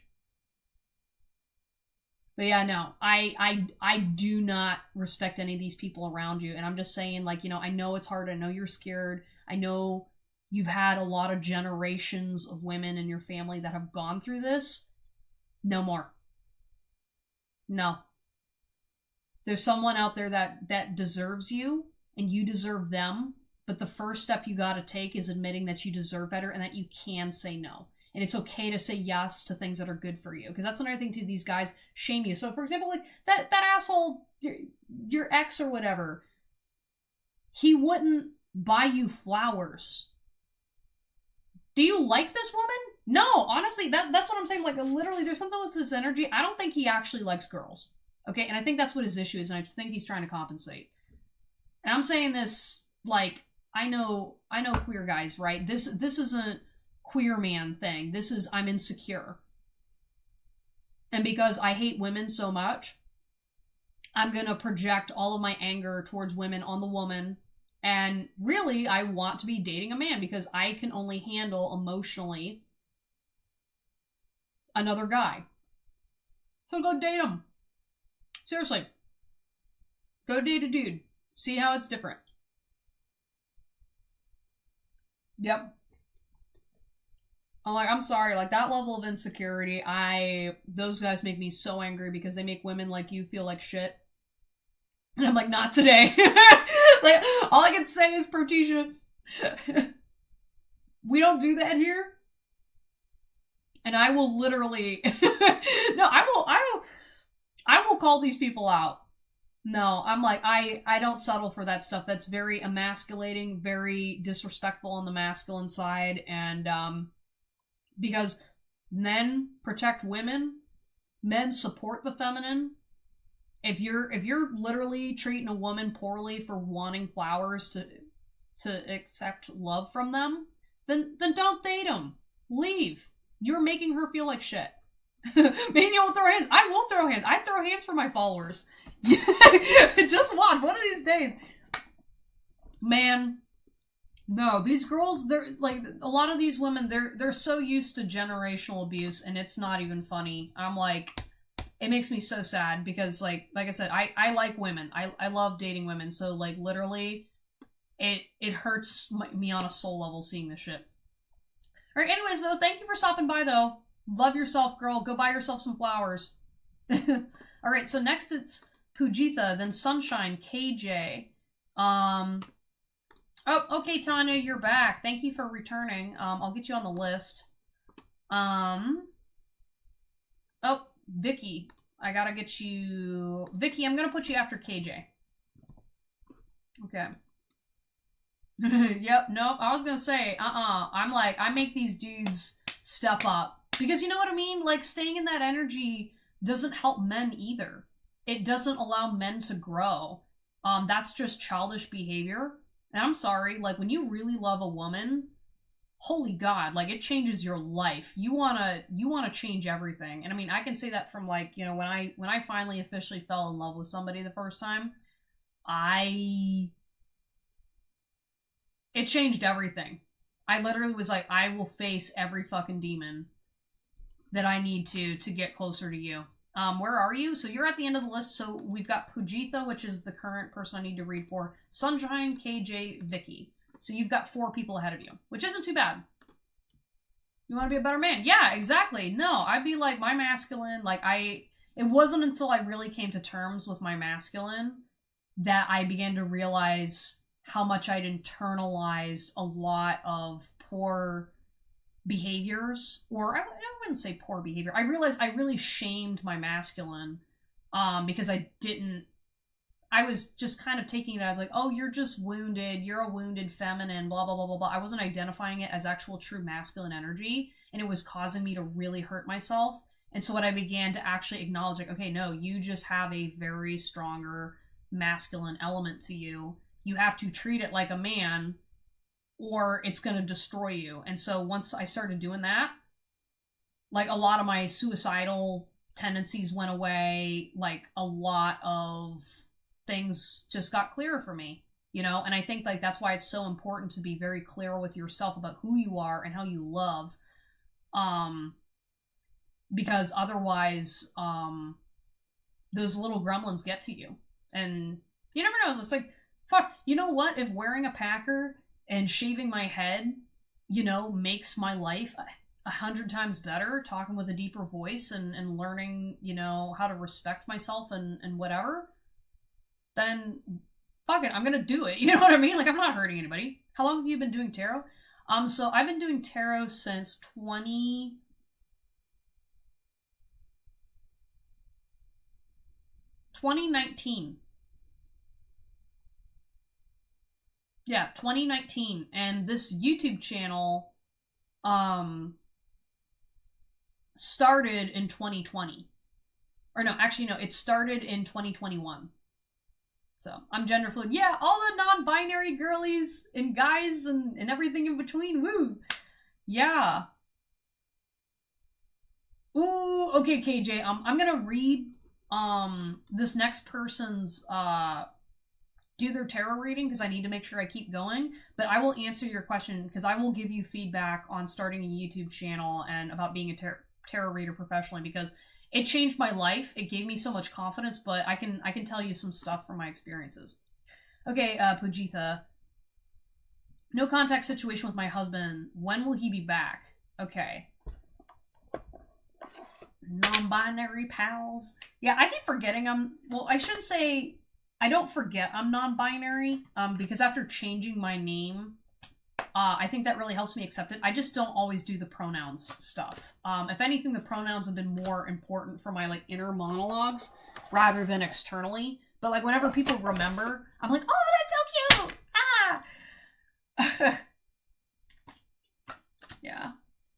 That, and then also, like, having people tell me I look like a pretty boy on the internet, just, like, I don't get that kind of validation in person. Actually, no, I lied. I have a friend who she hits on me all the time, and she hits on my masculine because she could see it in my face when it comes out, and I just, like, it's like, it literally, like, sends me in this weird space because I'm not used to that version of me getting hit on, because I used to think everybody hated it, and then it was like, nope, when you go to a very queer, positive place in the United States, you get treated very differently.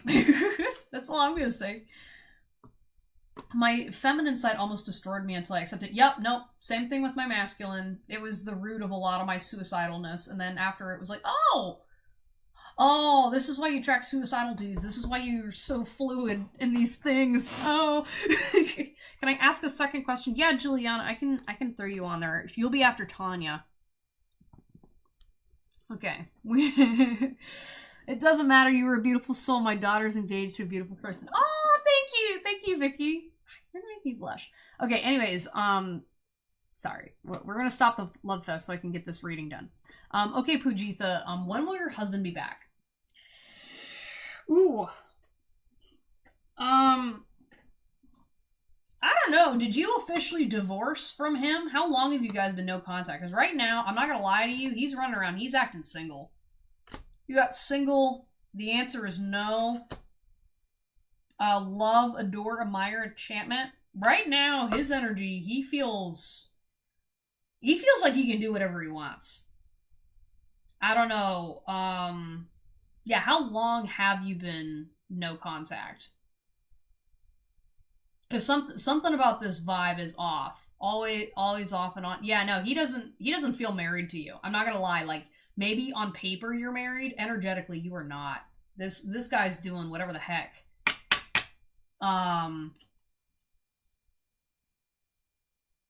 Yeah, we've got death. I feel like you're kind of resistant to the death of the relationship, and I feel like he is intentionally sabotaging this relationship because he wants a divorce, but he doesn't have the balls to do it. And maybe there might be cultural reasons why you have to stay married, but he's definitely like not. He doesn't want to come home. We got the King of Pentacles in reverse. I feel like he's kind of focused on your financial situation right now. And he's withdrawing. Is he like withholding money from you? Like, does he have like control of your bank account and he's like not letting you use any of his money because you're in this back and forth situation, which is like kind of messed up. Like, I hope you have a job so you can take care of yourself financially, because you need to be taking care of yourself. No? Okay, good. Just make sure that you are like, make sure you're taking care of yourself. I'm not gonna lie, something's shady here. I forget what this card is. I don't know what it is. But yeah, I feel like it's like the Page of Cups. Yeah, so I feel like he's like, it's kind of weird too, because he does love you, but he's single. It's kind of more of like, it's kind of like how sometimes people treat their moms, where it's like, well, she's always going to be like, first of all, Pujitha, I don't think he actually takes you seriously. I don't think he feels like you're going to actually leave him. And I think that's why he's doing this hot and cold shit. So if I were you, yeah, you got the Five of Pentacles in reverse. You got the Lone and Level Sands. Yeah, I know this card. Yeah, so basically what I really suggest you do, go glow up, threaten to leave his ass. Tell him if he sleeps with one more person, you're done, you're gone, and you're going to slander his name. I want you to really stand in your power with this guy, because he doesn't take you seriously. I feel like some of it is a little bit cultural, and some of it is also he's arrogant, and he's kind of entitled to your space, your mind, and energy, and I think you need to start really speaking up for yourself. Don't let this guy drag you around. Yeah, because like he is behaving single because he acts like that is what he's entitled to. His family members are controlling. Yeah, I believe it, but also he's got to learn to grow the fuck up. You don't mess with other people's lives, especially like if you're committing to marriage, you are committing to something for a reason. Now, obviously, everybody's marriage can look different. Maybe if you have that in your marital arrangement, that you can have affairs, you can do whatever, blah, blah, blah. Like, I'm not judging. The point is you tell people about it. You make agreements about that, right? If we ain't doing that, then that means somebody's not being honest. And I feel like to protect your emotional well-being, I mean, like, I do feel like you do love this person. However, he's not loving you. And don't put up with that. Yeah, no, you really gotta basically say, if you are sleeping with anybody and I catch you, your shit is gonna be out on the sidewalk. And you need to really, really, really believe that conviction when you say, like, don't make that threat and not mean it. And I'm saying this, I've had to do that to somebody before. I had an ex-boyfriend who we broke up, and I gave him a month to move out, and he lied to me about getting a lease. And I had told him, I said, listen, your stuff will be out at the end of the month. He didn't believe me until the weekend came. He didn't have a lease. He didn't have anything set up.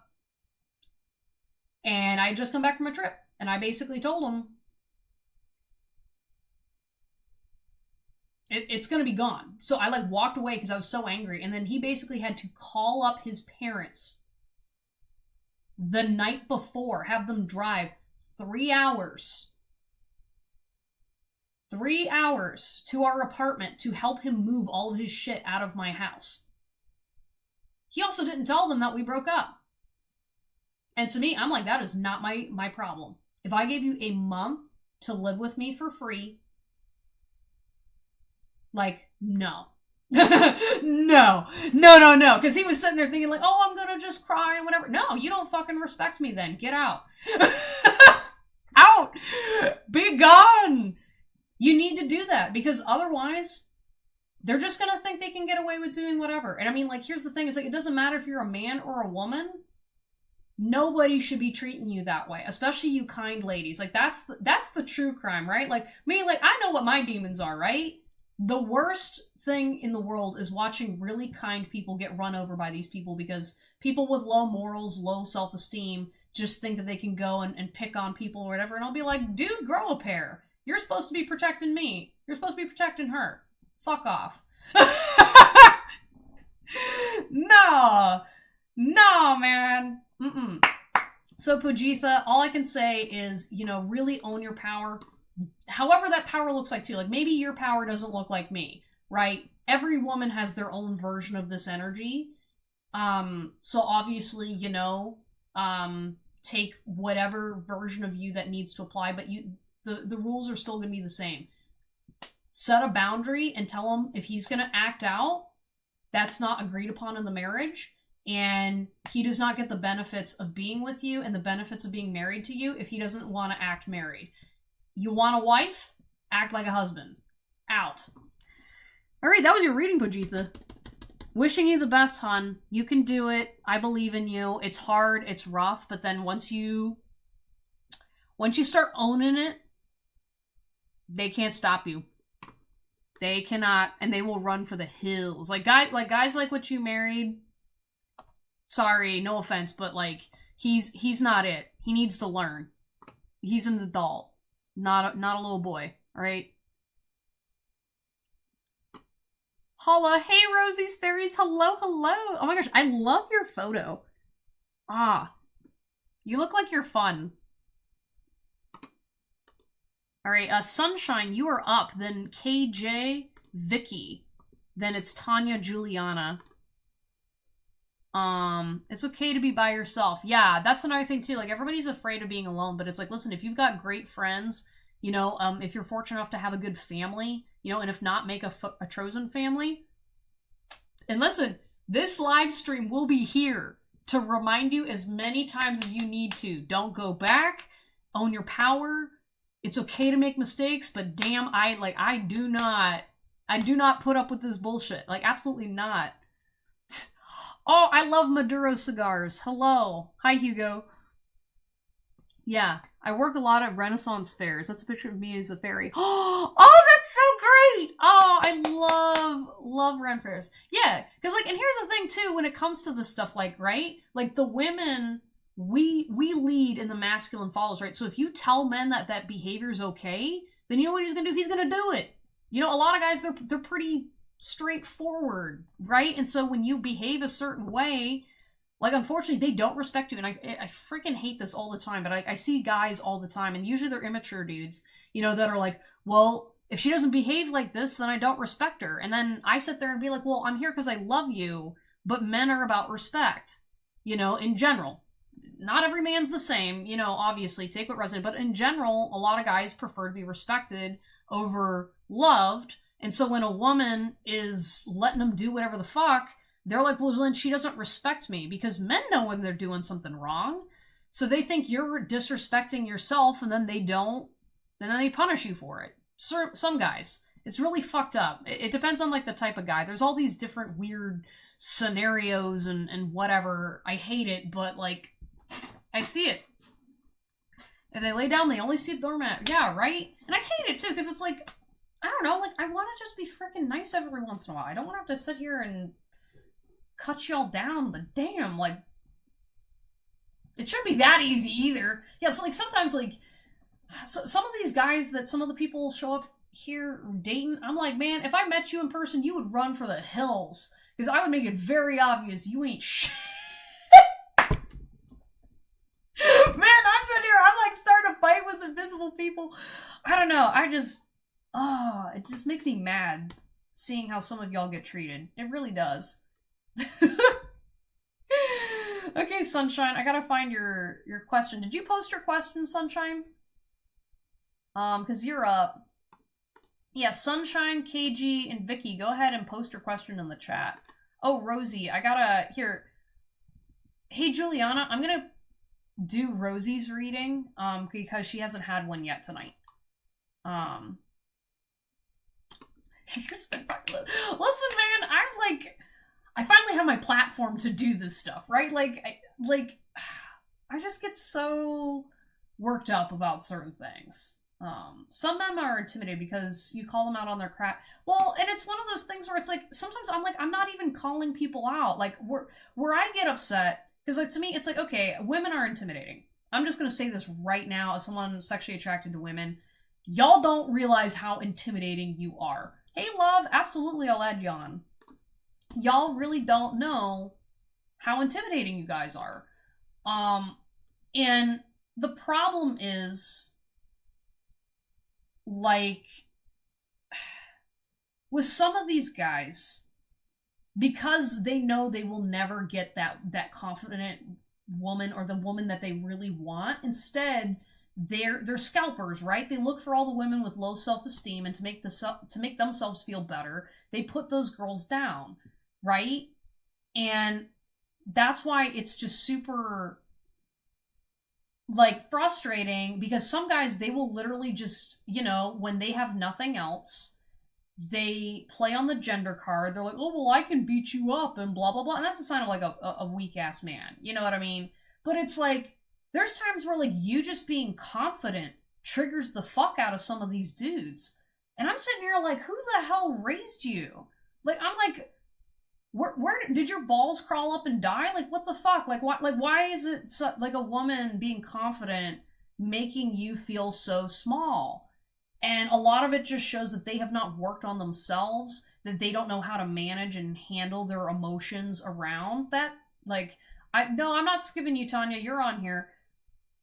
But like, damn, I'm like just sitting there like, so, like, and I mean, like, obviously, I'm talking about like the really insecure guys where I'm like sitting there going, like, man, if you are really gonna like act all tough and big balled, and then a woman walks in and just make like it tries treating you like an equal, and then you lose your shit, you got a lot of work to do, and you got a lot of nerve, acting like you're tough shit. All right, yeah. So, anyways, here's the lineup: Sunshine, KJ, Vicky, Tanya, Rosie, Juliana, Love. Okay, and then Love, you were the last one for tonight. Yes, I see a man so handsome, but if you see the woman he's with, yeah. There's so many social games to this bullshit too. As a non-binary person and queer and all that stuff too, like I also don't understand half of these social games. That's why I'm doing my best with these readings, y'all, because sometimes I sit there and be like, all right, culturally speaking, especially if you're straight, I have to use a different area of my brain for the dating advice because I'm like, I don't always understand the straight people's. I don't, because some of this shit I'm like, why? Why are you doing this? Why are you treating that woman that way? Oh. Work reading. Oh yeah. Right. You were the work reading after you spoke your truth. Yes, I'm totally here for the truth speakers. Okay, guys, like if y'all call out some bullshit, I'm totally here for it. It's like truth is subjective, but there's some things that like, there's a reason we gotta call this shit out.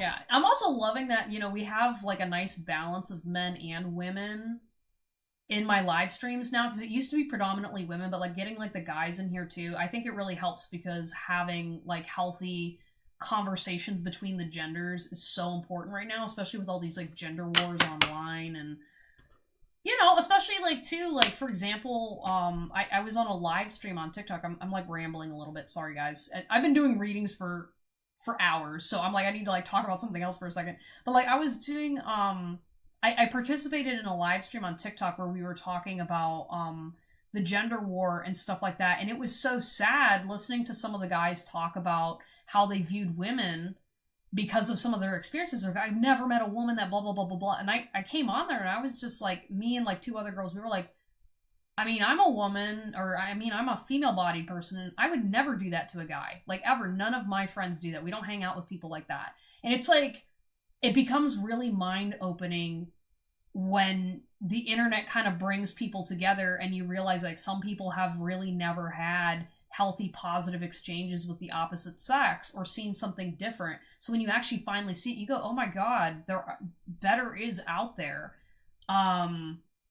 you just got to be really honest with yourself and really start, healing, because I know for myself, I mean, my twin flame journey really taught me a lot about how, despite I thought I really understood men, and was a great ally to them, and then after my twin flame journey, I realized, wow, that version of me was very insecure, didn't actually didn't accept men where they were at, and I was like looking down on them because I was interpreting certain things or behaviors a certain way. And then after I realized, I was like, oh shit, that was me projecting.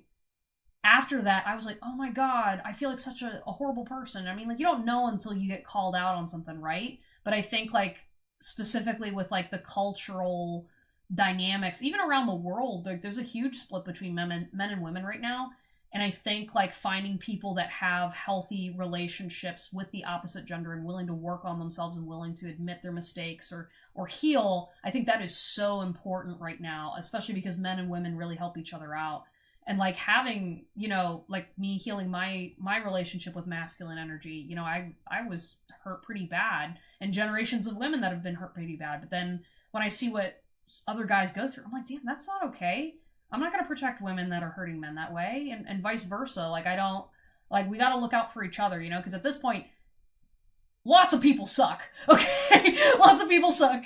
And I just want decent people helping each other out, because, like, at this point, I don't care what's going on in your parents. I just want good people in my life.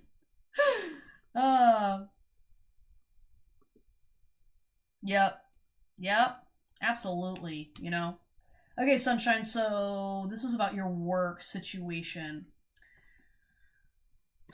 Alright, so you got the Black Moon. I feel like do you get undermined a lot at work? I feel like there's kind of like, you have to like work in the shadows. I feel like it's like, you have to be careful about what you talk about at work, and that's very frustrating because I feel like some of these people, they're like going behind your back, but it's like the wrong people. You know what I mean? So it's like I don't know if you've ever been in this office scenario, right? Where there's like the quiet majority of people that just sit, do their job, and don't care. Then there's the people that are good at what they do and they do care about what's going on at work. And then there's the people that actively don't care. And then there's management. All right? And like, I feel like you were able to call out some things that needed to be addressed. The people who are talking shit are the people that don't actually know what the fuck is going on at work and don't have any business flapping their mouth. I'm like, I don't know. Like, I'm literally hearing this energy, and I'm sitting here just like, are some envious people? Yeah, it's like literally like, I don't know. I think they're just envious because you care. And to me, I'm just like sitting here just like, get a life. Oh my god, it's work. Why are you so bent on what Sunshine says when you're just trying to make work easier? Like, oh my god, like, we have to be here to make money. We might as well do something better, God forbid. And they're like, it's almost like the people that are like, oh, you're like a teacher's pet. You're like kissing ass to management. Meanwhile, management is just like, oh my god, I hate these people over here, but who hired these people? But we have to have them here because XYZ, there's a quota, or there's like we need this many people working, or like there's like a specifically something like, maybe are they protected by a union, or I don't know, like there's like the people that are just like there for some reason that otherwise they wouldn't have been hired there. I don't know, there's like that kind of energy. Yeah, or maybe they're like, they're like related to the boss. Maybe it's one of those sorts of things too, where like management can't get rid of them for some reason. And so, or it's a contract. Yeah. Anyways, though, so you've got the Seven of Bells in reverse. We've got Ace of Swords in reverse. Yeah, I feel like this is this is a really great card. Check this out. This was you. This was you accessing your warrior bitch. Like, you took that sword out and you just like thunk, right on the table. There were 30 to 40 people who spoke truth that day. Oh yeah, look at that. That is exactly what's going on right here. There's death. Yeah. Yeah, the Seven of Swords in reverse. Yeah, I feel like you stood up to some sneaky ass energy, and I think So like the outcome I'm kind of seeing is like there's changes going on in your work environment. I feel like your bosses are trying to make changes, but it's like slow moving progress. And I feel like with having that many people or like whatever is going on with this cultural change, it needs to occur. And I think management's going to fight it. So like at first it's going to feel like nothing changes. Okay? And you're going to be like, "Oh my god, we all did this. What was the fucking point?" But I feel like management heard you. Does it affect? Yes, it's going to affect your job. I feel like you're going to have to let go of some of your issues with confidence because I feel like there's going to be people gaslighting you or trying to like pull some like schmarmy, like, "Oh, well, maybe you shouldn't have said that." Like, follow the social code. And it's like, no, I'm sorry. I'm getting paid. Beyond that, like, we're not here to like make friends, and this isn't a social pageant. Like, it's a fucking company. Where do you think we're at? We're at work. You know what I mean? Go back to high school. You know what I mean? But it's like, yeah, I feel like you're going to be experiencing kind of a death in the workplace too, where it's kind of like you're going to be like you stood up for yourself, and so now you're going to be dealing with the repercussions of that, which can be good or bad. But honestly, I'm feeling it's a good thing overarching in general. I feel like you're resisting giving in to the pressures and the societal bullshit that's allowing bad things to happen in the workplace. And it's not even just like bad things, it's just stuff that it's time. You know what I mean? Like, this is what adults should be doing. Like, healthy, well-balanced adults should be able to walk into their work environment and say, "Hey, I noticed that this thing's going wrong." It shouldn't be this giant fucking menacing thing to call issues out. Like, why are we taking this personally? It's a job. You know what I mean? Like, we're not dating, you're not married, you're not my family. Like, why we're it may affect your review, but you're not going to lose your job. I think you're still going to have a job, but it may affect your review a little bit because I feel like people are going to be salty and people are going to be like, "Oh," and I think it's just going to be one of those things where we're going to be like, "No, no, I'm too powerful for this shit. Fuck it." You know what I mean? Like I think Sunshine, when you start really stepping into your power and when you start realizing that a lot of these people make threats with these reviews and blah blah blah blah blah. I mean, like, depending on the company you're working at, honestly, I think you've got enough level-headed people working in management that they're not going to want you to leave because you provide too much value. And if that one manager came in to actually like try to ruin your career when you're more productive than a bunch of other people, then they're fucking idiots and then you should leave, right? But I do trust the management in your company that they're not going to do that, especially if that many people also spoke up as well. Yeah, I'm just seeing this energy of like you need to start calling people on their bullshit. Fear-based culture, yeah, yep. Nope, I know exactly what you're talking about. That's what I'm saying is because it's like, all right, maybe it's like 2 or 3 managers that are creating this, but like if that's really how they want to do it, that's not productive in any work environment. And it's just insecurity. It's like, I like it's insecurity and it's immaturity in the staff's part. And like I said, you are a productive, great candidate for good work. So,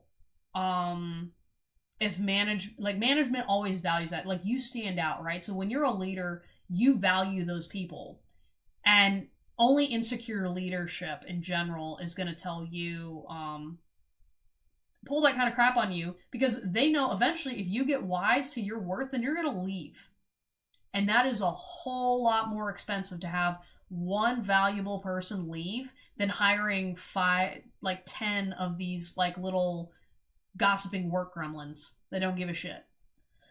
So start playing with that leverage. That's why, like, if people start doing that fear-based bullshit with you, being like, okay, I could just leave. Like, don't say that, but have that energy. Because I can tell you,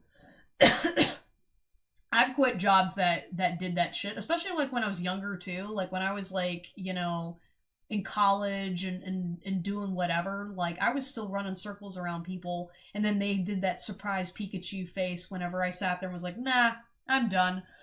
They're like, but you need this job. And it's like, I don't need shit. I just go somewhere. I know what I got. You need me. Quit your yapping, right? And then eventually they fail, you know, like cough cough Sears. That's what happened to Sears. They ran their company into the ground because a bunch of insecure bullshitters thought that they could get away with that behavior and run a company that way. And it's like, no. Man, the end of this live stream, man, y'all got me on some kind of an energy because I'm like, no. We ain't having it. Okay, KJ, it is your turn for your reading. Then Vicky, Tanya, Rosie, then Juliana, and Love. And then I'm sorry, there was someone else in there. I think I missed, but I'm tired, and yeah, I have a few options lined up for you. Yeah, oh yeah, no. If you got options for other jobs, go there. Leave. I don't think this place is gonna change because the owner is like something about the owner of the company's not a great person. I don't think he's gonna listen that much. It's not until they have like mass quitting that they're gonna do something. And then here's what they're gonna do. They're gonna hire a consultant, and the business consultant's gonna tell them, hey, management's the problem, because you guys are insecure in your leadership management style. And they're gonna go through a bunch of like, you know, conventions and leadership development and blah blah blah, but really they're just a bunch of dicks. And yeah. And so then the cycle repeats. The end. Can you tell I've done this before? Quite a lot of it was anonymous. That's okay. We all need a figurehead. Rally behind sunshine. Anarchy in the masses. Stand up, like overturn your overlords. I really love your opinions on life. You're awesome. Truth, loving it. Thank you. Hey V, hello. V for Vendetta. Stand up. Stand up. Okay, KJ, you're up.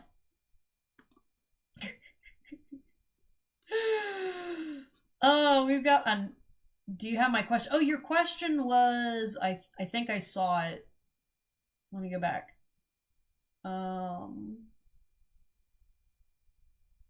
Something about handsome men. Oh, I found it. All right, can I please know who's going in my love life? Like, who is coming towards me with a genuine offer? I think it's gonna be a minute, but I feel like this is gonna be a good friend. Something about, I feel like you're gonna be friends first, and then you're gonna be spouses. Oh yeah, Samuel, are you still here? I wanted to ask, what does your twin flame look like?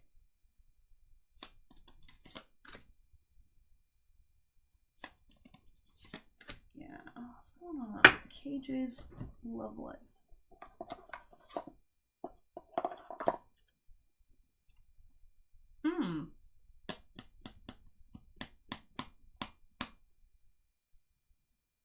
Interesting. Okay, so when I pull this card, hey, just let you know, V, the list is closed for the night.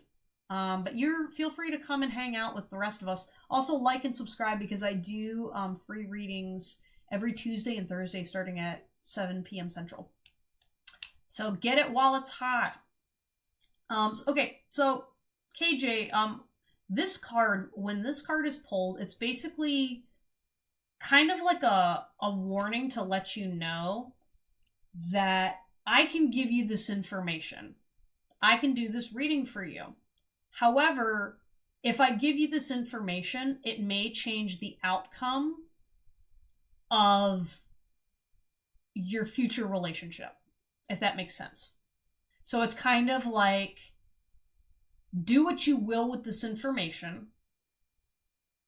However, it's going to change something.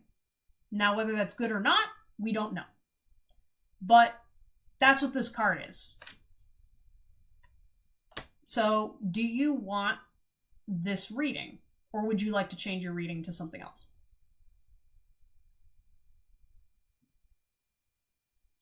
Yeah, I was going to say that card is very unique to this deck. It's specifically in there to say, like, basically, the moment that card flips up in a reading, it's basically to kind of let you know that the reading can end there, because otherwise the information after that could sabotage forward depending on how it works. But it's also up to you. I've been to myself for 2 years already. Yeah, I get that.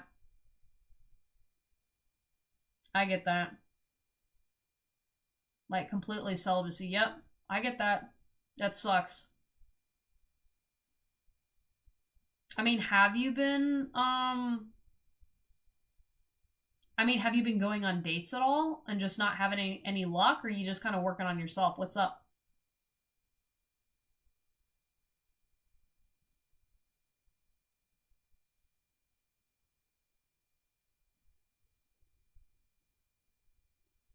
And also, do you want me to continue with your reading? Because I want to make sure that, like, you know, I wanted to at least do the disclaimer before I continued onwards. Okay. You want me to do it?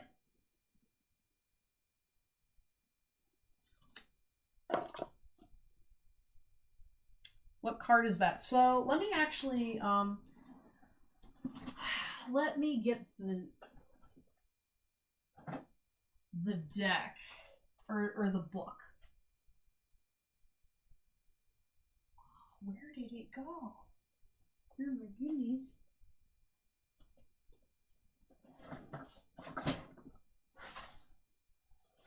Oh.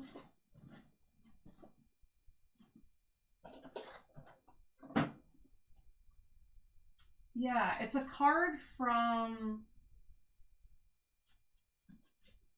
my deck called the Alleyman's Tarot. And basically, he has like random cards that are not conventional, because he really taps into some very unusual concepts in his deck.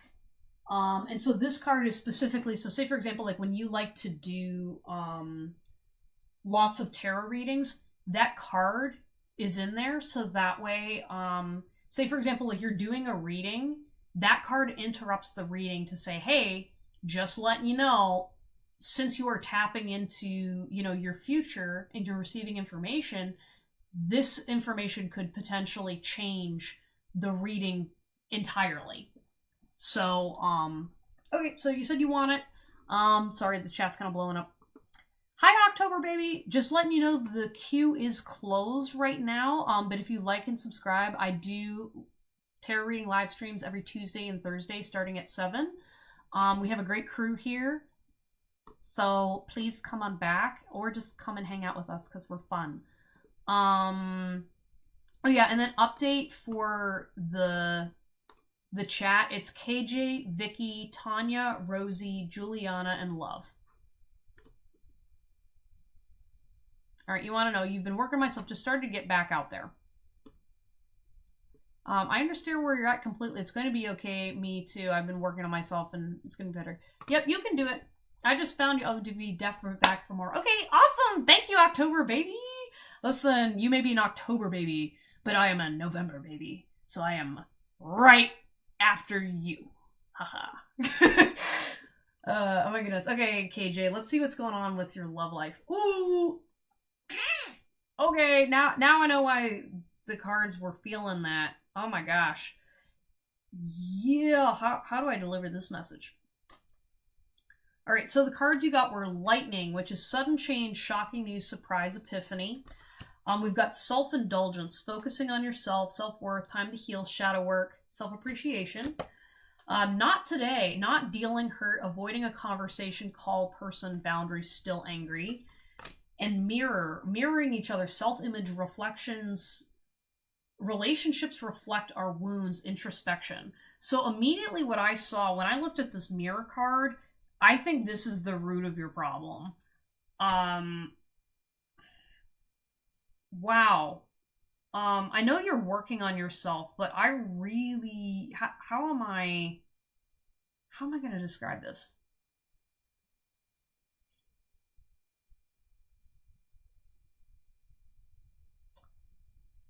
It's kind of like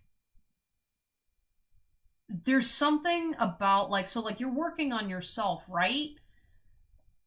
But there's some element okay, yeah, that's a good way to describe it. There's like an elephant in the room of something that you don't want to acknowledge or face, and it's very, very difficult for you to bring up and work with, both within yourself and also with other people. Because I feel like, so say for example, and this is why I immediately had a hard time wanting to even talk to you about it, because I feel like it's kind of something that, like, if say for example you paid me for a reading and we were sitting alone in a room and we're not in front of all these people, and I brought this personal thing up, you'd be very, very defensive about it.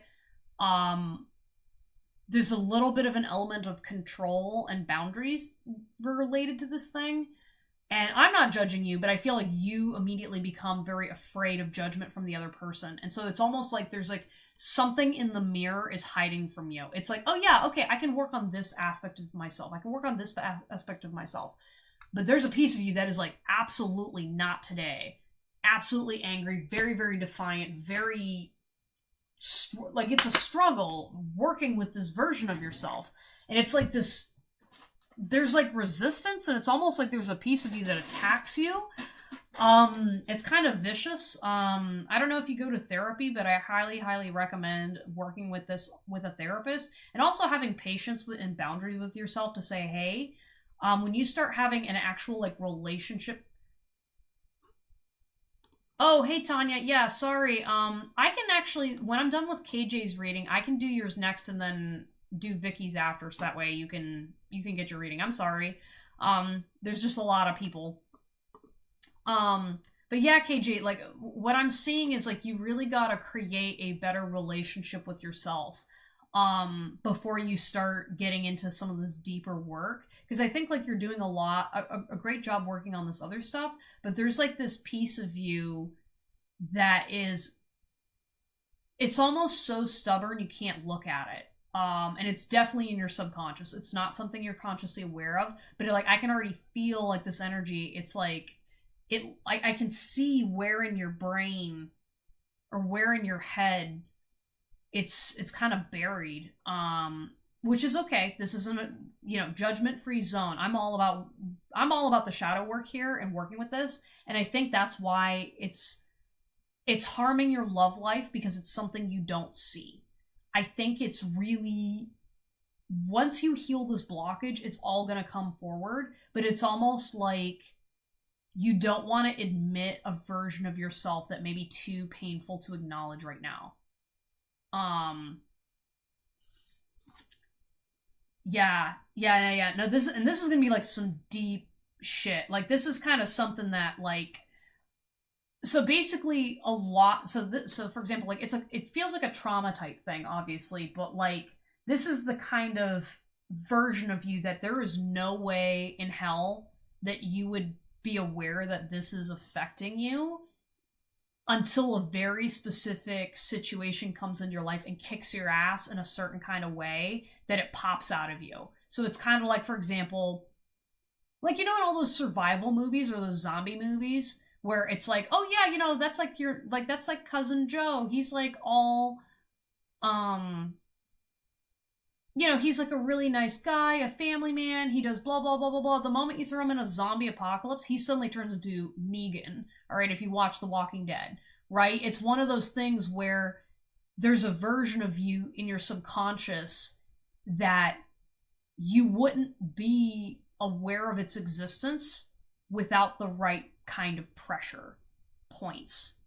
And I think that's why it's kind of eluding you on your self-healing journey, is because it's something that's so deep in your subconscious that the only way it comes out is under a certain kind of stress and pressure. And it might be something that you're very, very resistant and avoiding towards because it may have been something very traumatic from your past. Or it may be a version of you that you have not encountered yet, which is always interesting, right? Because, like, what's kind of cool about learning about yourself and growing older and experiencing more and more life is like you are always an enigma. Like, every time you think you know yourself, life can throw you a curveball, and then you grow, and then you find something new out about yourself. And that's totally okay, right? But I feel like because of that lack of discovery, you're not in a position to meet the one yet, because you're not fully tapped into full you yet, right? Like, I don't think you fully explored the shadows of, like, the ego, right? The deeper shit, like the kind of stuff like, so like prior to my twin flame journey, maybe this will help you understand a little bit. I mean, I thought I knew what my demons were until my twin flame came into my relationship and I suddenly went, whoa, I had no idea I felt that way. I didn't realize I could get that angry. I didn't realize I could become that person. And it was strange because like for me, I mean, I consider myself very, well disciplined and stuff like that. And then stuff with my twin flame pulled me completely out of my element. And I don't want to say I became a different person, but I encountered a version of me that I really was not a fan of. And I was like, oh, who the hell are you? So, but by having that version of me popped out and being able to look at it, I was able to face it and then reintegrate it back in. And then that's when all of the other shadow things started to come forward. And so I think you just haven't had your moment yet of really popping that out to look at it. And everyone's got their own version of that, right? So it's okay. But I think that is something that is holding you back. That is something to look forward to whenever you start working on your deeper shit. Think carefully about the outcome you want. So,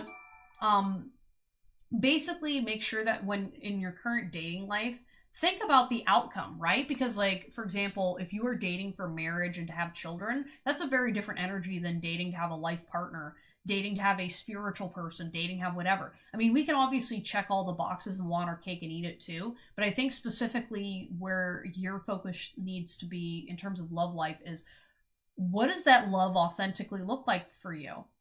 Because I'm not going to lie, I think because you haven't fully encountered including the shadow element to your dating relationships, I think that's why it's hard, because you're focused on the positive or you're focused on the whatever. But like, you also got to understand, when you marry someone, you're also marrying their demons.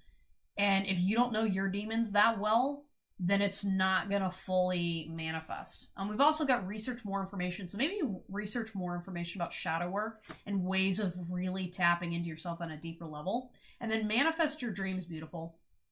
Just keep manifesting it, I know it's hard to say when it's been 2 years, but also these things don't work on our timeline. So, yep. Thank you for the new subscribers. Welcome. Unfortunately, the list is closed tonight. But if you subscribe and like and all that good stuff, I do readings every Tuesday and Thursday starting at 7 p.m. Central. There's also a collective message that I do at the beginning of every live stream, so you can check that out as well. So if you go back, there might be messages for you in the collective message at the beginning. So, yeah. Thank you for stopping by, though. Okay, Tanya's up. Then it's gonna be Vicky, Rosie, Juliana, then Love.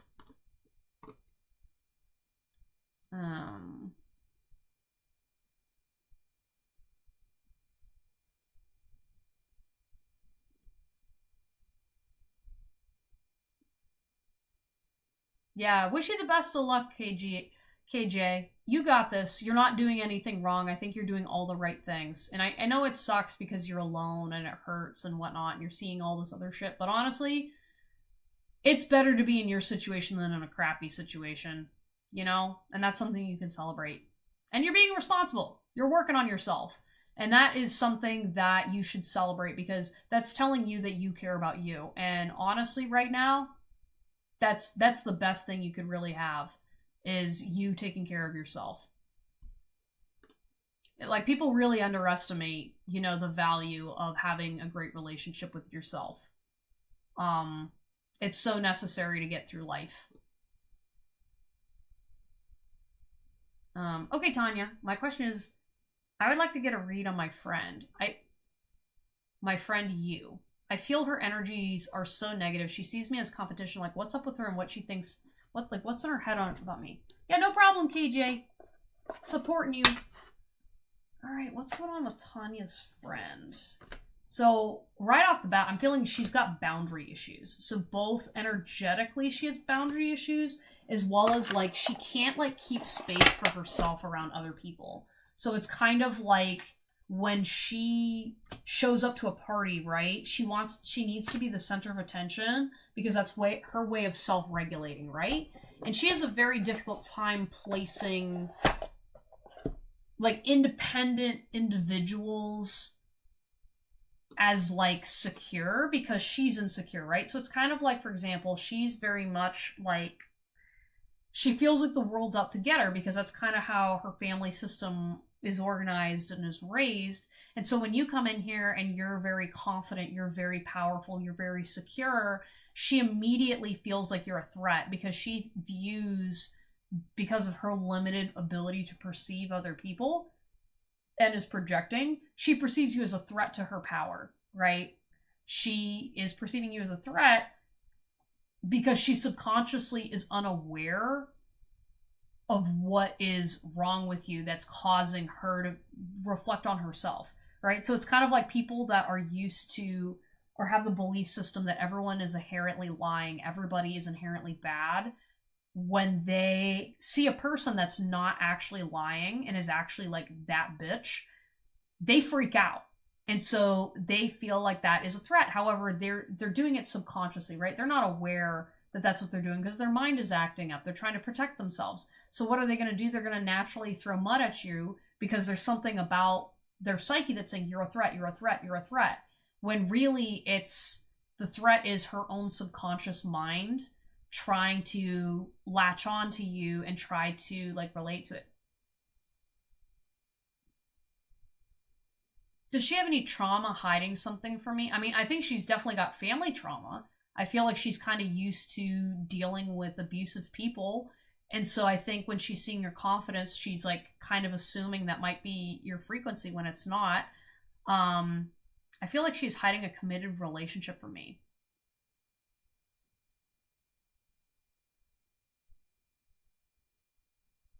I'm feeling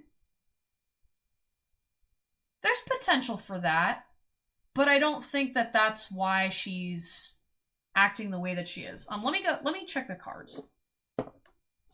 Okay, so we've got death. Yeah, so for example, she has a very difficult time letting go of things. So it's like, for example, I'm seeing this, skeleton and he's like dancing on a grave, right? And I feel like she has a very difficult time moving forward about things, especially about your own conversations. I forget what this card means. All right, I'm just going to go ahead and interpret this card. Because basically this card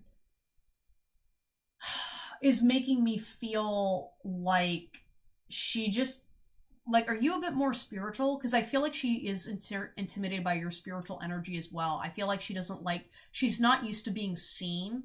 And so this is something for all of y'all out there that if you are able to sense other people's energy frequencies and whatnot, non-spiritually inclined people can sense that and they can get freaked out. It can feel like a boundary violation. And since her energy is all over the place, she senses that, right? And so since she can't stay within her body, mind, spirit, and energy, that's where like that conflict is coming in because she's like able to sense that there's something different about you. So then she's just like, oh, I'm going to react to it, right? And so that might be also something too with working on your energetic boundaries to be able to be like, hey, it's like it's not really your fault to regulate her, but like sometimes when you have like big energy, but we're just going to say that, and you're able to sense it, she's aware what's going on.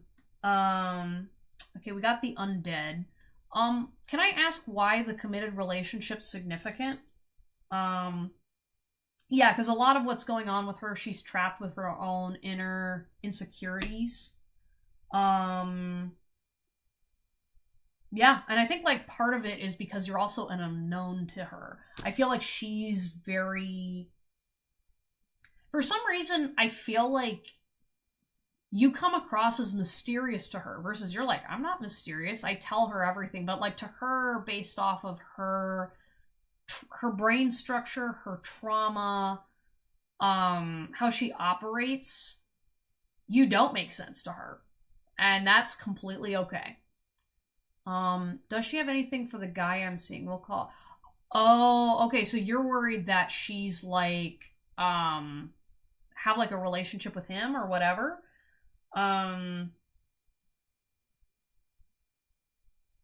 Yeah, more death energy. That's why her boyfriend always lies to her. That's why it matters. Okay. Is she jealous of your connection with that? One sec, I'm kind of like looking. Yeah. Ah, okay, gotcha. Yeah. Well, there's something about her energy, like, I'm not gonna lie, it's hard reading for her because her brain is very scattered. So it's like, cause like I'm literally like standing in her energy, right? And I'm like, she doesn't really know what's up and what's down, if that makes any sense. So wait, let me pull my energy back a little bit just to kind of, okay. Oh. I know what the problem was, Tanya. Sorry, I was stepping like way too deep in her energy. Because like I can get really deep in there, and I realize, I know what I was picking up on. Oh yeah, no, she's definitely jealous. I just feel like she does this to a lot of people. And I think that's why I have a hard time picking up on just like you and her's connection, because she's very much like it honestly has nothing to do with you and your person. Yeah, her boyfriend lies to her because he's also in the same like chaotic field. So like this is like kind of like, is she kind of narcissistic, or like did she grow up around narcissists? Because so what I'm kind of seeing is like it's definitely family trauma and whatnot, and it's literally coming from a place where like she can't relate to the world outside of her because of, that's just how she views the world. That's how she's like, when you're raised around people like that, that's how you believe the rest of the world works. And until she has proof of something outside of her that is safe outside of herself, she will not break through. She will not break free of that. So she's probably not even aware that she's jealous because she's so far gone. That's kind of what I'm feeling, because it's literally like I'm literally standing in her energy, because like normally like I can pick up if someone's jealous or whatever. This is like beyond jealousy. This is kind of like I don't even know if you should be friends with this person, being perfectly honest. I feel like it might be a drain on your energy. Um what guidance can you give? I feel like her soul needs healing, but I also have to stay with it. Yeah, I say just don't be friends. Don't be friends. It's not your place to heal it. Leave that up to spirit, God, whoever you follow. Because I feel like you do care, and I do feel like one of the problems with people in this scenario, right, is like you can feel them on a soul level, right? And that's kind of where the problem is like we need to live our body, mind, and spirit on this plane, right? You're sensing her on a 5D level. You can sense her at her soul core, right? And ultimately, though, she has to be the one in connection with that. And so that's what's also hard is, and that's what triggers her about you, is because you can see her on that soul level, but she's not there yet. She's not ready for that connection. And so that's why it's very, very, in her energy, it's hurting her having you around, because you are reflecting goodness back to her. And right now she can't connect with her own goodness. And so then it causes a shit ton of pain and frequency. Yeah. I don't blame you for hurting, because you're a caring person. You wanna save people from that fate, but also understand that she has to find that light within herself because she has it. And that also, you want to make sure you don't disempower yourself in believing you have control over another person's healing either. That's really hard when we are naturally very bright and can heal other people. But what happens is if you get into you have to get into the balance of not being in control. And I think that's like the hardest fucking shit. You know what I mean? It's like, and like, since you're a tarot reader, you get it. It's like, we can see all this stuff. We can channel spirits. We can do all this stuff, and we still can't freaking heal that one difficult person. And I think that's why we get drawn to those souls so much. Um, because we're just reflecting them back, and like because we've been through shit, we want to do that for others, but like we can't do that healing for them. So just being light enough is okay. And like honestly, I found with people like that, just accepting them, that that's where their soul's at right now, I think that heals people and does wonders. And say, hey, I love you, you don't need to change, just be yourself, but I can't show up in this way. Yeah. Yeah, no, that's the worst, is when you're sitting there going like, hey, we've been through the same thing, but we are not the same people. And sometimes you gotta to let it go. Oh, and I can feel your grief over it too, Tanya. I'm so sorry. Like that, like it hurts when it's a friend too, you know? Yep, your channel is awesome. Your truth is so oh, thank you, Vicky. I appreciate it. And care about her as a mother. Her mother also likes me very much. She's a palm reader and she instantly agrees. Okay, yeah. Yeah, no, I get that. I get that a lot. Well, and especially in the spiritual community too. Sometimes the spiritual narcissism takes hold, and that's always like the worst, you know, because sometimes you just really can't get through. You know, I'll send her some love and healing, you know, from my neck of the woods, because I get it. I know what those frequencies like, been there, but I got out, and it takes divine intervention. So, I mean, I think having faith and trust that, you know, whenever that message and when that time is ready for her, then Spirit's going to be there for her, you know?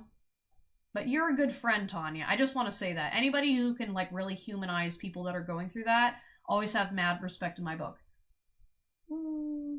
Sending you love, Tanya. Okay, Tanya.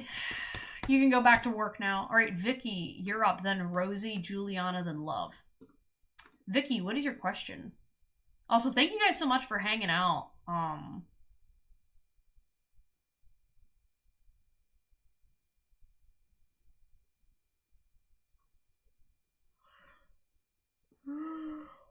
I'm feeling your payment. Maybe she should just step back and let the divine deal with it so much. Yeah.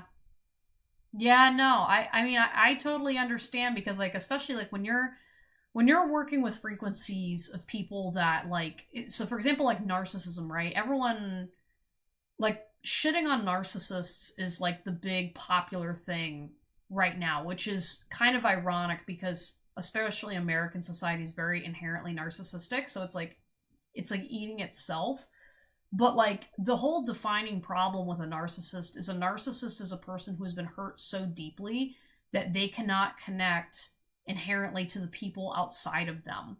That's why they can't receive feedback. That's why they don't grow. That's why they are stagnant, because they're like, in order to protect themselves, they learned to put up walls so they don't have to listen to anybody else. So the only way that they can actually connect with people is through relating to other people. And it's a very, very painful experience. I mean, like, I've channeled narcissism. I've channeled people, like, you know, like people that are like, you know, they ask about like their abuser and stuff like that. And I've sat in those people's frequencies, and it's so detached from reality, and so um it's awful. It really is. That's why, like, I won't lie, I've now reached a level of sympathy for people like that. Like, obviously, you know, you don't leave them in your life and whatnot, but like, I do not wish narcissism on my enemies, or, you know, it's a horrible existence. Am I going to finally be able to get a place to call home? I've been in this situation for 8 years, but I've learned many lessons, and I've never been married. When you say a place called home, do you mean like, are you talking about like wanting to buy a house, or are you looking for like a family?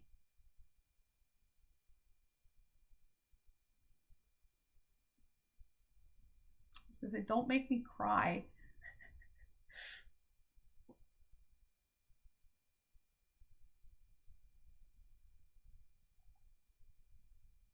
Well, that's crazy. My candle's going nuts right now. I have like a really tall flame right now.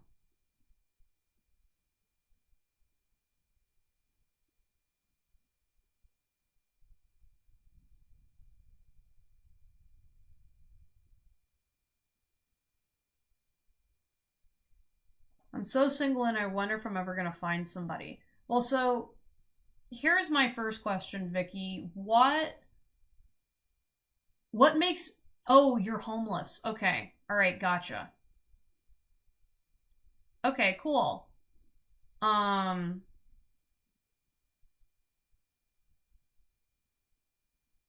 One sec.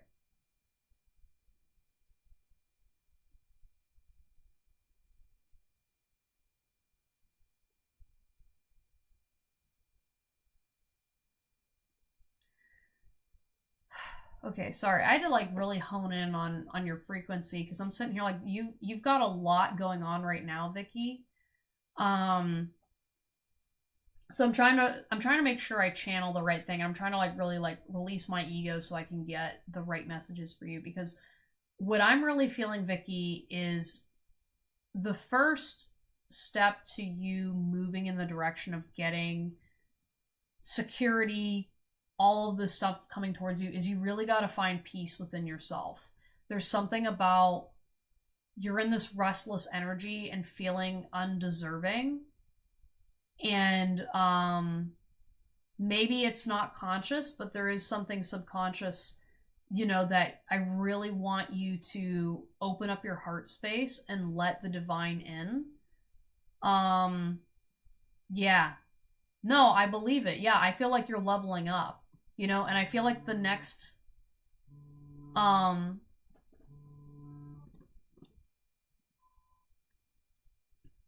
I feel like the next step for you is going to be really, really opening your heart space up to the divine. Um, because yeah, all I'm really feeling, it's like a very peaceful spiritual energy. And I think when you reach that point, that's when it's all going to come in.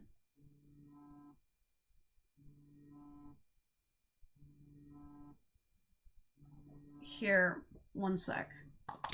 Someone's calling me. Hey, I'm busy at the moment. What's up?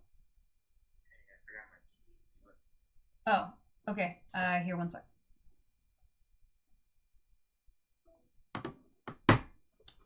Here, one sec, guys. I will be right back.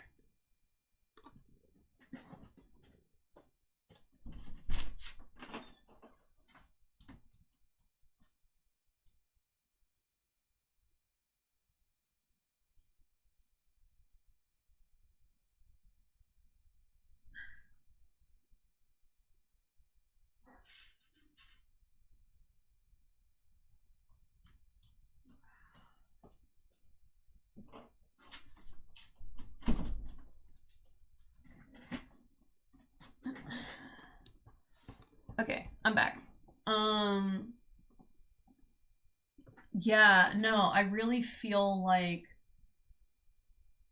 as you work deeper within yourself, I think that's when it's gonna make your manifestations work a bit better.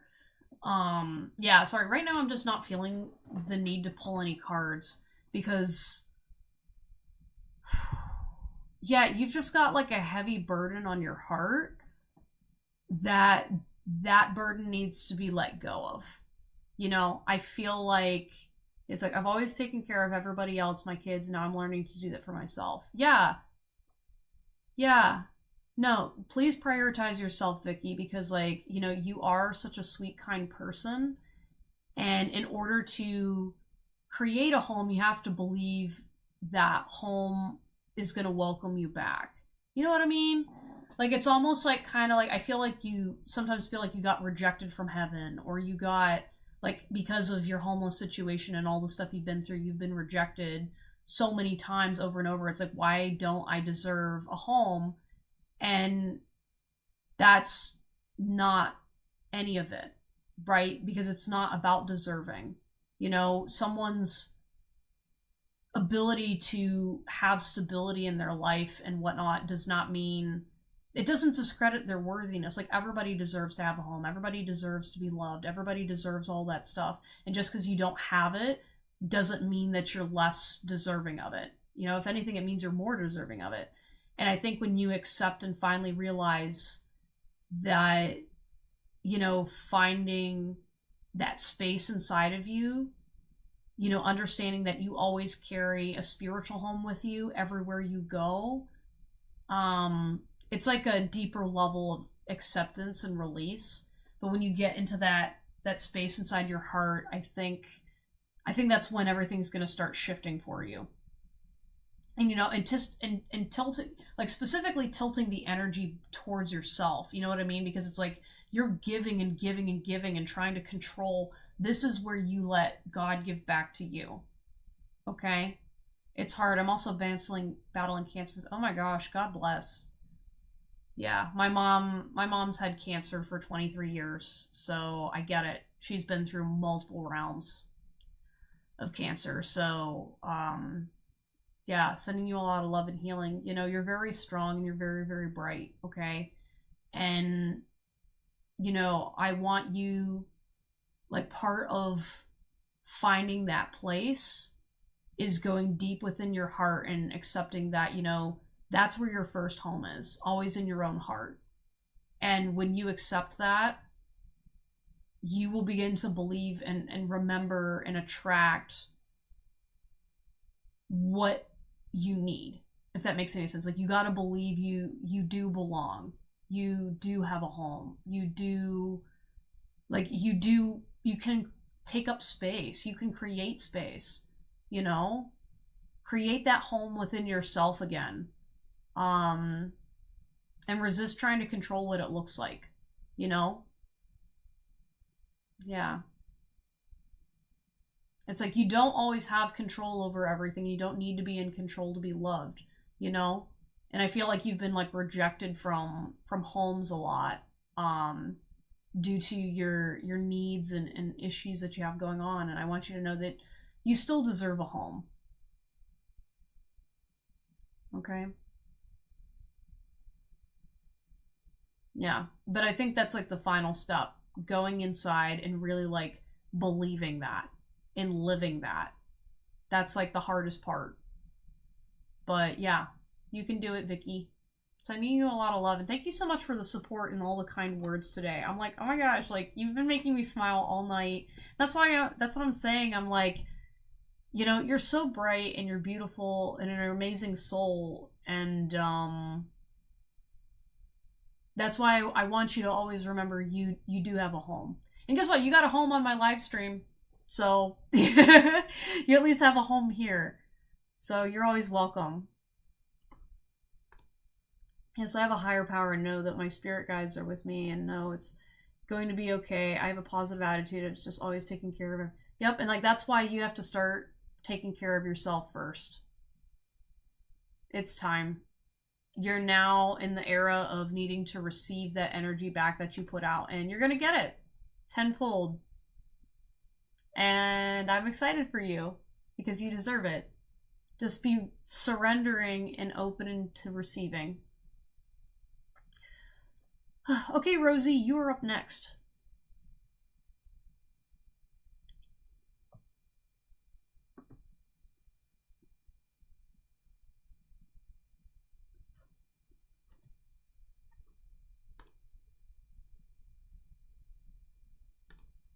Rosie, are you still here? How about Juliana or Love?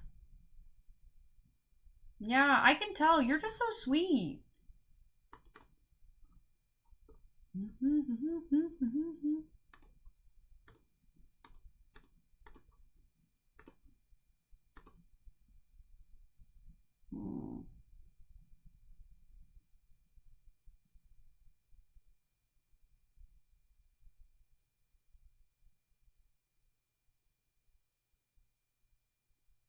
You're here, Love? Okay.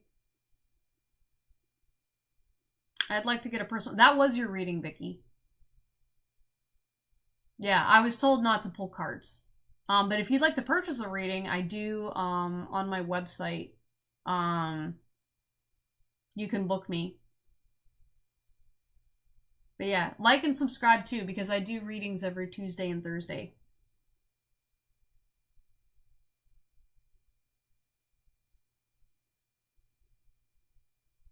Sorry, I realized because I had to go let someone in my house, but yeah.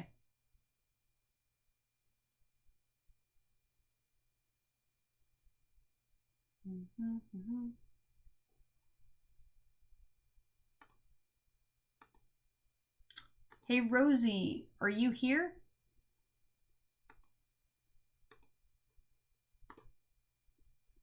I did already. You're awesome. Oh, thank you. Okay. I appreciate you.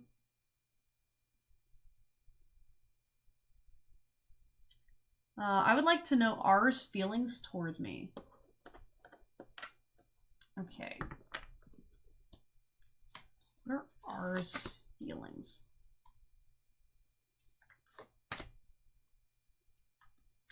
This is kind of strange, love, but have you never asked about his feelings before? Is this someone kind of new? Because there's something kind of like about like you guys' energy is very like you're not familiar with each other. Or there's something about you guys kind of like are fresh. That or like there's something surprising about this R person. Has he like caught your eye, or is he somebody that's not like conventional, or you're not conventionally attracted to? Okay. Let's see, we've got Scorns, Solitude. Alright, so, he is someone I knew. Okay. Yeah, there's just something about the energy that's like...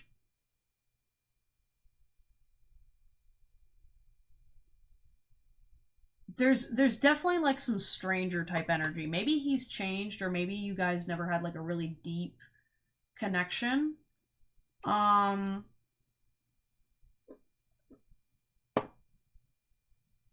Yeah. So first of all, I mean, I don't know. So the first card I was drawn to is like I see this victim card, and I don't know if maybe he knows something about your past. And like there's something about the way, I don't know. I feel like he's kind of like concerned about what you went through, or maybe he can tell that you've been through something. Hey, who's gonna stop me? Um, this is like my last reading for the night. However, if you like and subscribe, I do free tarot readings every Tuesday and Thursdays, starting at 7 p.m. Central. So you can go ahead and get a free reading then, or you can book me if you check out my website mindovermania.com. I'm very intuitive, and it's strange that the spirit guides didn't want you to pull any cards. Yeah, I think it's because, like, so... I think a lot of it is learning to trust. Like, I was just literally sitting there, and I just felt, like, so peaceful. You know? And it was just kind of telling me that, you know, like, you really just, you know, feeling it. Like and subscribe. Thank you! I also love your username, by the way. Who's gonna stop me? 2022. That's actually funny. A little funny synchronicity you got going on there. Yeah, usually, and that's the thing, Vicky, like, I usually don't not need to pull cards, except sometimes people that are really connected with the angelic realms and higher frequencies, sometimes they just want me to straight channel. Because I was drawn to your channel. Oh, thank you! That's cool! You have a great... That's a great username. Thank you! Yeah, no, because usually angelic frequencies, they just, oh my gosh, they just put me at peace. Like, one time, I was doing a reading for someone to channel Archangel Michael, and oh my gosh. Like, you know, forget getting high. Like, just sit and channel angels, and you can just be pure bliss all day. Like, usually when I do certain channeling messages, depending on how high the frequency, man, I feel great for like 2 or 3 days after. Anyways, though, back to Love's reading. Yeah,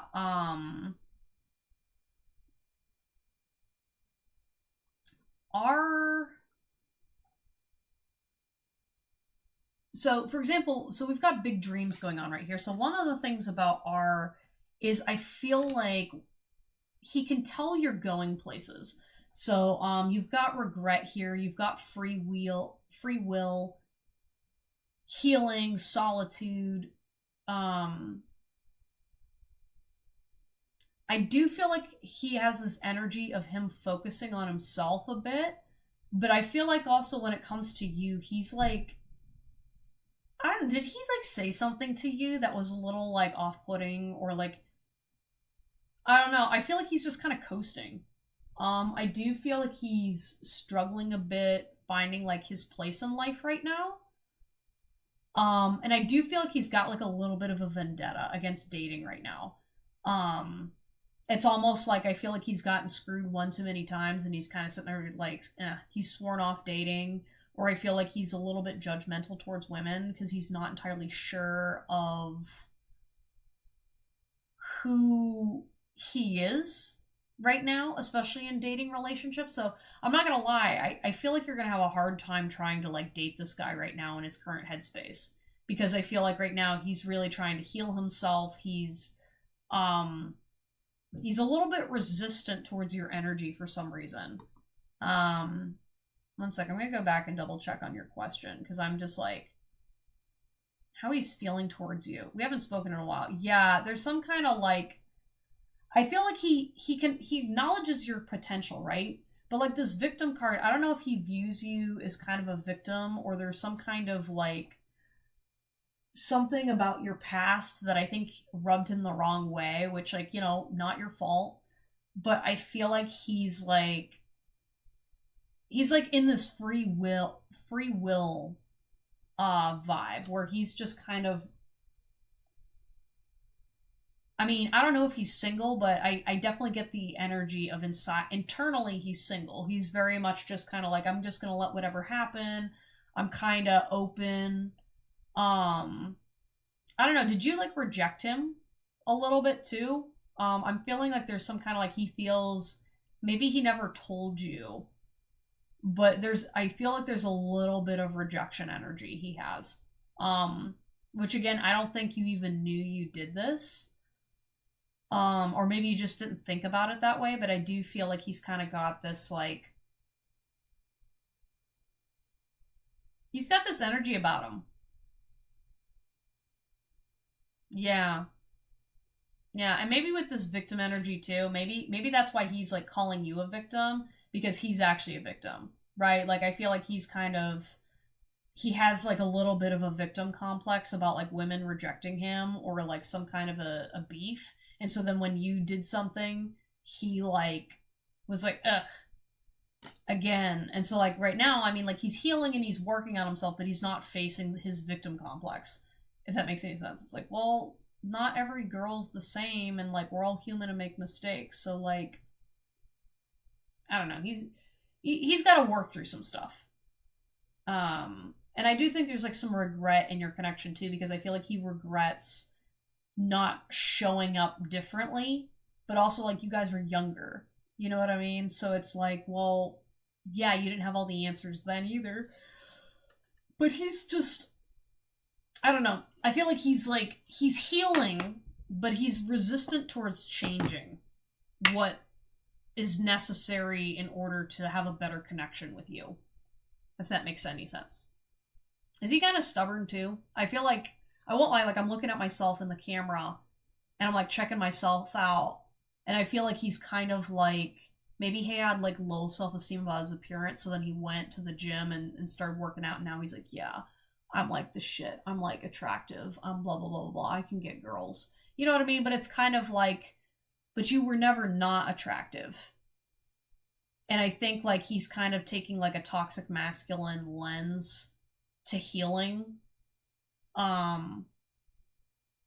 Because it's kind of like, well, you should want women that value you for you and not just how you look. And just because love rejected you doesn't mean that you're like, either of you are undesirable. I don't know. I think he got like a little butthurt and triggered. Probably because you're less shallow. Like you're not You're not as shallow as he is. Not that you're shallow, but you know what I mean? Like, it's kind of like, you know what I mean? Like, especially like with who you were at that time too. Like, he's a DJ. Yeah. Yeah, no, because like I said, like I keep looking at my face and I was like, yeah, I'm the shit. What are you fucking talking about? Why would she say that? Nah. Nah. She's not actually rejecting me. She's just insecure. When really that's him, right? That's him trying to process the rejection and is actually like, no. Love is the insecure one. And he's got like maybe like a fantasy too around you guys' connection as well. That's not very accurate.